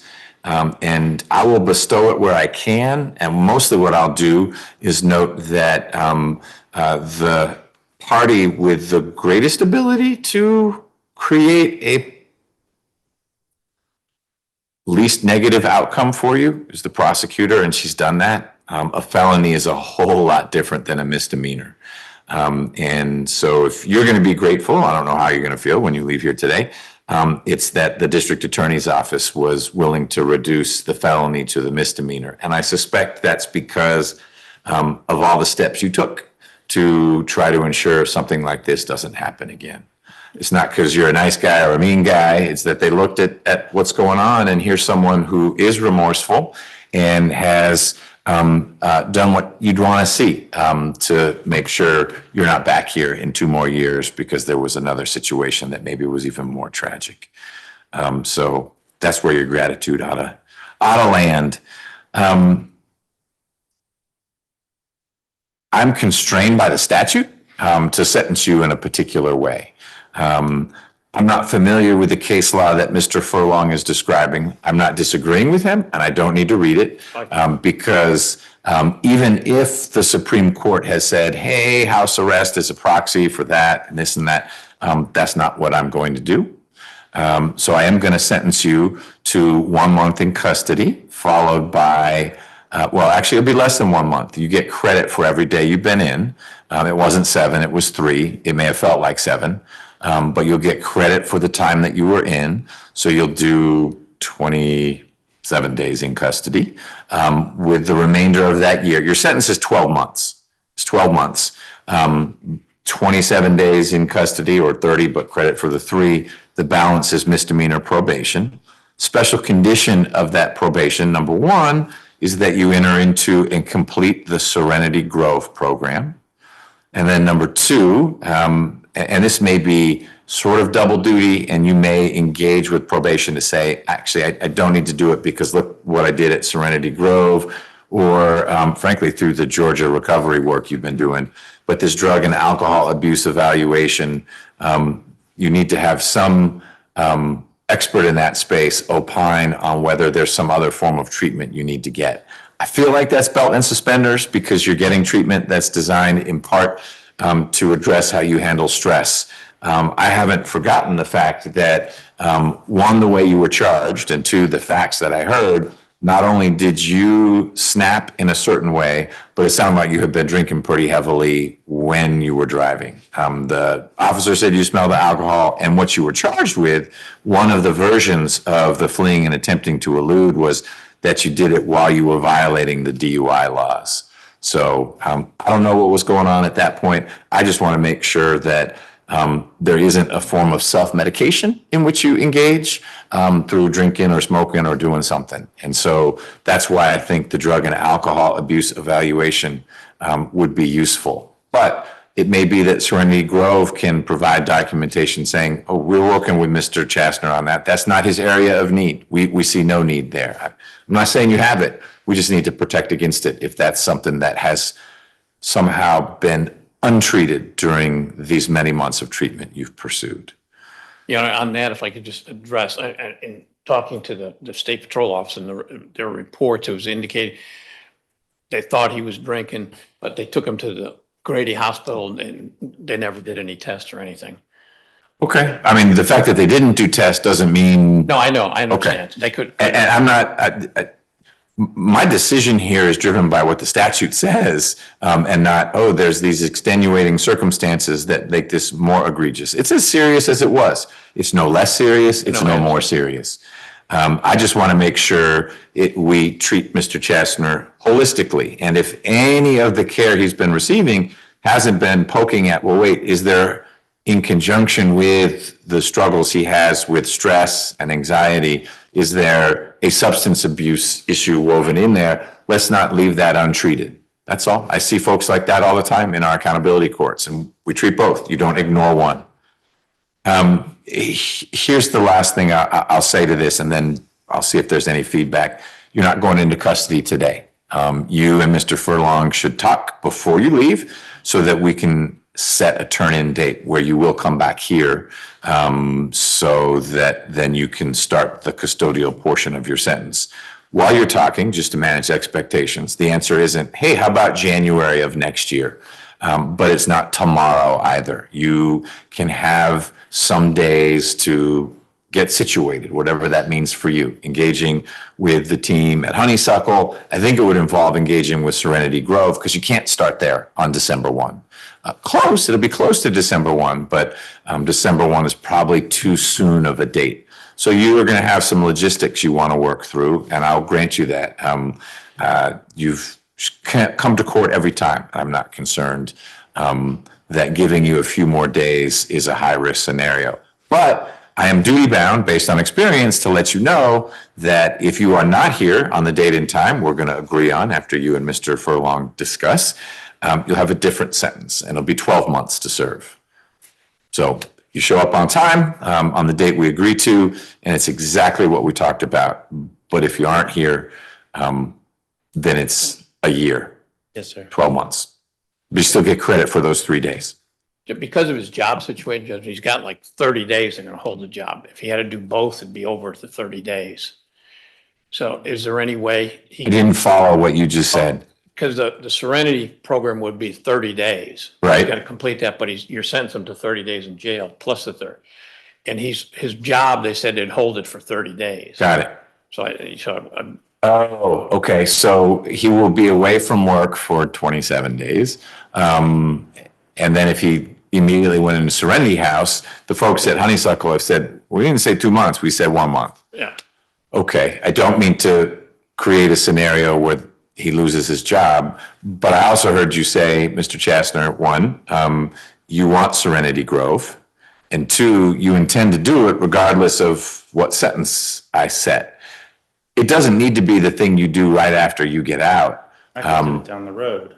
Within that 12-month window. Gotcha. Okay, so you'll want to re-engage with the folks at Honeysuckle, but if they are true to their phrase about making bad days good and good days better, then they ought to be in a position to say, you know what, figure out if you can do Serenity Grove in March. Give us a few more months, and then you can have another sabbatical. I'm making March up. I'm not dictating that, but I'm going to leave as a condition of your probation that you do the 30-day program at Serenity Grove. And I think sooner is better, but you and your employer can work through logistically what are they willing to support. It does not need to be back-to-back, i.e. you get out of jail and you go straight to Athens. Well, it just so happens that we're in the slow months right now. Gelato sells more during the summer, so I hope so. The winter time is probably going to be the time where I have to take care of all of this stuff. Okay. But is there any? I was going to say, is there any way a judge could do on the jail, like on some weekends? Do it on weekends so he could keep his job there and then still do the serenity. I'm a team member, you know, and I want to be there for my teams. I want to honor everything you want me to do, but I also want to be there for my team as well. I understand. Tell me, what are the days that you work at Honeysuckle? Monday through Friday. Okay, you don't work on weekends? Correct.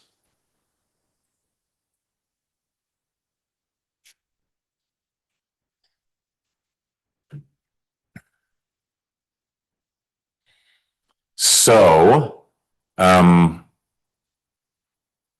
in the alternative, we could do 15 weekends in jail, where you turn yourself into the county jail by, and we'll set the time in a minute, it's usually 5 on a Friday. You get out by 5 on a Sunday.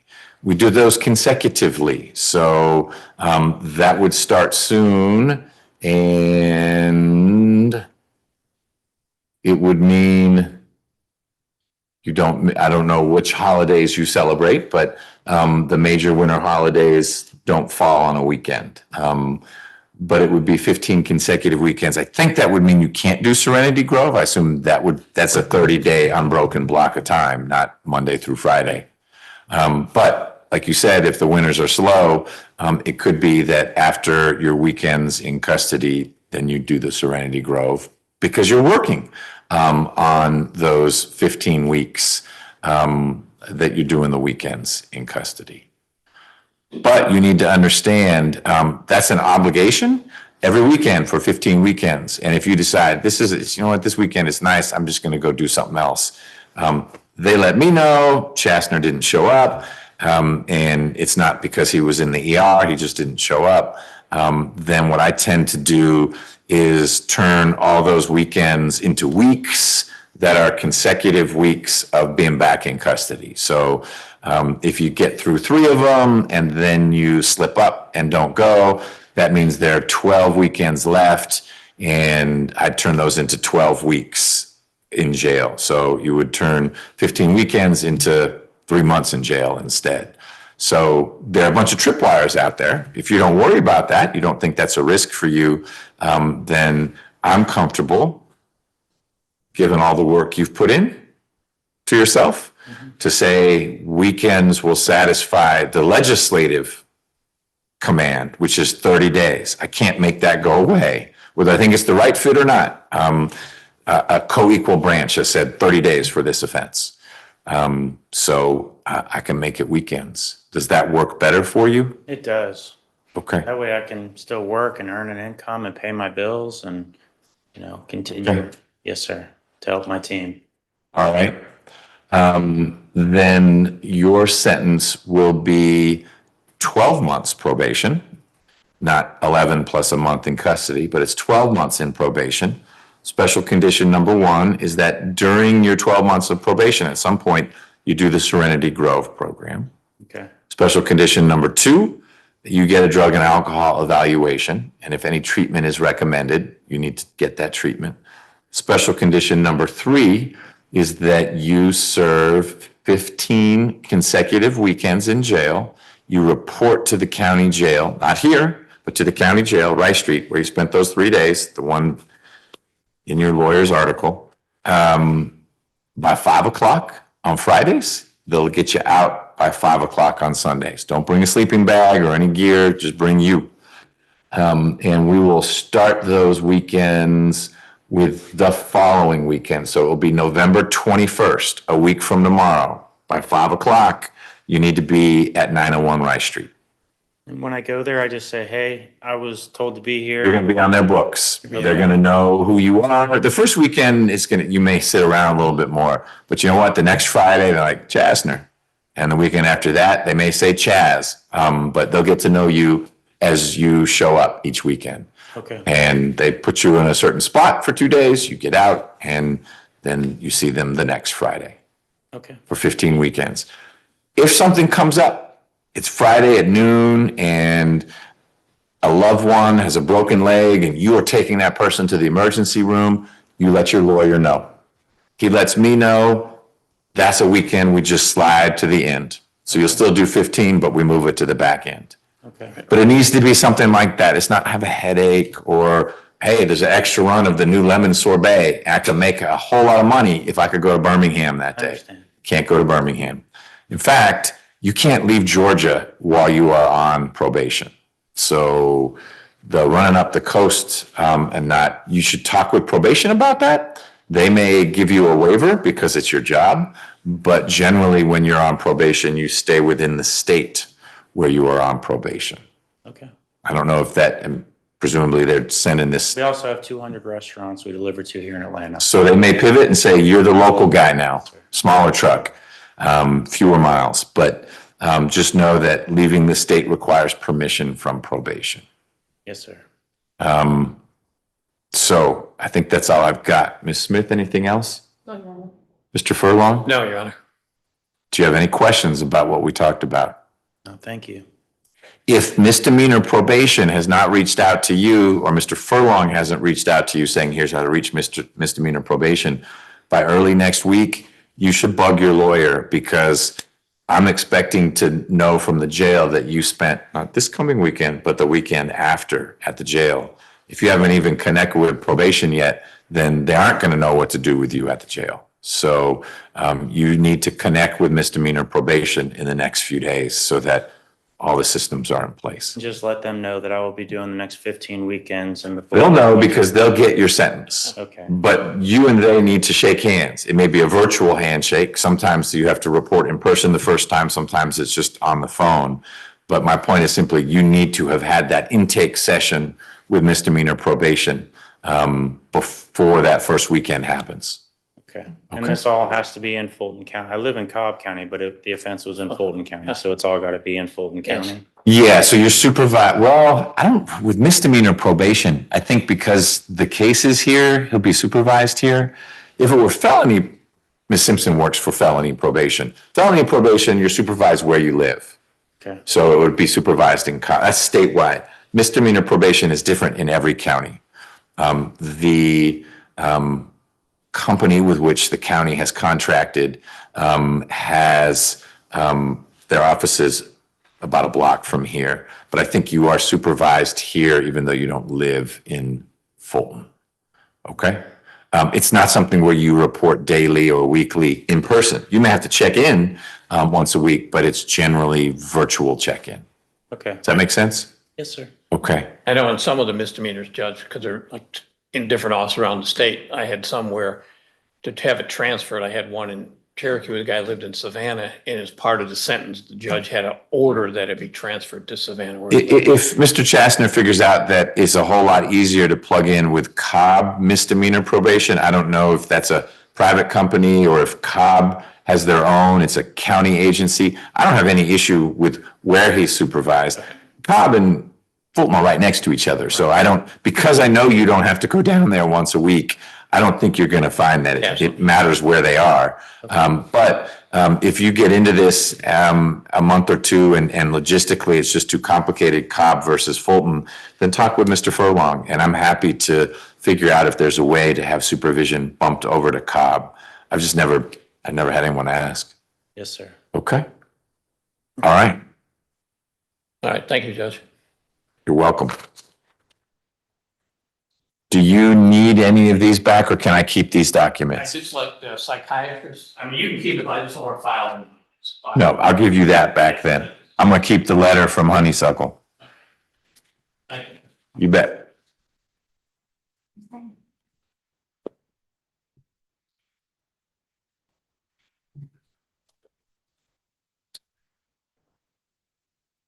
Mr. Gordon, you ready? All right. You've been patient.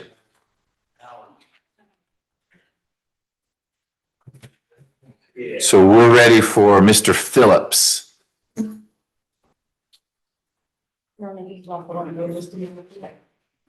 That's your flavor for today. I'll deal with the hand that was getting.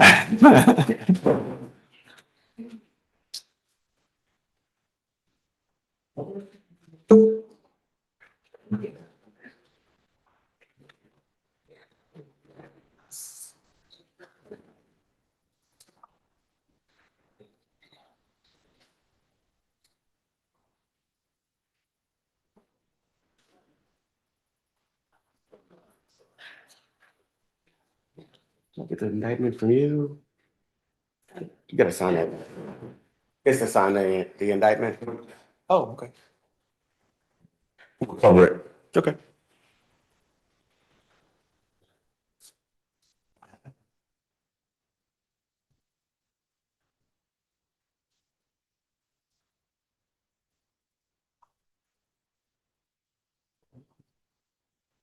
Ready, Ms. Smith? I am, Your Honor. Hmm? Yes. Yes, okay. Um, This is 25 SC 004-740, State versus Choice Phillips. Hello, Mr. Phillips. How you doing, sir? I'm okay. Mr. Phillips is in court with his lawyer, Mr. Gordon, and Ms. Smith is here for the state. Mr. Phillips, your attorney filed a demand for speedy trial, so your case has, since indictment, moved pretty quickly. Despite that fast movement, or maybe because of it, Mr. Gordon tells me you're ready to enter a plea in your case. Is that correct? Sir. Okay. Ms. Smith is going to put you under oath, ask you questions about your case and your rights. You need to answer those truthfully and completely. You also need to let me know if at any point you've got a question. Will you do that? Yes, sir. Okay. Ms. Smith. Thank you, Your Honor. Mr. Phillips, please raise your right hand. Do you swear or affirm that the testimony you shall give in the matter currently before this court shall be the truth, the whole truth, and nothing but the truth? Yes, ma'am. Okay, you can lower your hand. Please state your true, correct, and legal name. Choice Phillips. Are you at this time taking or under the influence of any alcohol, drugs, or medicine? No, ma'am. And is there any medication that you would normally take that you haven't been given today? No, ma'am. How old are you and how far have you gone in school? 45, graduated high school. Where'd you go to high school? Cleveland Heights, Ohio. Are you able to read, write, and understand the English language? Yes, ma'am. Do you understand that you have the right to plead either guilty or not guilty to these charges? And if you plead not guilty or remain silent, you may receive a jury trial. Yes. I'm going to interrupt for one quick second. Mr. Phillips has two cases. We're just pleading to this one? Yes, sir. Okay. As of now, I haven't received discovery on the second case. There's no speedy demand in the other case. Right, I believe the scheduling order said it was supposed, the discovery was supposed to be served on the 3rd.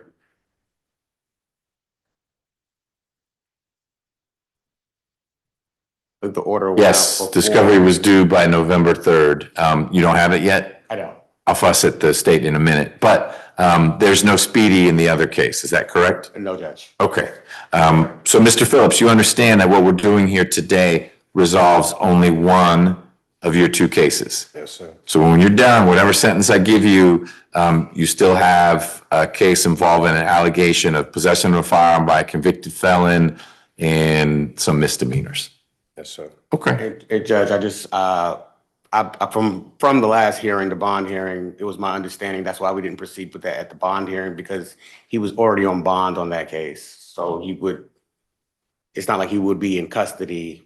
I'm not saying whether he'd be in custody or not. I'm simply saying, when he's done with what we're doing today, we're actually gonna be together again soon because he's got a second case in here. I didn't want him to be surprised, like, wait, Gordon, what's going on? I just took a plea. Why is this McBurney guy bringing me back in here? Understood. But yes, there is a bond in July.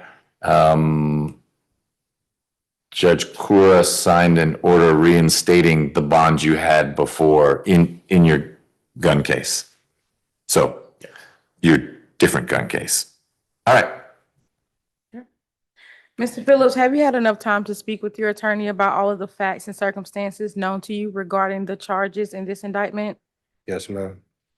Do you need more time to discuss your case with your attorney? No, ma'am. And are you satisfied with his services? Yes. Counsel, are you satisfied that your client has a full understanding of this procedure? I do. And do you waive the formal reading of the indictment and any and all defects in the indictment for the purposes of this plea? I do. Okay. Mr. Phillips, do you remember being arrested on these charges? What was that? Do you remember being arrested for these charges? Yes. The state is unaware of any outstanding warrants related to these charges. Do you know of any outstanding warrants related to these charges? No. Counsel, are you aware of any outstanding warrants? I am not. Mr. Phillips, do you understand you are entering a guilty plea to the following offenses? aggravated assault that has been reduced to reckless conduct causing harm to or endangering the bodily safety of another. That OCGA code is 16560B. Yes. And then count 2, possession of firearm or knife during the commission of or attempt to commit certain felonies. Are you dismissing count 2? Right. Yeah. Oh, yes, I'm sorry. Okay. Yes, because Okay. it's a misdemeanor. Sorry. Okay. Yes, I am. I'll ask that question again, though. Mr. Phillips, do you understand you are entering a guilty plea to the following offense? Aggravated assault that has been reduced to reckless conduct causing harm to or endangering the bodily safety of another. Yes. Do you understand that this is a negotiated plea of guilty, which means that the state will recommend to the court a sentence of 12 months to serve 7 months commuted to time served with the balance probated? Yes, ma'am. Are you aware that the court does not have to accept that recommendation and that the court can sentence you to the maximum on this charge? Yes.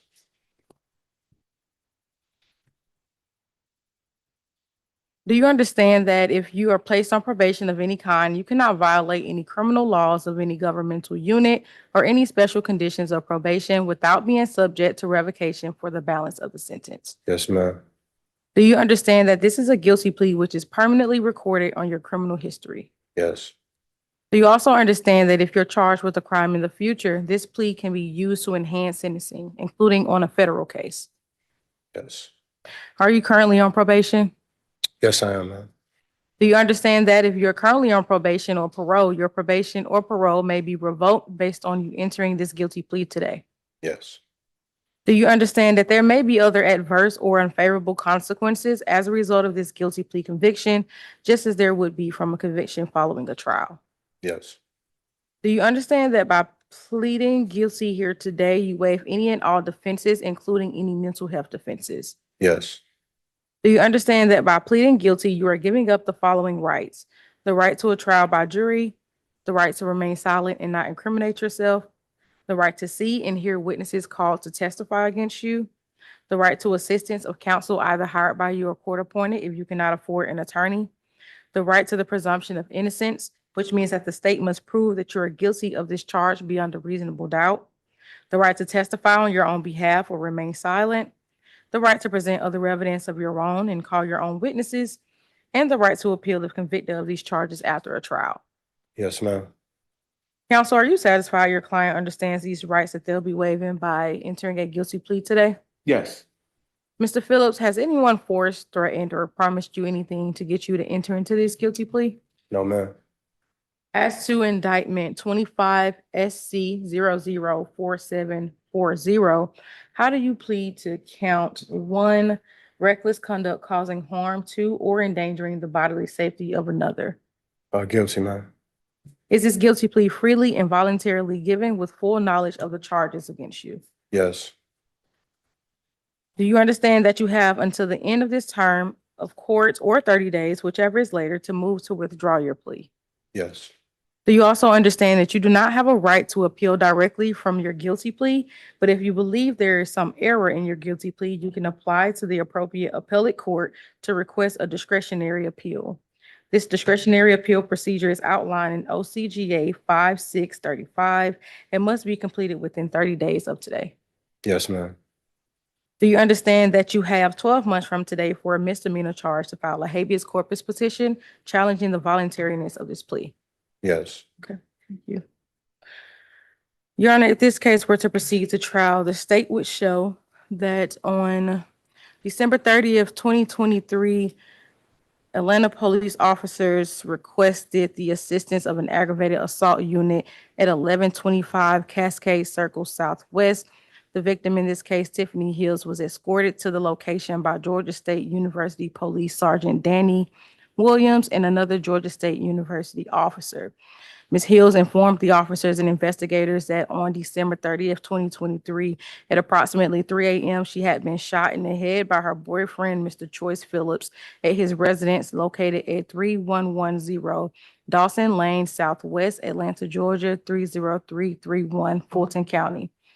She provided his name as being Mr. Choice Phillips along with his date of birth.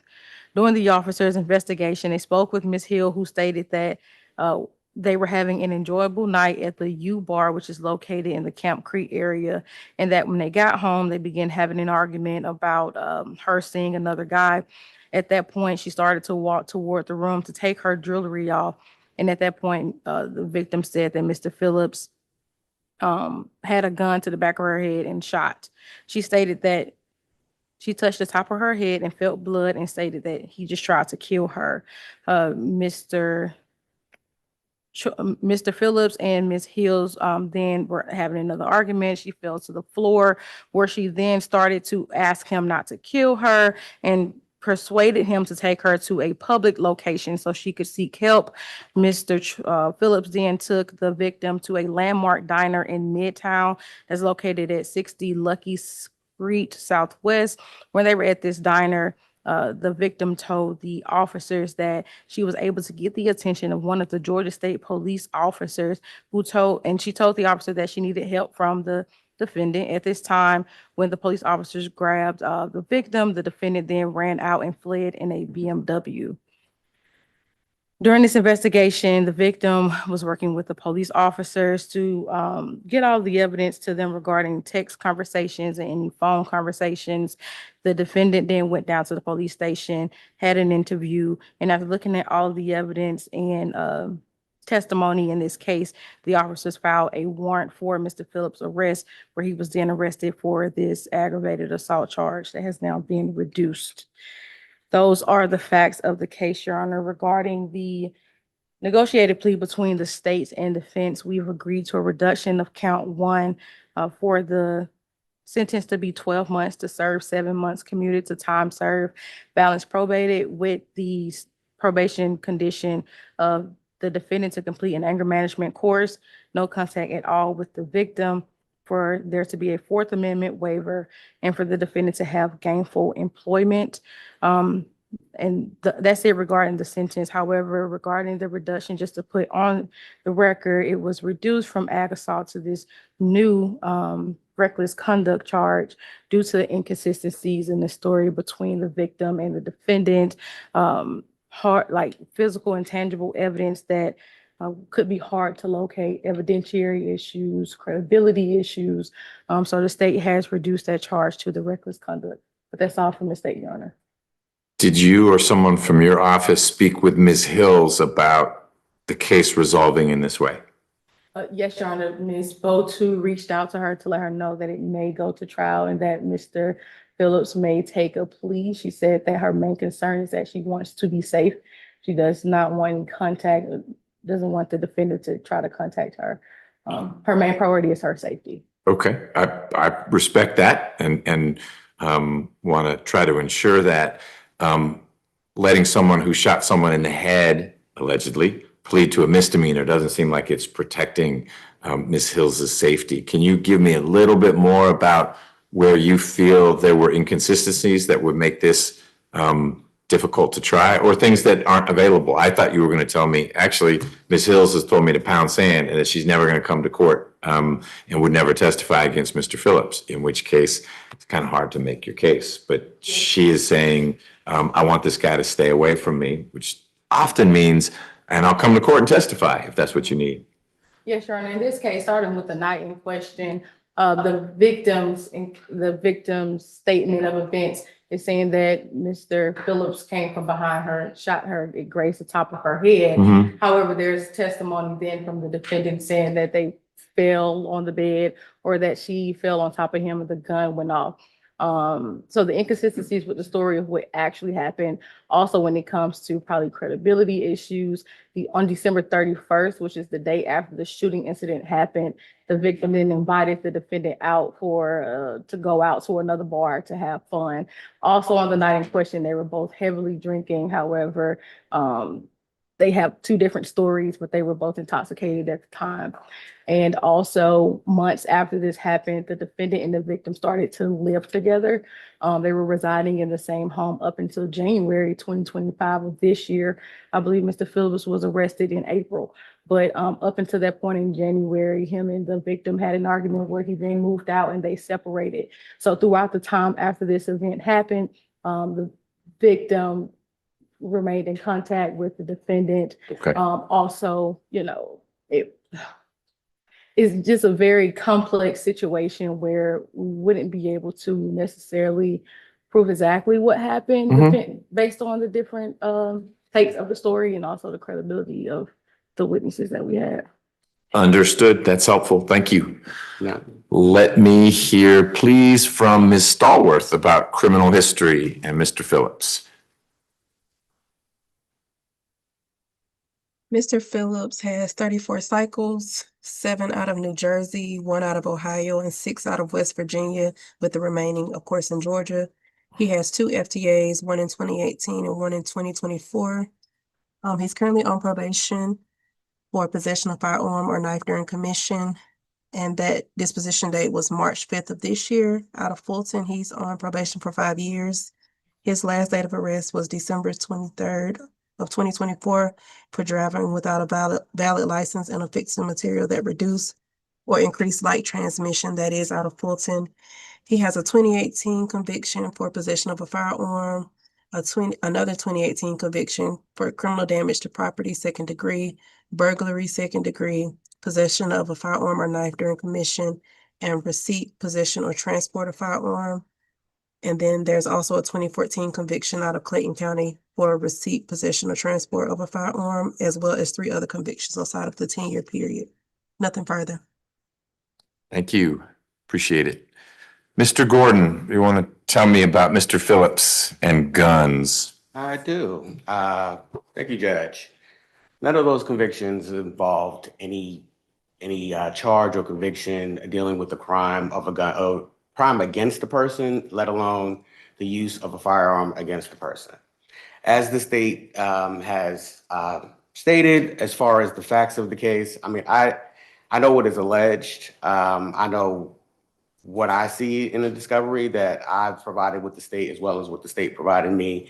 And my review of it, that they would have, if this was to go to trial, they wouldn't be able to even prove that an assault happened, because if your back is turned, and as the indictment, I waived it, of course, for the purposes of the plea, but if the way it's charged is that assault was upon her by the defendant placing a gun to the back, to her head, she wasn't aware of any assault, and then her actions afterwards wasn't just consistent with someone who was in apprehension of receiving a violent injury at anytime she went to. And there was a couple things kind of left out. I understand the purposes of time, but when they went to the diner, you waited till you finished eating. You sat there. The officer, I received the report from GSU. The officer said he observed them both. Other than them seeming intoxicated, nothing seemed out of the order. There wasn't blood squirting out of her head. She had no blood on her clothes, anything of that nature, which kind of goes to another credibility issue, where she says that she was fully clothed, but there was no blood on you. The defendant states that they were naked, so they got dressed after that. They went, I think after that same day, then they escort her to the precinct, at Zone 4 precinct. They didn't give her a ride back. She apparently left her keys she lives 2 hours away in Columbia County. She left the keys in her car at his home. Without an escort, she goes to his home and get her belongings, and drives back to Columbia 2 hours away. At that time, she was on probation in Cobb County on her 4th DUI.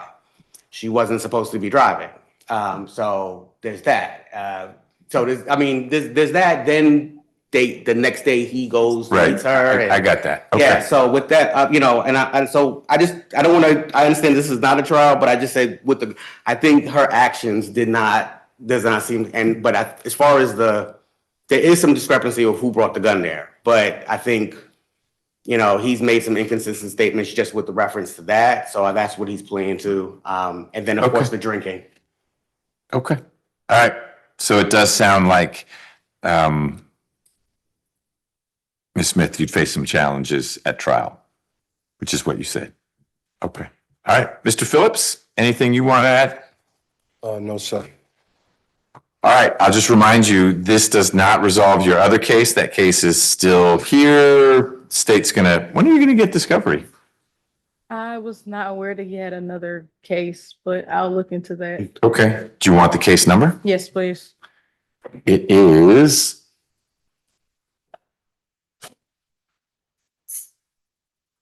25 SC 005 484. And the scheduling order was entered in that case on October 16th. So if you went in all your free time, take a look at that and just make sure you get to Mr. Gordon discovery. I don't get the sense it'll be a whole bunch other than body cam. It looks like it was a traffic stop with maybe a gun and some drugs in the car, and Yeah. who knows? Whatever we have, I'll send that to Mr. Gordon today. If Good. you need anything else, I'll send it your way. Good. Mr. Phillips, I find there's a factual basis for your plea to reckless conduct. That clearly is something that happened that night. Maybe you could charge both people, but you're the one who was charged. I also find that your plea is knowing and voluntary, meaning you've understood what we talked about. No one's forcing you to plead. Mr. Gordon, can someone in my office electronically sign the indictment on your behalf? They can, yes. Ms. Smith, can we sign for you? Yes, Your Honor. And Mr. Phillips, can we electronically affix your name to the indictment indicating your guilty plea to count 1 misdemeanor and count 2 being dismissed? Yes, sir. Okay, we'll do that. I am going to sentence you to the 1 misdemeanor count to 12 months to serve 7 months with the balance on probation. The special conditions of probation that you've got for those 5 months of probation are, number 1, and most important, no contact with Ms. Hills. I assume you guys are not an item anymore? No, sir, not whatsoever. Okay, so leave her alone. Also a Fourth Amendment waiver, which just means during those 5 months you're on probation. If probation wants to check up on you, they don't need a warrant to come in and look around. Misdemeanor probation doesn't really work that way anyway, but in case they came by, they're free to come in and search what they want to search. And finally, you'll need to complete an anger management course, and you'll need to do that during the first 2 months of your probation. I think that's it. You'll get information about how to connect with probation. Either they'll reach out to you directly or it'll go through Mr. Gordon. I know you'll be in touch with him because you've got the other case that's in here. Yes, sir. Mr. Gordon, anything else on behalf of Mr. Phillips? Nothing further, Judge. Ms. Smith? No, Your Honor. Okay. That's it. Okay, thank you. Madam Hopkins? Yes, sir. We will see you, just so you both know, the motions hearing deadline in the other case, the motions hearing, if you end up filing a motion to suppress or whatnot, will be in early January. So that's when I'd see you next. They're not always motions filed. It's a traffic stop, so there might be. Mr. Gordon may look at it and say, it was clean, you ran a red light, or whatever the facts are. He may say you were profiled, and then he'll file a motion, and we'll hear that on the 7th. If not, I will see everyone on February 10th for the final plea date in this case. Well, to that, being that I'll receive the discovery today, I'm assuming, what is my deadline to file motions? I guess technically we're past, I don't have it in front of me. No, your motions deadline is December 2, but if you don't get discovery this week and you feel like you need more time, let me know. I don't think it's going to be a high volume of discovery given the nature of the charges. But if we're surprised by it and it's like this, my hands are far apart, and you need more time to get motions filed, all you need to do is ask. Ms. Nelson will let me know and I'll probably say yes. But even if I gave you 2 more weeks, we don't need to move any of these other deadlines because they are after that. After the new year. Yep. Understood. Okay. Thank you, Judge. You bet. Yes, ma'am.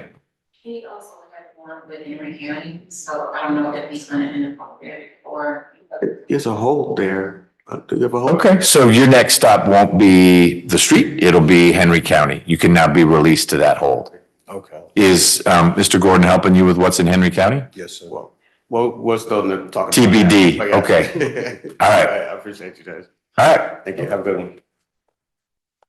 Okay, all right, I'm good.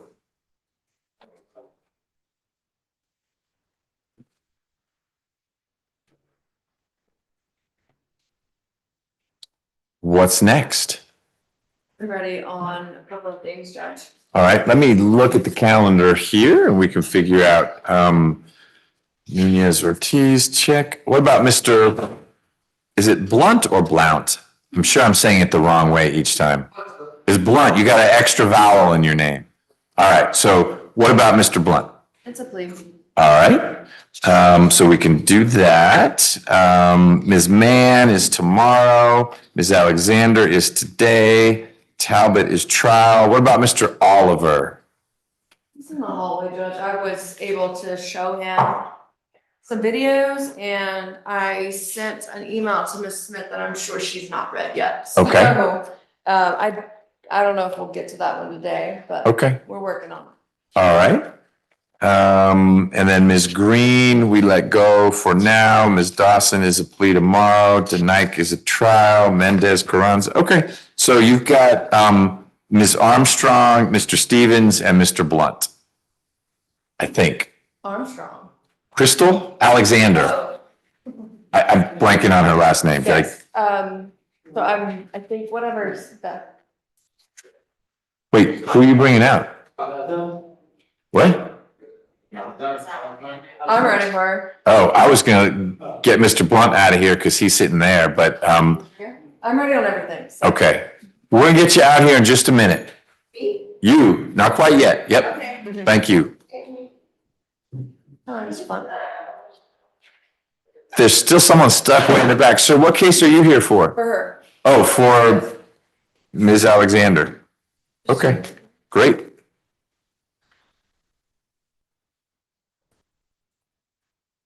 So here's the plan. We will do Mr. Blunt's plea, and then we'll take a 5-minute break so Ms. Smith can read some emails or however much time you need, and then we can take care of the folks who are in custody. So there should just be 2 people, 2 more people. All right. And we'll do whatever Ms. Nelson wants us to do. There's no one in custody that will do that tomorrow, correct? Right, the 2 walk-in pleas tomorrow are literally, they walk in. So Ms. Mann and Ricky Richardson's person, Dawson. And I think Mann is actually dialing in, but neither one needs to be produced. Okay. Thanks.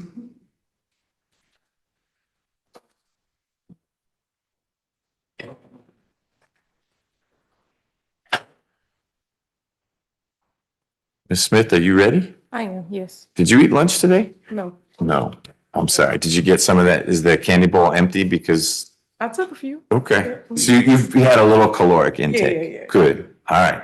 You good for a few more, please? I am. All right.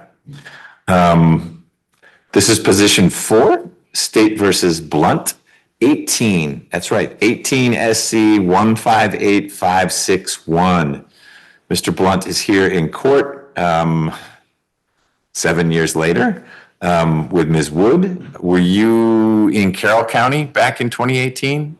Were you in law school in 2018? Oh, you're talking to me? I am. I'm so sorry, Judge. That's all right. You were texting away. 2018, I was in Carroll County. Carroll County. All right. Ms. Wood is here for Mr. Blunt. Ms. Smith is here for the state, and we're going to take your plea. Have you taken a plea before in a case, or is this your first plea ever? Yeah, I took one before. So you know what to do. Yes, sir. All right, let's do it then. All right, Mr. Blount. Blunt, Blunt. like you're smoking. Yes, like me. Not what he was doing. I'm not saying Mr. Blunt ever did that, but maybe he did based on these charges. I got you. Okay, Mr. Blunt, please raise your right hand. Do you swear or affirm that the testimony you shall give in the matter currently before this court shall be the truth, the whole truth, and nothing but the truth? Yes. Okay, you can lower your hand. Please state your true, correct, and legal name. Sir Quentin Rodriguez Blunt. Are you at this time taking or under the influence of any alcohol, drugs, or medicine? No, And is there any medication that you would normally take that you haven't been given today? no. How old are you and how far have you gone in school? 50 GED. Are you able to read, write, and understand the English language? Yes. Do you understand that you have the right to plead either guilty or not guilty to these charges? And if you plead not guilty or remain silent, you may receive a jury trial. Yes. Have you had enough time to speak with your attorney about all of the facts and circumstances known to you regarding the charges in this indictment? Yes. Do you need more time to discuss your case with your attorney? No. And are you satisfied with her services? Yes.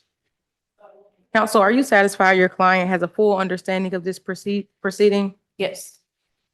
And do you also waive the formal reading of the indictment and any and all defense in the indictment for the purposes of this plea? So wait. Mr. Blunt, do you remember being arrested on these charges? Oh, was it? Kind of, yeah. Okay. You're pretty sure you got arrested in connection with this? Okay. I don't think there are any warrants outstanding for you on this case. Mr. Blunt, do you understand you are entering a guilty plea to the following offense? Regarding count one, that will be no prosecution by this. I'm sorry. Count one will be reduced to simple possession of cocaine instead of possession of cocaine with the intent to distribute. And count two will be no prosecution by the state.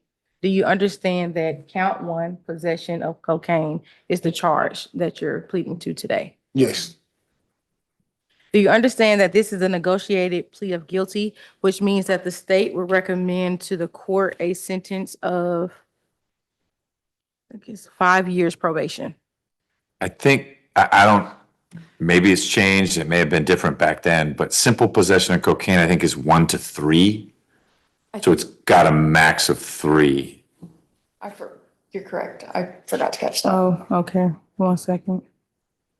I know that's a messy statute, but I'm pretty sure it's 1 to 3, unless if it's, I think it can get bigger if it's, I don't know if it's second or subsequent or third or subsequent.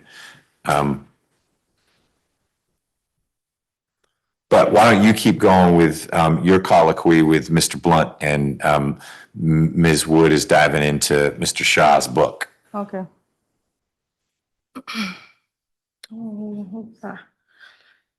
Mr. Blunt, are you aware that the court does not have to accept that recommendation and that the court can sentence you to the maximum on this charge? Yes. Okay. Do you understand that if you're placed on probation of any kind, you cannot violate any criminal laws of any governmental unit or any special conditions of probation without being subject to revocation for the balance of the sentence? Yes. Do you also understand that this is a guilty plea which is permanently recorded on your criminal history? Yes. Do you understand that if you're charged with another crime in the future, that this plea can be used to enhance sentencing, including on a federal case? Yes. Are you currently on probation? No. Do you understand that there may be other adverse or unfavorable consequences as a result of this guilty plea conviction, just as there would be following a conviction from a trial? Yes. Do you understand that by pleading guilty to a felony, you cannot use, receive, possess, transport, or own your own firearm? And if you do, you could be charged with another felony. Yes. Do you understand that you waive any and all defenses, including any mental health defenses, by entering a plea of guilty? Yes. Do you understand that by pleading guilty, you are giving up the following rights: the right to a trial by jury, the right to remain silent and not incriminate yourself, the right to see and hear the witnesses called to testify against you, the right to the assistance of counsel either hired by you or court appointed if you cannot afford your own attorney, the right to the presumption of innocence, which means that the state must prove you are guilty of this charge beyond a reasonable doubt, the right to testify on your own behalf or remain silent, the right to present other evidence of your own and call your own witnesses, and the right to appeal if convicted of these charges after a trial. Yes. Counsel, are you satisfied your client understands these rights they'll be waiving by pleading to these charges? I am. Mr. Blunt, has anyone forced, threatened, or promised you anything for you to enter into this guilty plea? No. As to indictment number 18SC158561, how do you plead to count one, simple possession of cocaine? Guilty. Is this guilty plea freely and voluntarily given with full knowledge of the charges against you? Yes. Do you understand that you have until the end of this term of court or 30 days, whichever is later, to move to withdraw your plea? Yes. Do you also understand that you do not have a right to appeal directly from your guilty plea, but if you believe there is some error in your guilty plea, you can apply to the appropriate appellate court to request a discretionary appeal? This discretionary appeal procedure is outlined in OCGA 5635 and must be completed within 30 days from today. Yes. Do you understand that you have only 4 years from today for a felony charge to file a habeas corpus petition challenging the voluntariness of this guilty plea? Yes. Okay, thank you. Your Honor, if this case were to proceed to trial, the state would show that on March 18th, 2018, Officer Kathy, that's Cathey, was dispatched to a possession of drugs call at a 3010 Middleton Road Northwest parking lot. Upon arrival, the police officer spoke with the security officer named Mr. Shamduin Miles. First name is spelled Shamsuddin. Last name is Miles, Miles. Mr. Miles had detained Mr. Blunt at this time, and the officer then went to the car that Mr. Blunt was in when he was detained by the police officer that was at the property of the Allen Temple Apartments. The officer flashed his flashlight in the car and saw that there was marijuana in the center console that was in plain view. At this time, the defendant was then placed under arrest, and then the officer searched the car incident to arrest. What he found in the car was more marijuana that was in small sandwich bags, and also suspected crack cocaine that was later confirmed by the GBI of being, I believe, 6.5 grams of cocaine that was in a plastic bag. During their investigation, they found that the vehicle belonged to Mr. Blunt's daughter's mother, Miss Stephanie Curry, who resided at the location where he was parked in the parking garage or the parking lot. Like I said, at that time, Mr. Blunt was placed under arrest for these the drugs that were found in his car. And all of this occurred in Fulton County, and those are the facts of the case regarding the negotiated plea between the state and the defense. We have agreed for count 1 to reduce that charge to simple possession of cocaine with the sentence of 5 years probation and the special conditions of probation being a drug and alcohol evaluation and treatment if necessary, 60 community service hours. He stated he had a GED, so he doesn't need that. To stay away from the incident location of 3010 Middleton Road, Atlanta, Georgia. And then for count 2, as I stated earlier, that charge will be no applause by the state.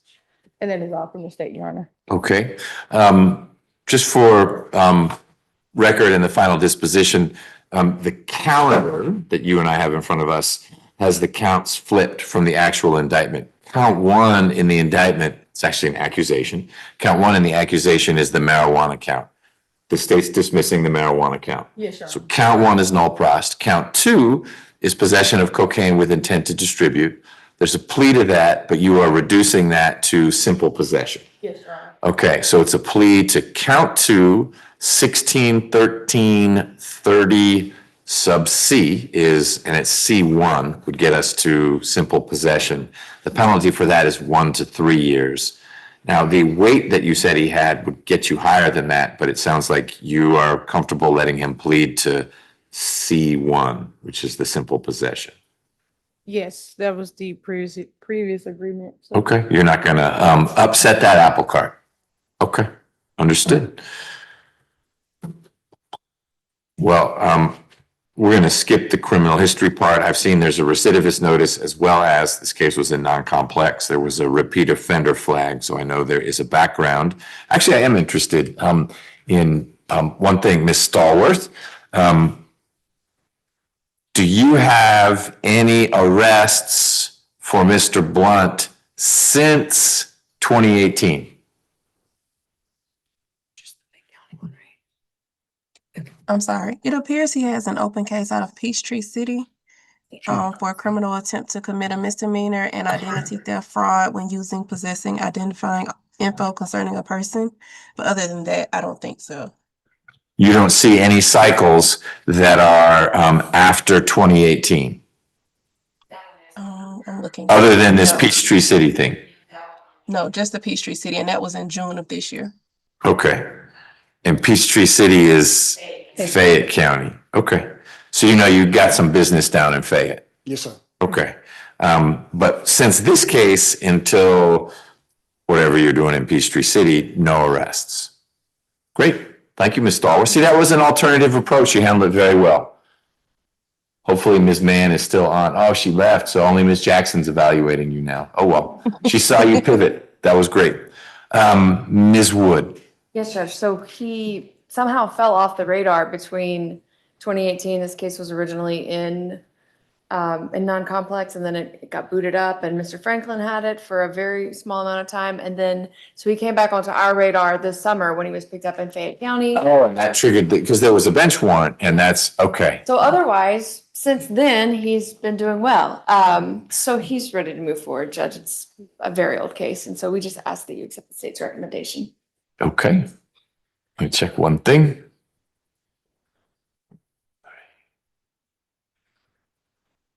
It doesn't show you being in custody here on the bench warrant. The last jailing was related to this, and you were in for 3 days, and you got a low bond. I think his name might be misspelled. I looked it up. Okay, you found him. Yes, we brought him here because I That's remember what yeah. his significant other was like very eager to make sure that we took care of that. So Okay. he was here this summer. Okay, how long were you in custody in connection with the Peachtree City situation? Like 30 some days. And that includes both in Fayette County and up here? Like if you add it all up, you were in, Yeah, it was a little over a month. okay. All right. Do you have questions about anything? Anything you want to add? No, sir. The address I've got for you is Richardson Street in Atlanta. 259? Yeah, that's still a good place? Yes, sir. And that's not Allen Temple? No. Okay. Where is that? Richardson Street, what's that's near? Like, West End, near West End area. Okay. All right. Well, Mr. Blunt, I find there's a factual basis for your plea. Officer looks through the window, which he's allowed to do, sees marijuana, searches your car, finds this stuff 7 years ago. I also find that your plea is knowing and voluntary, so I will accept it. I am sentencing you to 3 years probation, which is the maximum for simple possession of cocaine. Special conditions of probation are 3. One is that you submit to a drug and alcohol abuse evaluation. You need to line that up within the first 2 months of your probation. If any treatment is recommended, that treatment becomes part of your probation. Special condition number 2, 60 hours of community service. You need to do those in the first 9 months of your probation. And finally, you need to stay away from the Allen Temple. Are they still there? Yes, sir. Okay. Still there. Any reason you need to be there? Well, I still have family out there, but Who stays there? my stepmom, Okay. How often do you visit your stepmom? like holidays. Okay. Because she hosts, or you're just nice, you're coming by with a little loaf of Yeah, pumpkin bread? Just come and see and just show my face. Okay. That's it. All right. You're gonna have to FaceTime her. No Allen Temple apartments while you are on probation, okay? I'm setting a behavioral incentive date of November 14th, 2027, which means if you take care of all your business, community service, your evaluation, et cetera, and more important, you stay out of trouble, at the end of those 2 years, probation can say, we don't need that 3rd year, let's close this one out. But that's on you as to how you do. You're 50, so hopefully you can make this happen. Yeah, I can make it happen. All right, well, I don't know. Peachtree City is not making it happen. Something like that coming up means no behavioral incentive date. Ms. Smith, anything else in connection with Mr. Blunt's case? No, Your Honor. Can someone sign the indictment on your behalf? Yes, Your Honor.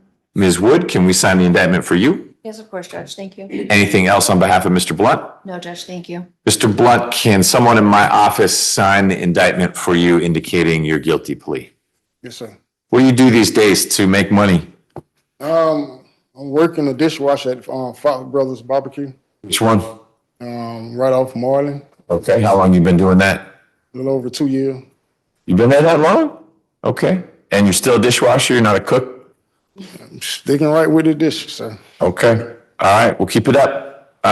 You need to have a quick conversation with Ms. Simpson, who is with felony probation. She's not gonna be your officer, but she's gonna let you know when to report. Do not miss your report date. All right. We're gonna take a quick break. You can read your email, have more oh, the candy's now gone. Brown comes in here and the candy disappears. What about the other bowl? No, you guys took it away, so. It's gone? All right, I'll refill it while I'm back there. Can you bring some chocolate? I'll see if we have any. Okay. That's high end. I know. And it's just, the thing I got doesn't have it in there. I'm closing out so many cases today. If I have it, I'll bring it.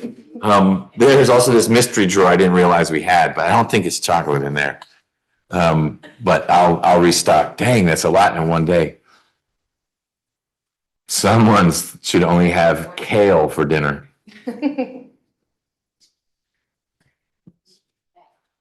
Okay, so.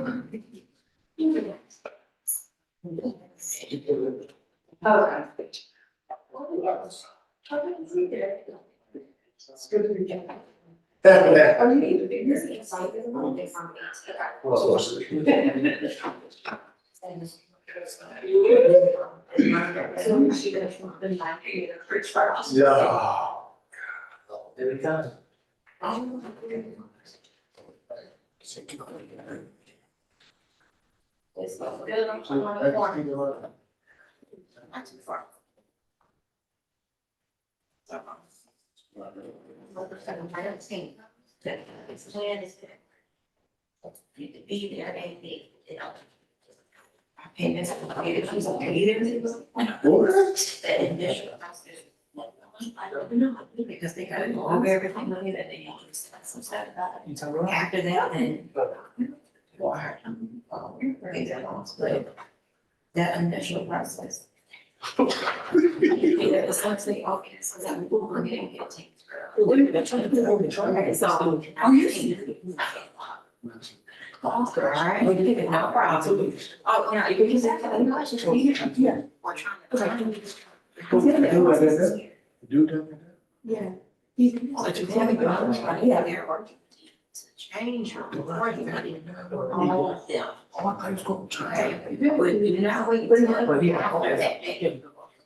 Oh, so. Find them that you can't make. You see what he needed,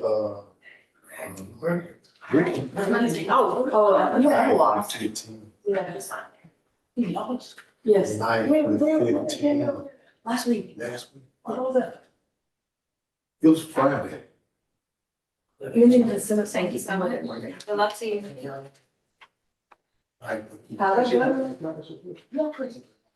Yeah, no, that was. I don't know why you didn't run farther though, he was in Hall's Park.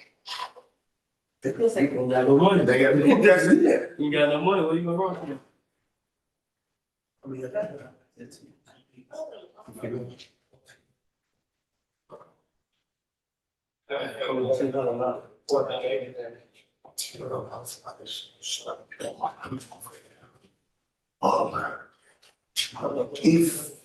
If you're sitting up here, I don't know, I told him to just stop right there. Yes. Why is it in my boy?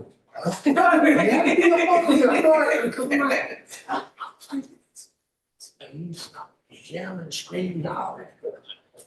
And the back, he said, yeah, man, I'm like, you sat there. They called me out, you said, turn it out, turn the shows back, and blah, blah, blah. You got like 3-4 cases all the way up. So we got, they got Frank Lowe's, Kevin Cook, over on the crazy. They tell you, you up here, you listening, you turn it right in the back, go ahead, go walk over. Man, I'm sitting here like this, man. Because her was on there with you. Yes. Oh, he was. Her name, like this, so her, he's a bad. Eat that. I'm sorry? No, I'm not, because I'm. No, oh, he's got, yeah, he's phone, yeah. Yeah, so what's the date now? It's instead of the 18th. You keep doing this. He's over. Yes. Good, yeah. He was giving it on record, I was Googling. Okay, good. Yeah, I got the rest. Okay, good. I'll just put it on. Downstairs. Cause I talked to him before last. She's very clean. I got an email. You gonna tell me what they didn't explain to you like that. Man, I looked at the game. I said, man, hard, man. Judge, Oh, that was his story? I mean, well, he was in the back of the crowd. Like, the same thing that they told you right here. You told him that? I told him that. Did he tell him that same thing? Well, y'all didn't explain to me like that. I was like, man, I gotta go there. There's no way I can do this. I can't. Like, this is your life, man. I live a pretty good life. I ain't worried. My biggest concern is when I'm here anymore. So I'm only have 15 years hanging like, I mean, you might want to be listening to what they saying to you. I am, man. Cause I'm like, listen, you didn't explain it to me like that. The same things he told you, I told you, and that told you. And I was like, man, I said, oh man, this dude's crazy, man. I was like, are you crazy? I'm like, man, you explain it to me like that. I'm not gonna tell you. I'll quit. They got 5 years. Bro, I'm telling you, they're tearing up that. I can't do it. I ain't do nothing. Tuesday, I ain't do it. I just walk around the whole gym. That is crazy. So where are you at when you're there? Like when you saw Neo? Yeah, you be on the floor. You be on the floor. Hey. Well, I go there, go to 7 or. Yeah, right, you kind of know. That's the hole. Who? No. Yeah, that's the only. Okay. Yeah. Yeah, I got Nah, I think he got it. I think he got it. Yeah, I think he'll man like, well, yeah, this is meetings, right? Yeah. He probably, when this probably like, how much is that? Like to die. I was like, I bust out laughing. I saw that. I was at John Farmer yesterday. Future morning store in Betty Brown. Which one? Brittany. Wow. She said she can that. She said the whole group, texting us to like 11 people. The other one, like 70 guys. Don't want to put them on. She called me on big team. What? She said, you have a related, that's a new related. yeah. Wow. How long you got about that? Not your mama getting money out of your baby mama. Cause they think that's gonna stop them from doing all that, going on the bad shit. She probably don't steal that crap. I wonder what that affects his job. You pay her $14,000 for that. Since 2014. The baby son, I think he's 13 years old now. Oh, shit, guys. He's 5 years. I said, she better save that money. Boy, that is 14 stacks. That's insane. Do nothing. Do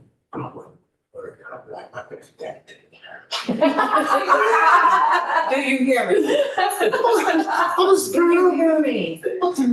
Turn me straight up that camera. I don't care what y'all say. 14 stacks. Living out her mood. Outside. I would move out to the suburbs, man. You used to be still walking around here with some clean, nice, decent clothes, but baby, you will not find me. Me and my kids be on somebody's plane or somebody's Oh, plane. gone. One time, what's that? Damn, 14 stacks. You up there trying to buy all these. Yeah, she got like that's how Exactly. Yay! Thank you. The little metallic thing is for you. We're like vultures. Don't let Brown come in and grab that one. Perfect. I just So appreciated. filled one. Yeah, we're good.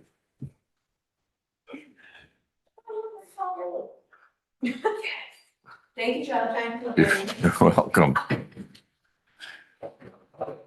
So now I know you're up.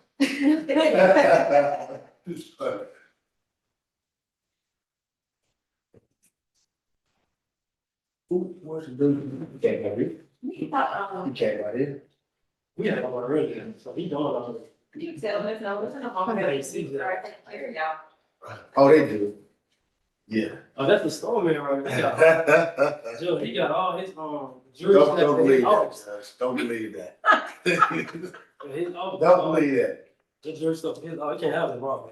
Wow, that's where they keep that one? We're almost at, I don't know what our jury's gonna, they're not gonna get much for, We borrow him. okay. Just slide down the hall. Well, in Barwick, I mean, she doesn't have a claim to anything now, so we'll go get hers. All right, are we ready for Ms. Alexander? Yes, we are, Judge. Great.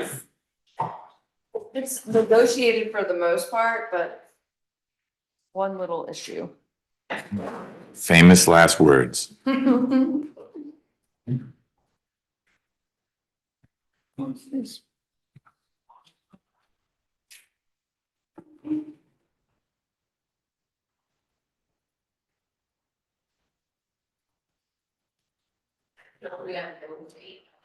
We have what? We'll have to talk about that. I hadn't, I'd heard things got a little bumpy and then maybe they got less bumpy.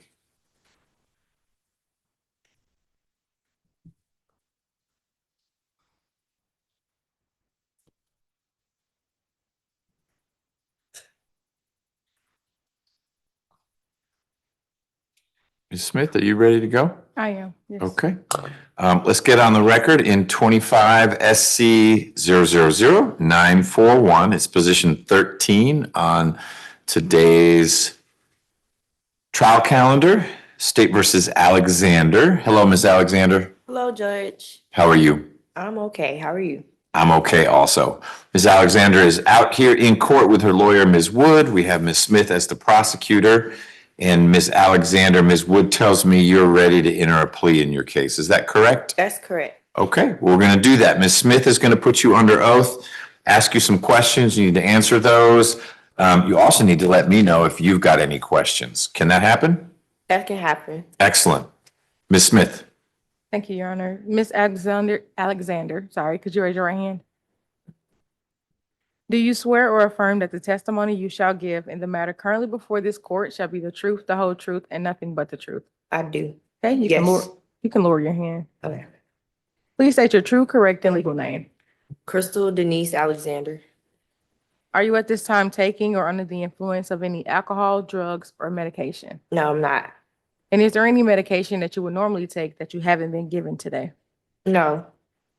How old are you and how far have you gone in school? I'm 42 years old and I finished Chattahoochee Technical College in Marietta. Are you able to read, write, and understand the English language? Yes, I am. Do you understand that you have the right to plead either guilty or not guilty to these charges? And if you plead not guilty or remain silent, you may receive a jury trial. Yes. Have you had enough time to speak with your attorney about all of the facts and circumstances known to you regarding the charges in this indictment? Yes. Do you need more time to discuss your case with your attorney? No, ma'am. And are you satisfied with her services? Yes, ma'am. Counsel, are you satisfied that your client has a full understanding of this proceeding? I am. Do you also waive the formal reading of the indictment and any and all defects in the indictment for the purposes of this plea? So waived. Ms. Alexander, do you remember being arrested for these charges? Yes. And the state is unaware of any outstanding warrants related to these charges. Are you aware of any outstanding warrants related to these charges? No, I'm not. Counsel, are you aware of any outstanding warrants? I'm not. Ms. Alexander, do you understand you are entering a guilty plea for the following offenses? For count 1, robbery, count 2, aggravated assault, count 3, possession of a firearm during the commission of a felony, count 4, receipt, possession, or transport of firearm by convicted felon or felony first offender. Yes. Do you understand that this is a is it? I don't know. I think this is a non-negotiated. So Ms. Wood said it's almost all the way negotiated, but there's a little piece that's not, which I guess technically makes it non-negotiated. But you make it sound like maybe there's more than a little piece that's not negotiated. Yeah, the part that's non-negotiated is how much time she'll spend on probation. Okay. Sentences. Well, that's a medium part, Okay. but it's not negotiated. So Ms. Alexander, all we're saying here is that the state's going to recommend one thing. Ms. Wood is going to recommend another thing. I got to decide what your sentence is. It may be more like what the state says. It may be more like what Ms. Wood says, somewhere in between, TBD. But they're both recommendations. Neither one binds me to do things in a particular way. Does that make sense? That makes sense. Okay. Ms. Alexander, are you aware that the state's offer is currently 10 years probation to serve, 10 years to serve 30 days, balance probated? Yes.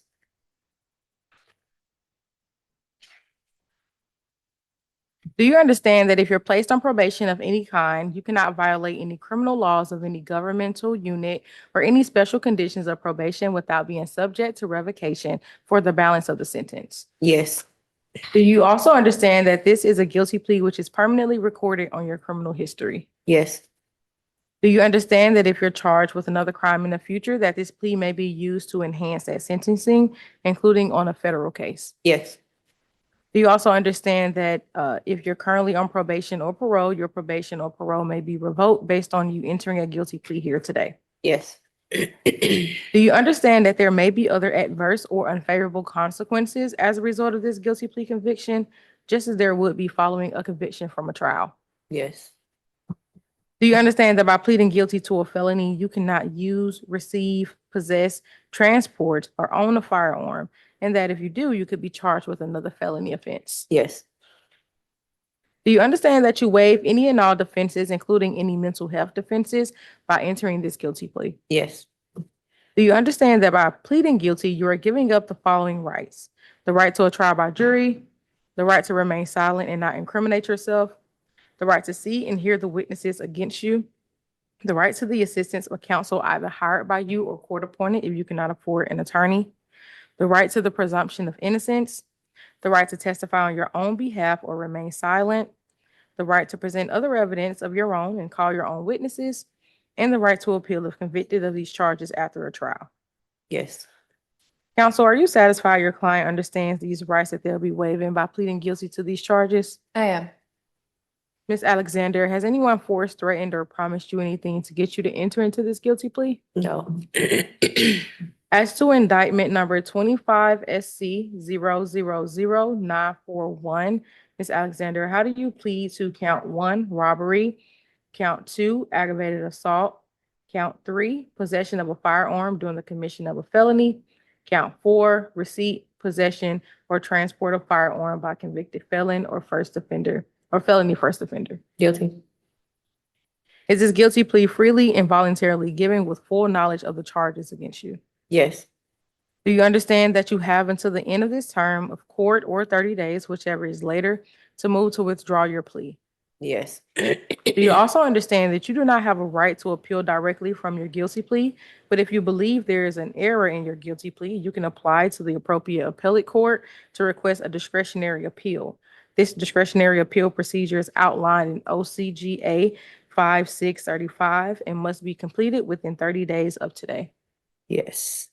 Do you understand that you have only 4 years from today for a felony charge to file a habeas corpus petition challenging the voluntariness of this plea? Yes. Yeah, thank you. Your Honor, if this case were to proceed to trial, the state would show that on February 14th, 2024, Officer Purchase, PURCHES, along with Officer Norwood, was dispatched to Collier and Chifton for a call about a shot person. Upon arrival, the officers met with a Mr. Sean Walker and Miss Crystal Alexander. Miss Alexander said that there were 2 men with guns at the 101 Hamilton E. Holmes Texaco gas station that robbed them with guns. Miss Alexander stated that she was held hostage in the store and that 2 men took her money and stole her phone. Miss Alexander stated that she was shot in the face on the right side. The officers observed Miss Alexander to be sitting in the passenger car holding her face with a napkin, which she was bleeding from her face, and they noticed that Miss Alexander was very hysterical. The officers then responded to the location of the crime scene, where they were met by Mr. Nassir, Nassir, the employee of the store. The victim, who is Mr. Nassif, stated to the officers that Miss Alexander needed to go to the restroom when she entered the convenience store, and he was showing her where to go. While walking her to the restroom, Miss Alexander then reached into his pocket and took money out of his pocket that was around $15. The victim then stated that he had a struggle with Miss Alexander as he was trying to take his money back from her and out of her hands. The victim then stated that Miss Alexander dropped her phone and he picked it up, and then she went out of the store. The victim told police officers that once he got the money back from her and Miss Alexander walked out of the store, the victim then left behind her trying to return the phone back to her. While he went to the passenger side of that vehicle that she was in to give her the phone back, at that time, Miss Alexander reached for a weapon in the glove compartment that the victim described to be brown and black handgun. At that time, when the victim saw Miss Alexander reaching for the gun, he then turned around to go back inside of the store. At that point, the defendant then grabbed the gun, and when he took off running, she then fired off a shot. Mr. Walker and Miss Alexander, the two people that were in the car, then left the location and drove to the first location that the police officers responded to. And at that time, the defendant was taken to Grady Hospital. The officers then did more of an investigation and looked at the cameras on the property, and they saw Miss Alexander, as the victim stated, reach into his pocket inside of that convenience store. And then there was a struggle between the two. After that, the video camera footage showed Miss Alexander walking out of the store, the victim going back to try to give her the gun. I'm sorry, not the gun, the phone. And then the video footage showed that Miss Alexander then tried to retrieve that gun and pointed it at Mr. Nassif. At that time, the police officers then filed a warrant for the arrest of Miss Alexander and arrested her for the charges that are listed here today. And all of this occurred in Fulton County, Your Honor. Those are the facts of the case regarding the plea between the state and defense. The state is recommending for count 1, 5 years probation. For count 2, 5 years to serve 30 days time for credit for time served. For count 3, we're asking for 5 years to run consecutive. And for count 4, 5 years probation. And that is with counts 1, 2, and 4 to run concurrent for a total of 10 years probation, and for the defendant to serve 30 days and the balance to be probated. And that is all from the state, Your Honor. And what special conditions of probation, if any? Yes, Your Honor, sorry about that. The special conditions of probation, the state is recommending an anti-theft course for her to forfeit the firearm that was used in this incident, for her to complete 60 hours of community service, to have no contact with the victim, and also for her to stay away from that incident location, and a Fourth Amendment waiver. All right. And the address for the Texaco station again was? 101 Hamilton E. Holmes. Oh, right. Yeah, you mentioned that. Okay. Okay, thank you.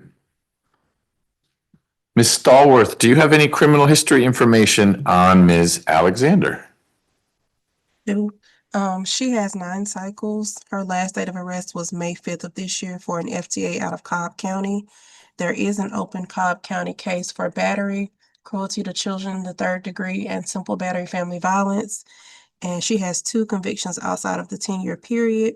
One of those is a first offender that was sealed in 2017. Nothing further. Thank you. Ms. Wood. Thank you, Judge. Miss Alexander has actually done about 40 days. If you add up the time she did originally on this case, I've sent those dates to Miss Nelson.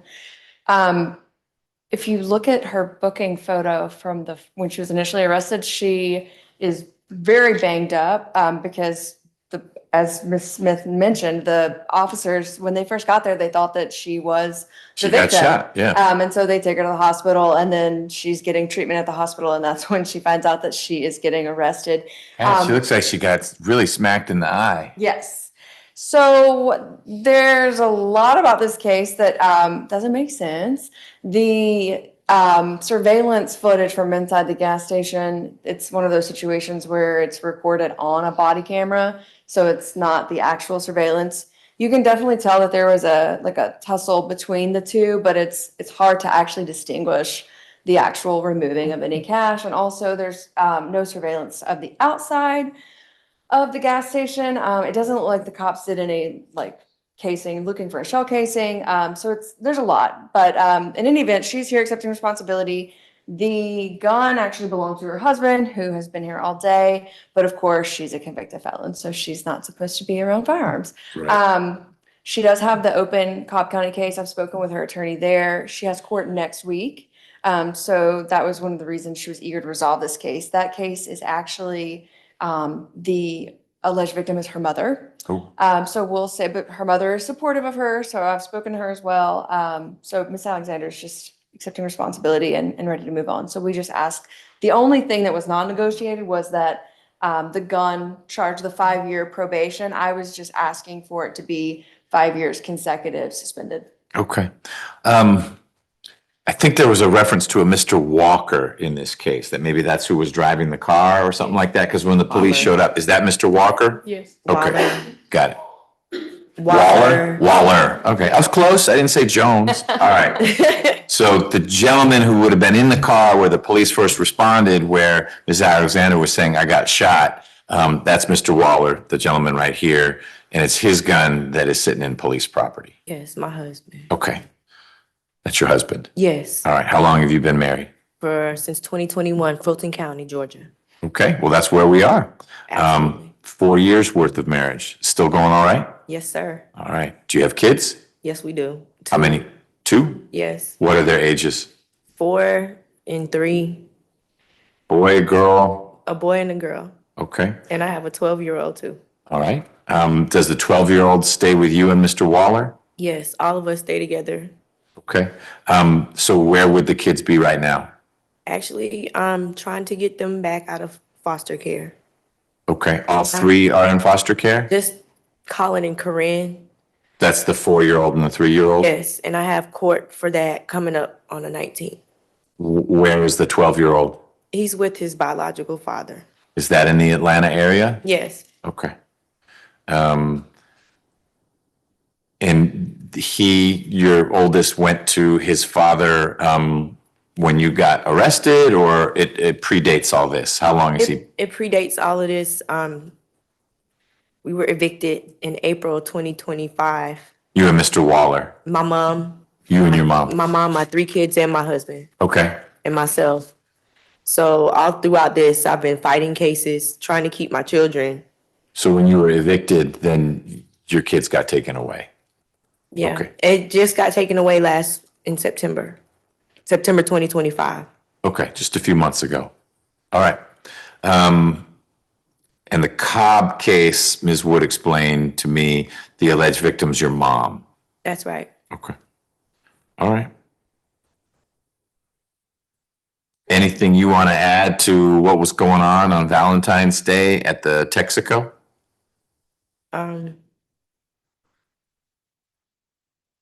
You don't have to talk about it at all. I'm just trying to figure out how you got shot or whatever happened to your eye. Your eye is messed up. It's actually broken. My face is broken in two places. Okay. It was not what I expected. I was just trying to have an evening with my husband and get gas, and we asked for help, actually thinking that the person was going to help us Help as in financial assistance? with gas. Okay. So when everything turned wrong and he said that I robbed him when he gave me the money,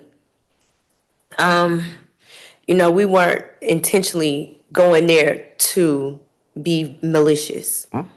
We were looking for help. And that's all I want to say.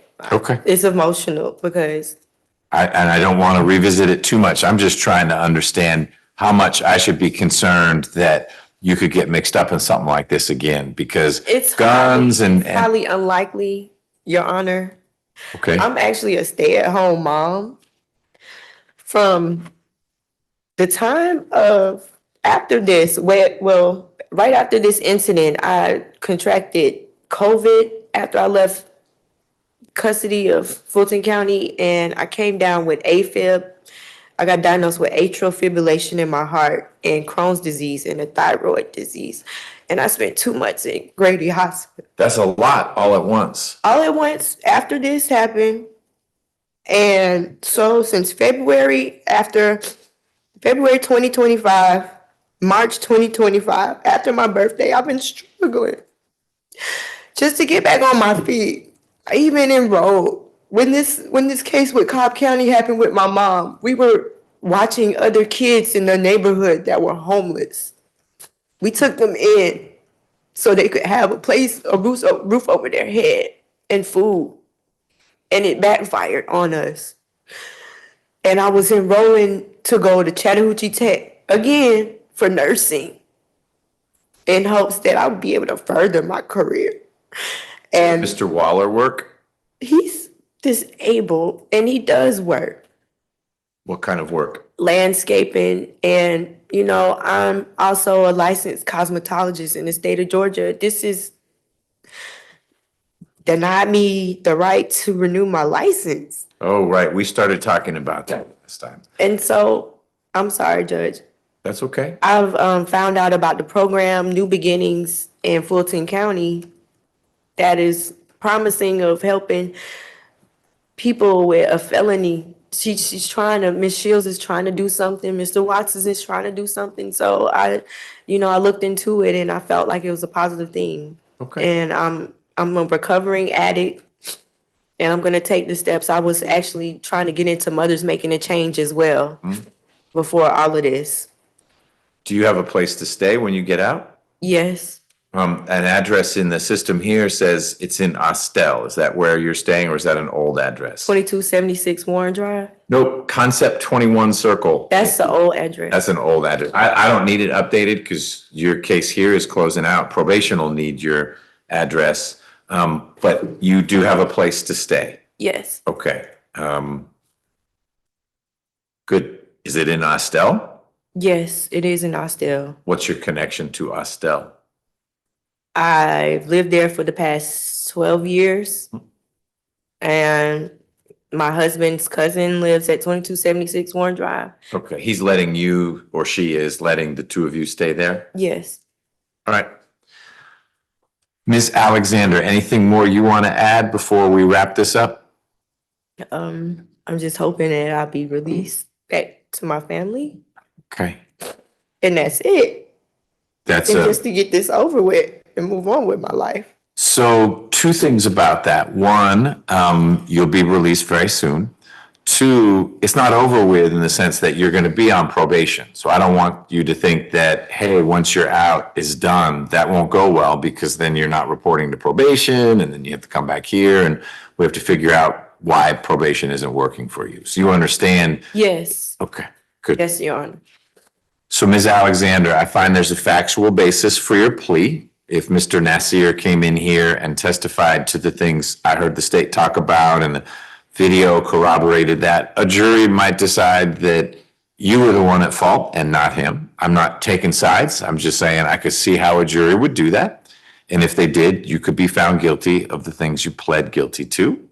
I also find that your plea is knowing and voluntary, meaning you've understood what we talked about and you don't feel like anyone's forcing you to take this plea. You've decided that's what you want to do. Do you agree with that? Yes, I agree.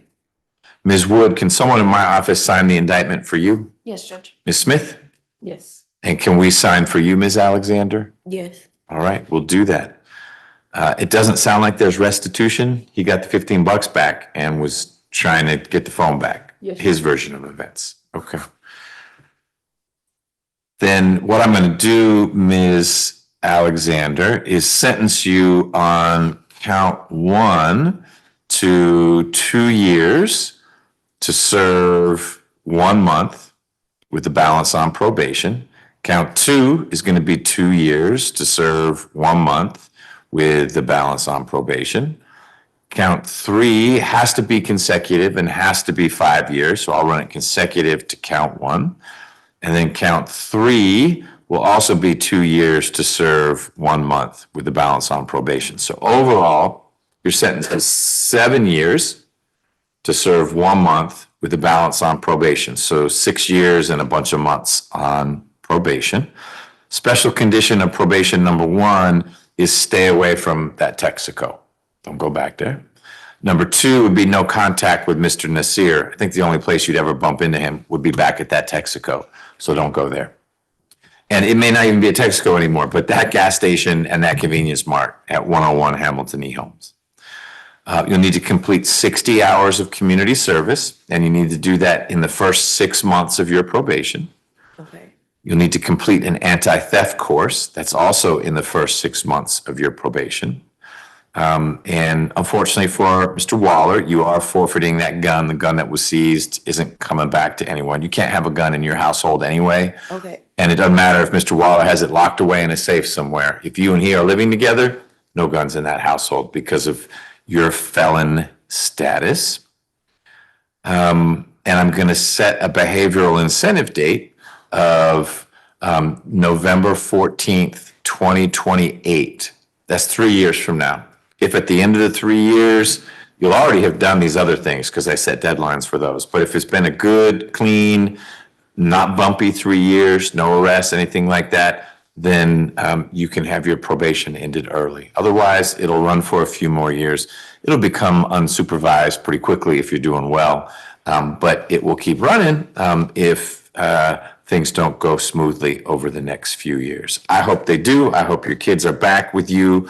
Thank you. That's where they ought to be, but you control that a whole lot more than I do. And you and Mr. Waller just need to make sure that you're staying out of trouble's way. Yes. Ms. Smith, anything else in this case? No, Your Honor. Ms. Wood? No, Judge, thank you. All right. Mr. Waller, you got any questions? Okay. Ms. Alexander? No, Your Honor. Okay. Good luck with things. Oh, don't go yet. Ms. Simpson is with probation and needs to give you reporting instructions. If you're in Austell, you'll be supervised in whatever county, in Cobb. Okay. So stay right here. She's going to talk to you. Okay. Thank you, Judge. You're welcome.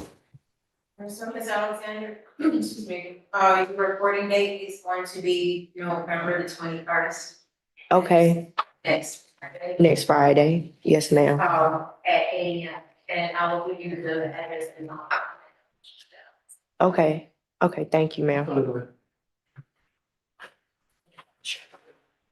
Thank you. You're welcome.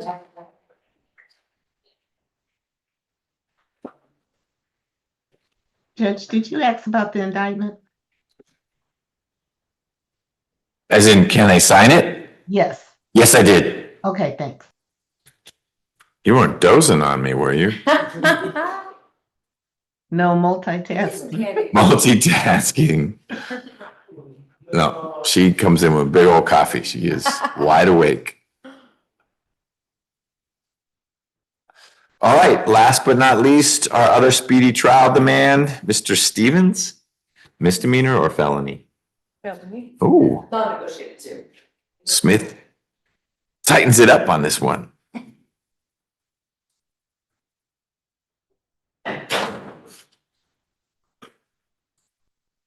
Oh, was this the one where you needed to read an email? Or is that Mr. That's Mr. Oliver who's in the hallway. He's passed out there? Yeah, that's not gonna resolve today. Okay, well, we'll bring him back in and sort that out.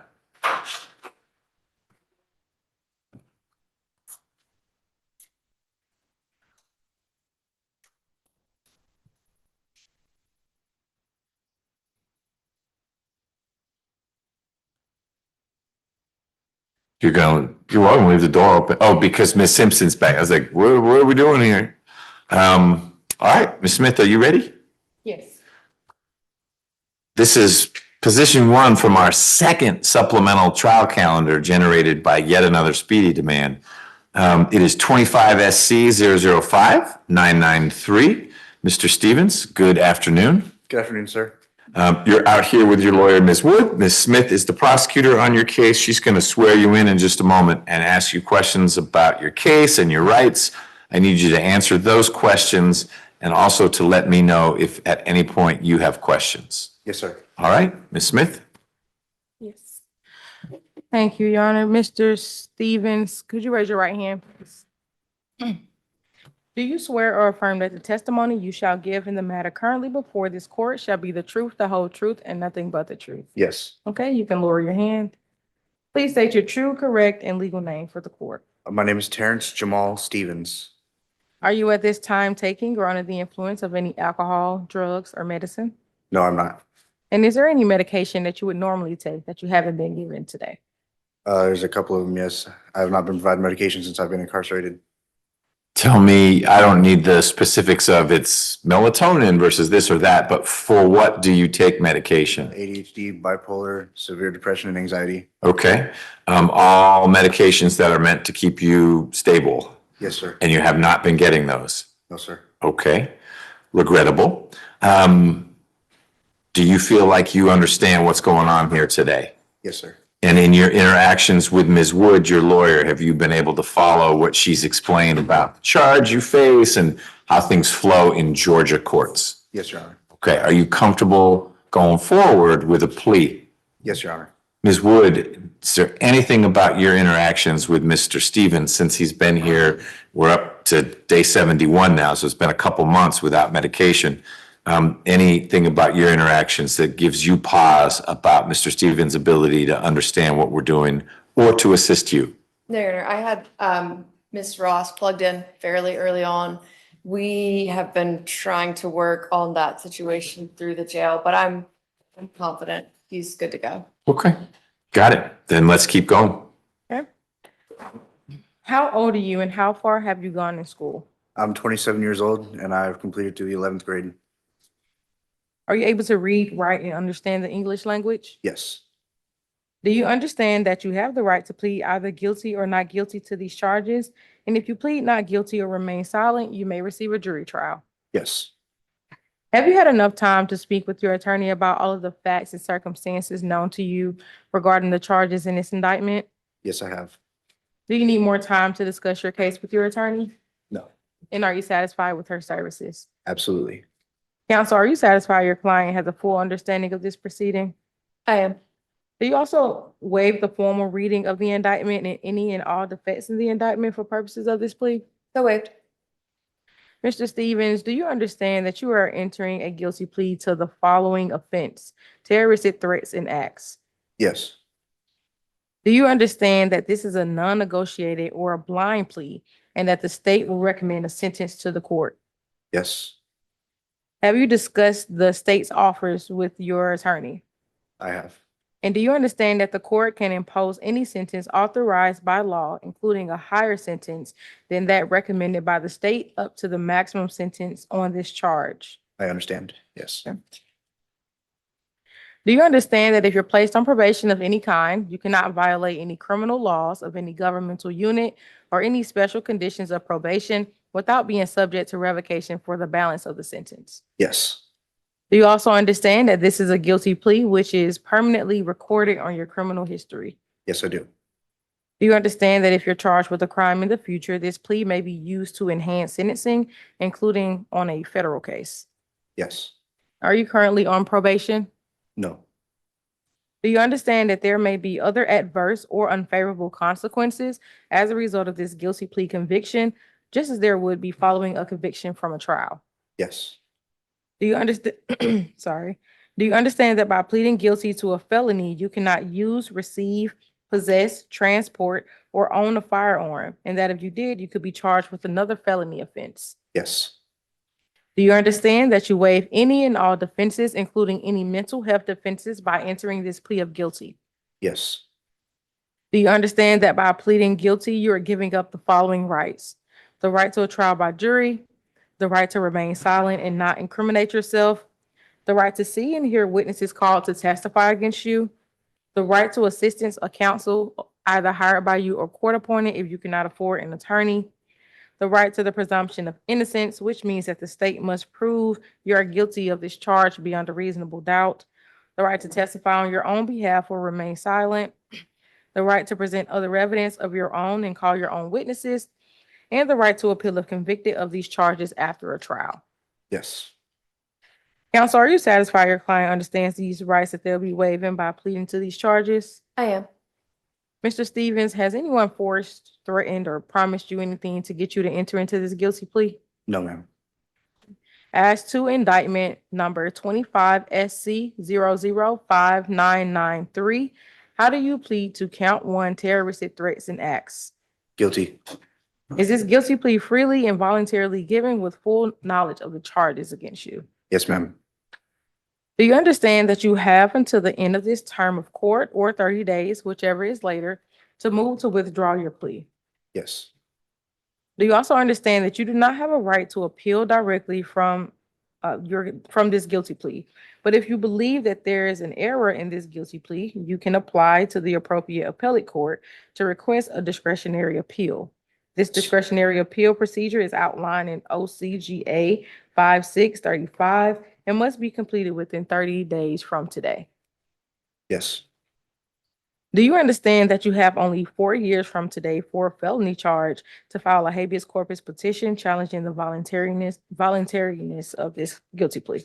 Yes. Thank you. Your Honor, if this case were to proceed to trial, the state would show that on May 10th, 2025, Atlanta Police Chief Sherbon received 2 threatening emails from the address agentpersuasion9823@gmail.com. The first timestamp was at 5:05:08, and it stated, "I hope your family suffers a terrible accident, one that ends in fatality for all of them. FUB." I don't want to curse on record. Does it actually just have those letters, or you are, because of my delicate ears, not reading what those words are? Oh, my delicate ear. Okay. I was wondering, because people do these little acronyms like IMHO, but he actually spelled it out. Yes. Okay. The second FUB. email was sent at 6:45 that stated, "I'm going to beat your ABN." That's a lot of things, but on May 13th, 2025 at 3 o'clock, a third email from the same account was sent to Chief Sherbon that stated, "I'm going to kill you." An emergency disclosure request was submitted to Google LLC for subscriber information and IP logs connected to that account. Google responded with subscriber details listing the name Terrence and an associated phone number through the account, and it was confirmed that the Gmail account was a false account. The IP activity logs showed connections through Comcast, one IP address traced to a Wi-Fi hotspot registered to Terrence Stevens at 133 Camelot Drive, Castle Rock, Washington. That subscriber record also listed a phone number on record. That hotspot location was further identified at 1053 16th Avenue, Longview, Washington. Additional IP addresses from May 13th, 2025 was traced to a residential router registered to a Debbie Riedlinger. That's Riedlinger. That's RIEDLINGER. At the same Castle Rock address, further corroborating the connections to Stevens. Attempts to contact Stevens were made by calling the number that was on file. After initial unanswered calls, a call was received from another number during which Stevens personally confirmed his identity and stated that he travels through the Longview location for outpatient treatments. Based on the threatening communications directed at the Atlanta Police Chief Officer, the subscriber and IP data linking the messages to Stevens' residence and accounts, and Stevens' confirmation of his presence in Longview consistent with the trace hotspot, there was probable cause to believe that Terrence Stevens transmitted the threatening emails. At this time, a warrant was given for his arrest, and he was eventually apprehended and taken into custody. And all this occurred in Fulton County, Your Honor, regarding the. Well, none of what Mr. Stevens allegedly did occurred in Fulton County. He was in Washington, but I guess the evidence is that Chief Sherbon was in Fulton County Yes. when he received those emails. Right, yes. That's Okay. what I was saying, I'm sorry. Okay. Regarding the recommendation from the state regarding this case, the state is going to be requesting a 5-year serve one sentence. And that is with the special probation conditions of the defendant being banished from Fulton County. When I spoke with the attorney, he did say that he was willing to not come to Georgia at all. The recommendation. The attorney meaning Ms. Wood? Yes, Ms. Wood. Okay. Yeah, but banishment from Georgia or Fulton County, No email, telephone, or any direct contact with any officers of APD. No contact with the victim or his family. No posting on the victim's social media. No liking, making comments, or any engagements under the victim's family posts on social media or Atlanta Police Department agency social media accounts. Your Honor, when it comes to the 5 serve 1 sentence, the state is recommending this sentence solely because not only is the defendant pleading guilty to this charge. However, there is a previous charge for harassment and threatening to kill that the defendant was convicted of, I believe, 2 years before this incident happened. So with his likelihood to reoffend and the nature of the threats that was given to the victim in this case, not only do we think that since he's a multiple state offender, that he's also likely to reoffend. And also just to, on behalf of the victim, when I spoke to him, just want to be protected and make sure that he's not going to receive any other threatening emails or calls from the defendant in this case. And with that, Your Honor, the state is asking for a 5 serve 1 sentence with the probation conditions. I left off a moral recognition class, but other than that, that is all from the state, Your Honor.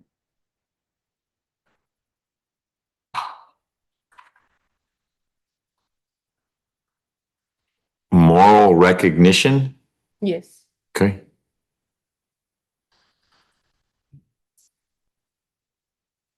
I don't even know what that is. Hmm? That's like church? What is that? I'll look it up. I think it sounds like the word recognition, but it's spelled differently. It's part of one of the accountability court things for some folks. I'll send it your way. Yeah. And I think it's a default in the adult felony diversion, whatever the DA's program is. Oh, So fascinating. import from that. Thank you. I get all that. I appreciate you sharing that.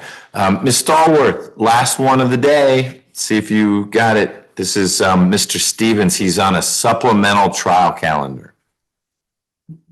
For him, I have 4 adult cycles out of the state of Washington. His last arrest was August 7th of this year out of Cowlitz County, Washington for fugitive warrants of arrest. Nothing further.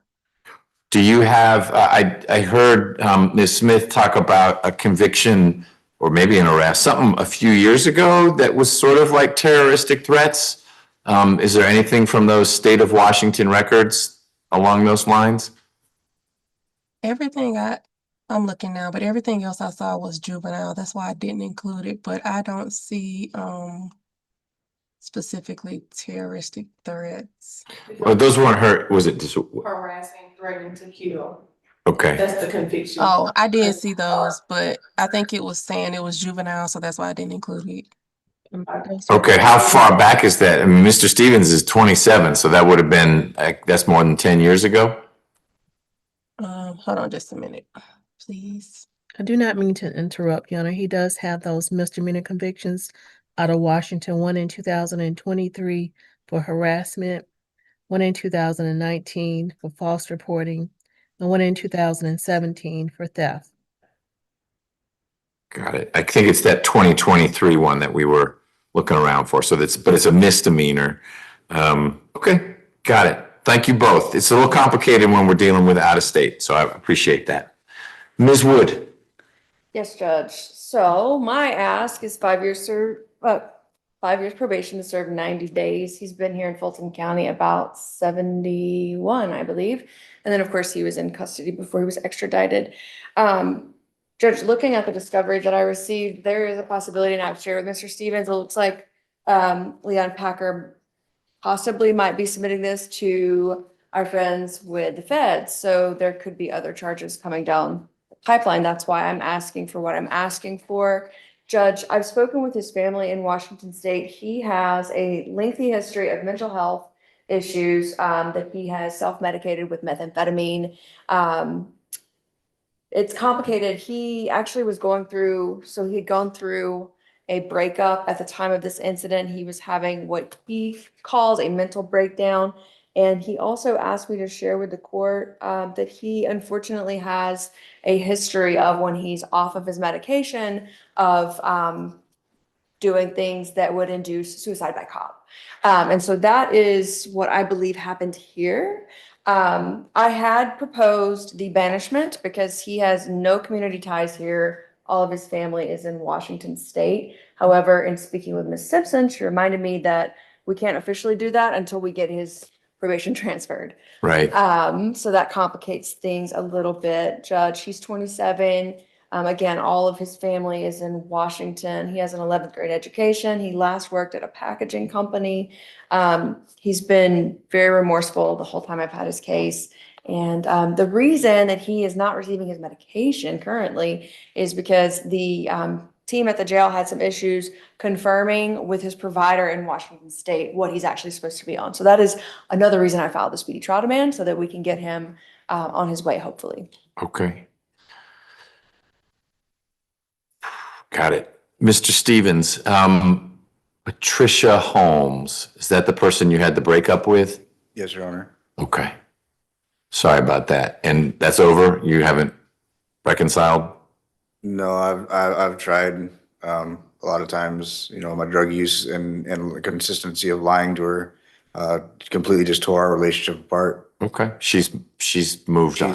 She's moved on. One of the reasons why, you know, I love her is because she's helped me out so much. Like I wouldn't have been able to get off probation, you know, in Washington State, which I'd just gotten off of, if it wasn't for her, you know, just helping like believe in me, having someone to truly believe in me and help me and navigate like the legal system and learn more about myself.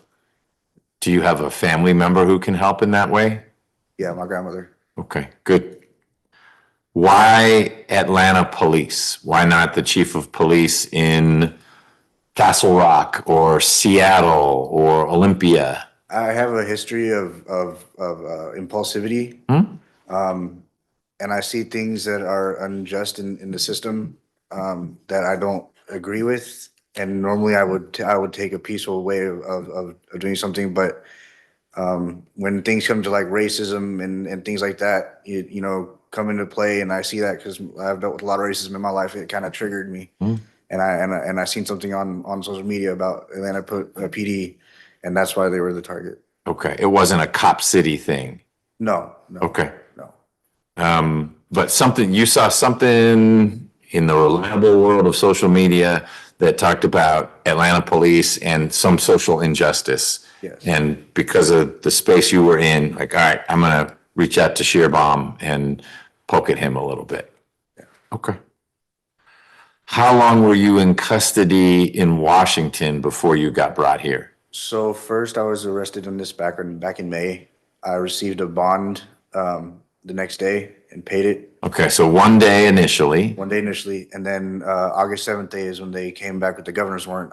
I turned myself in. I was consistent with the bail bondsman, checking in with him, checking in with the courts every month.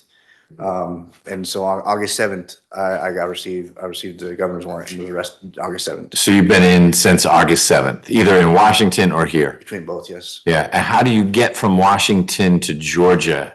They flew me out here. Con Air. Were you on a special? No, I was actually on a flight with other regular passengers. Just Were you back. cuffed to the seat or? No, I was cuffed by my hands in front. The U.S. Marshals, I think it was, that brought me. They were really nice. They give you the little Delta pretzels? Yeah. Okay. Huh? That's a long flight to be cuffed. It definitely was. It was I've never been on a plane before. Really? Your first flight was yes, coming to Georgia. Well, there's nothing wrong about coming to Georgia, but your first flight was you had handcuffs on. That makes it harder to use the little screen in front of you to say, wait, I want to watch this movie or that movie. Come on. Okay. Do you have kids? No, sir. Me and my ex actually had a miscarriage. Sorry. When you get back to Washington, will you stay with your grandmother?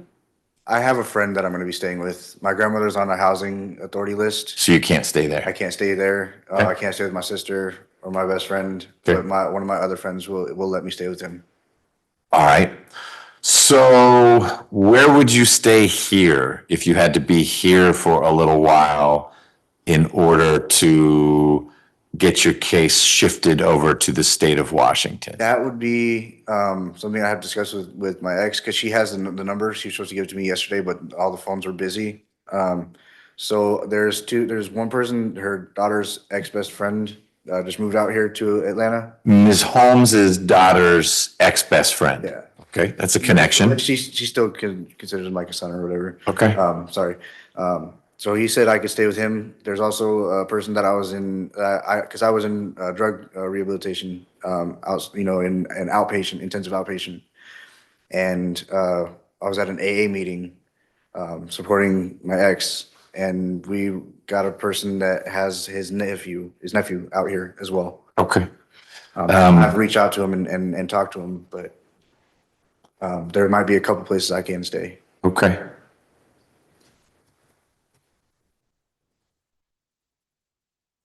How would you get back to Washington? My ex said she would help cover the flight. She's not gonna make you take a bus? I'd prefer to take a bus. I'm scared of heights. It might be different if you're not handcuffed. You might enjoy the flight more. But Ms. Holmes would help you get back. Yes, she said she would help me. Okay. Do you have any connection to the city of Atlanta? None whatsoever. Any desire to stay in Atlanta? No, not at all. You'd rather be back in Washington? I'd rather be back in Washington. Okay. That's my home. Got it. Not to say Atlanta isn't a beautiful city. No one's taking it personally. No one is taking it personally. All right. So Mr. Stevens, I find there's a factual basis for your plea. I think that Ms. Wood might have a good kind of mental duress defense. You did this stuff. It's just a question of what frame of mind were you in. Doesn't make it any less scary for Chief Shearbaum or his family. But I understand that it's not necessarily that you were intending to act on the things you said. But of course, the recipient never knows that. And that's what makes it scary. I also find that your plea is knowing and voluntary. You've understood what we've been talking about, and no one's forcing you to enter this plea. And you don't feel like the lack of medication over the last couple of months is interfering with your ability to understand what we're doing. You agree with that? I agree with that. Okay. Ms. Wood, can someone in my office sign the indictment for you? Yes, Judge. Ms. Smith?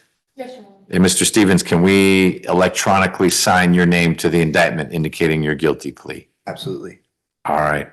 So what I'm going to do, Mr. Stevens, is sentence you to 5 years to serve 4 months with the balance suspended. The special condition of your suspended sentence is that you are banished from the state of Georgia other than the Waycross Judicial Circuit. I can't banish you from the entire state. That's not constitutional. But I've saved a special spot for you if you decide you want to come back here. You can be anywhere you want in the counties of Pierce, Coffee, Bacon, Charlton, Ware, and Brantley. Those are deep South Georgia.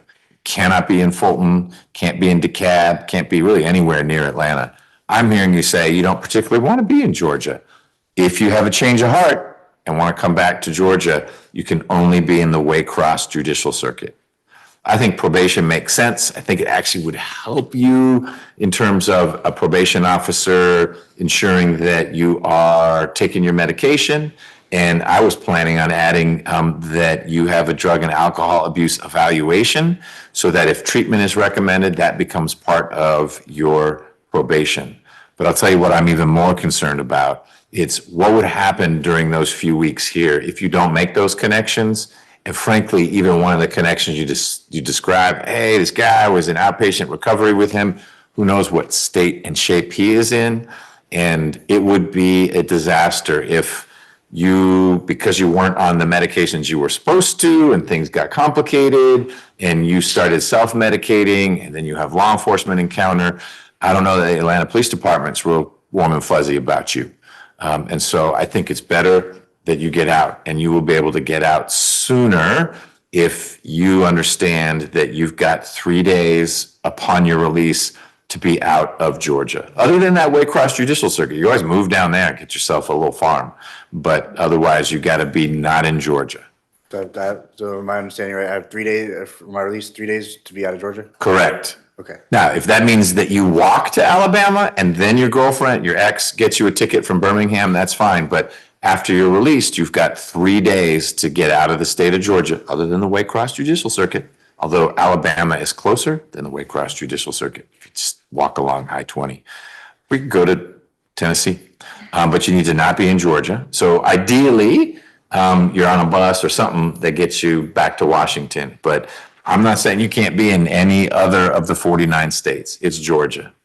It is also a special condition of your suspended sentence that you obey all the laws of Georgia, the other 49 states, and the United States. That's a long way of saying you send another email like this to Chief Shearbaum, that's a crime. That would be a basis to revoke your suspended sentence. Just like I could revoke probation if you got in trouble again. So it's stay out of Georgia except for Waycross Judicial Circuit and obey the law. Now, if you get a ticket in Washington, we're not going to bring you back here to deal with it. But certainly, if it's a crime that involves you messing with folks back in Georgia, then you would run the risk of, you see there's a very long arm. It went all the way from Atlanta to Castle Rock, Washington, and dragged you here. And it could happen again if something like this happens again. I hope it doesn't. It's the sign of someone who was struggling, and maybe with medication and whatnot, you'll do a better job of navigating life's challenges. Okay? Ms. Smith, do you have anything else in connection with Mr. Stevens's case? Ms. Wood? No, Judge, thank you. So, Mr. Stevens, you understand the deal. You're going to be in custody a little while longer. You have not done 4 months yet, but you get credit for all the time you've been in. And then upon your release, and you will not go into the state system, the amount of time left, you're going to stay at the county jail, and then you're going to be released. And when you are, you have how many days to scoop? 3. 3. Exactly. Good luck. Thank you so much, Your Honor. Hey, help yourself.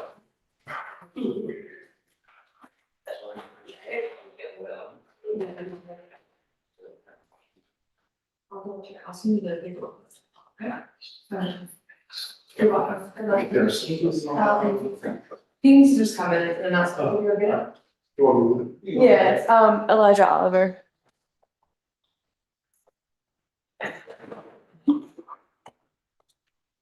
You know, Waycross gets lots of the banishment because judges like to say coffee and bacon as counties. It's not as remote. There's this one way down in the southwestern corner that is sadly for them the most popular.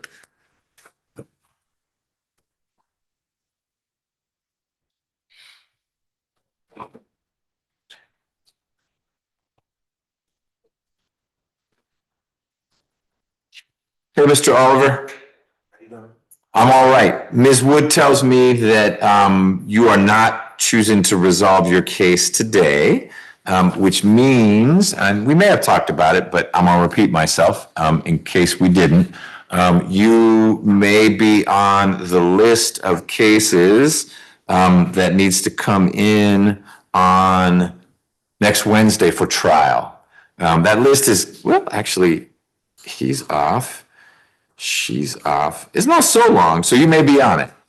In which case, you got to be here Wednesday on time.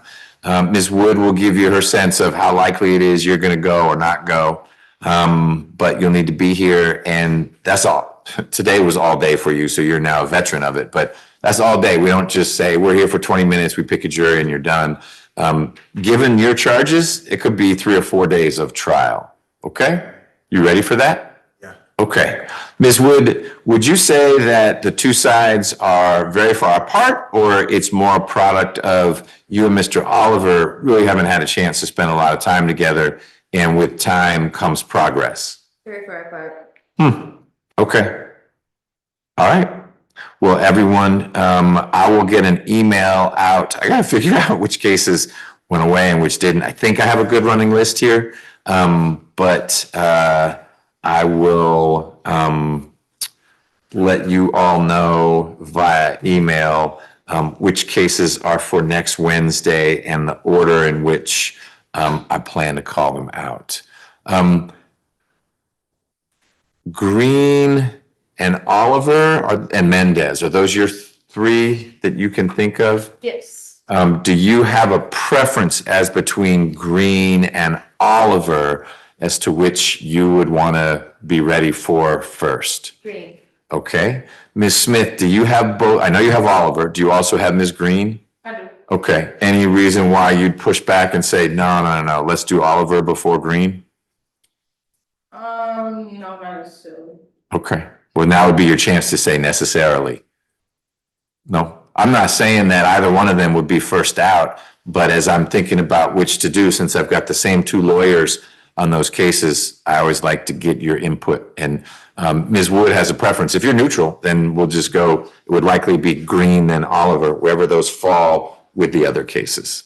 Yeah, I don't mind whichever one. Okay. When I leave here, I'm gonna go talk to my team, so. Okay. Things may change, I'm not sure, but for right Okay, now. well, just email back. I will send an email out to all the lawyers who's got cases still standing saying, here's what it looks like. And then if something needs to change, just let me know. Okay? All right, well, thank you all. Hey, Ms. Stallworth, it was nice meeting you. You did a great job.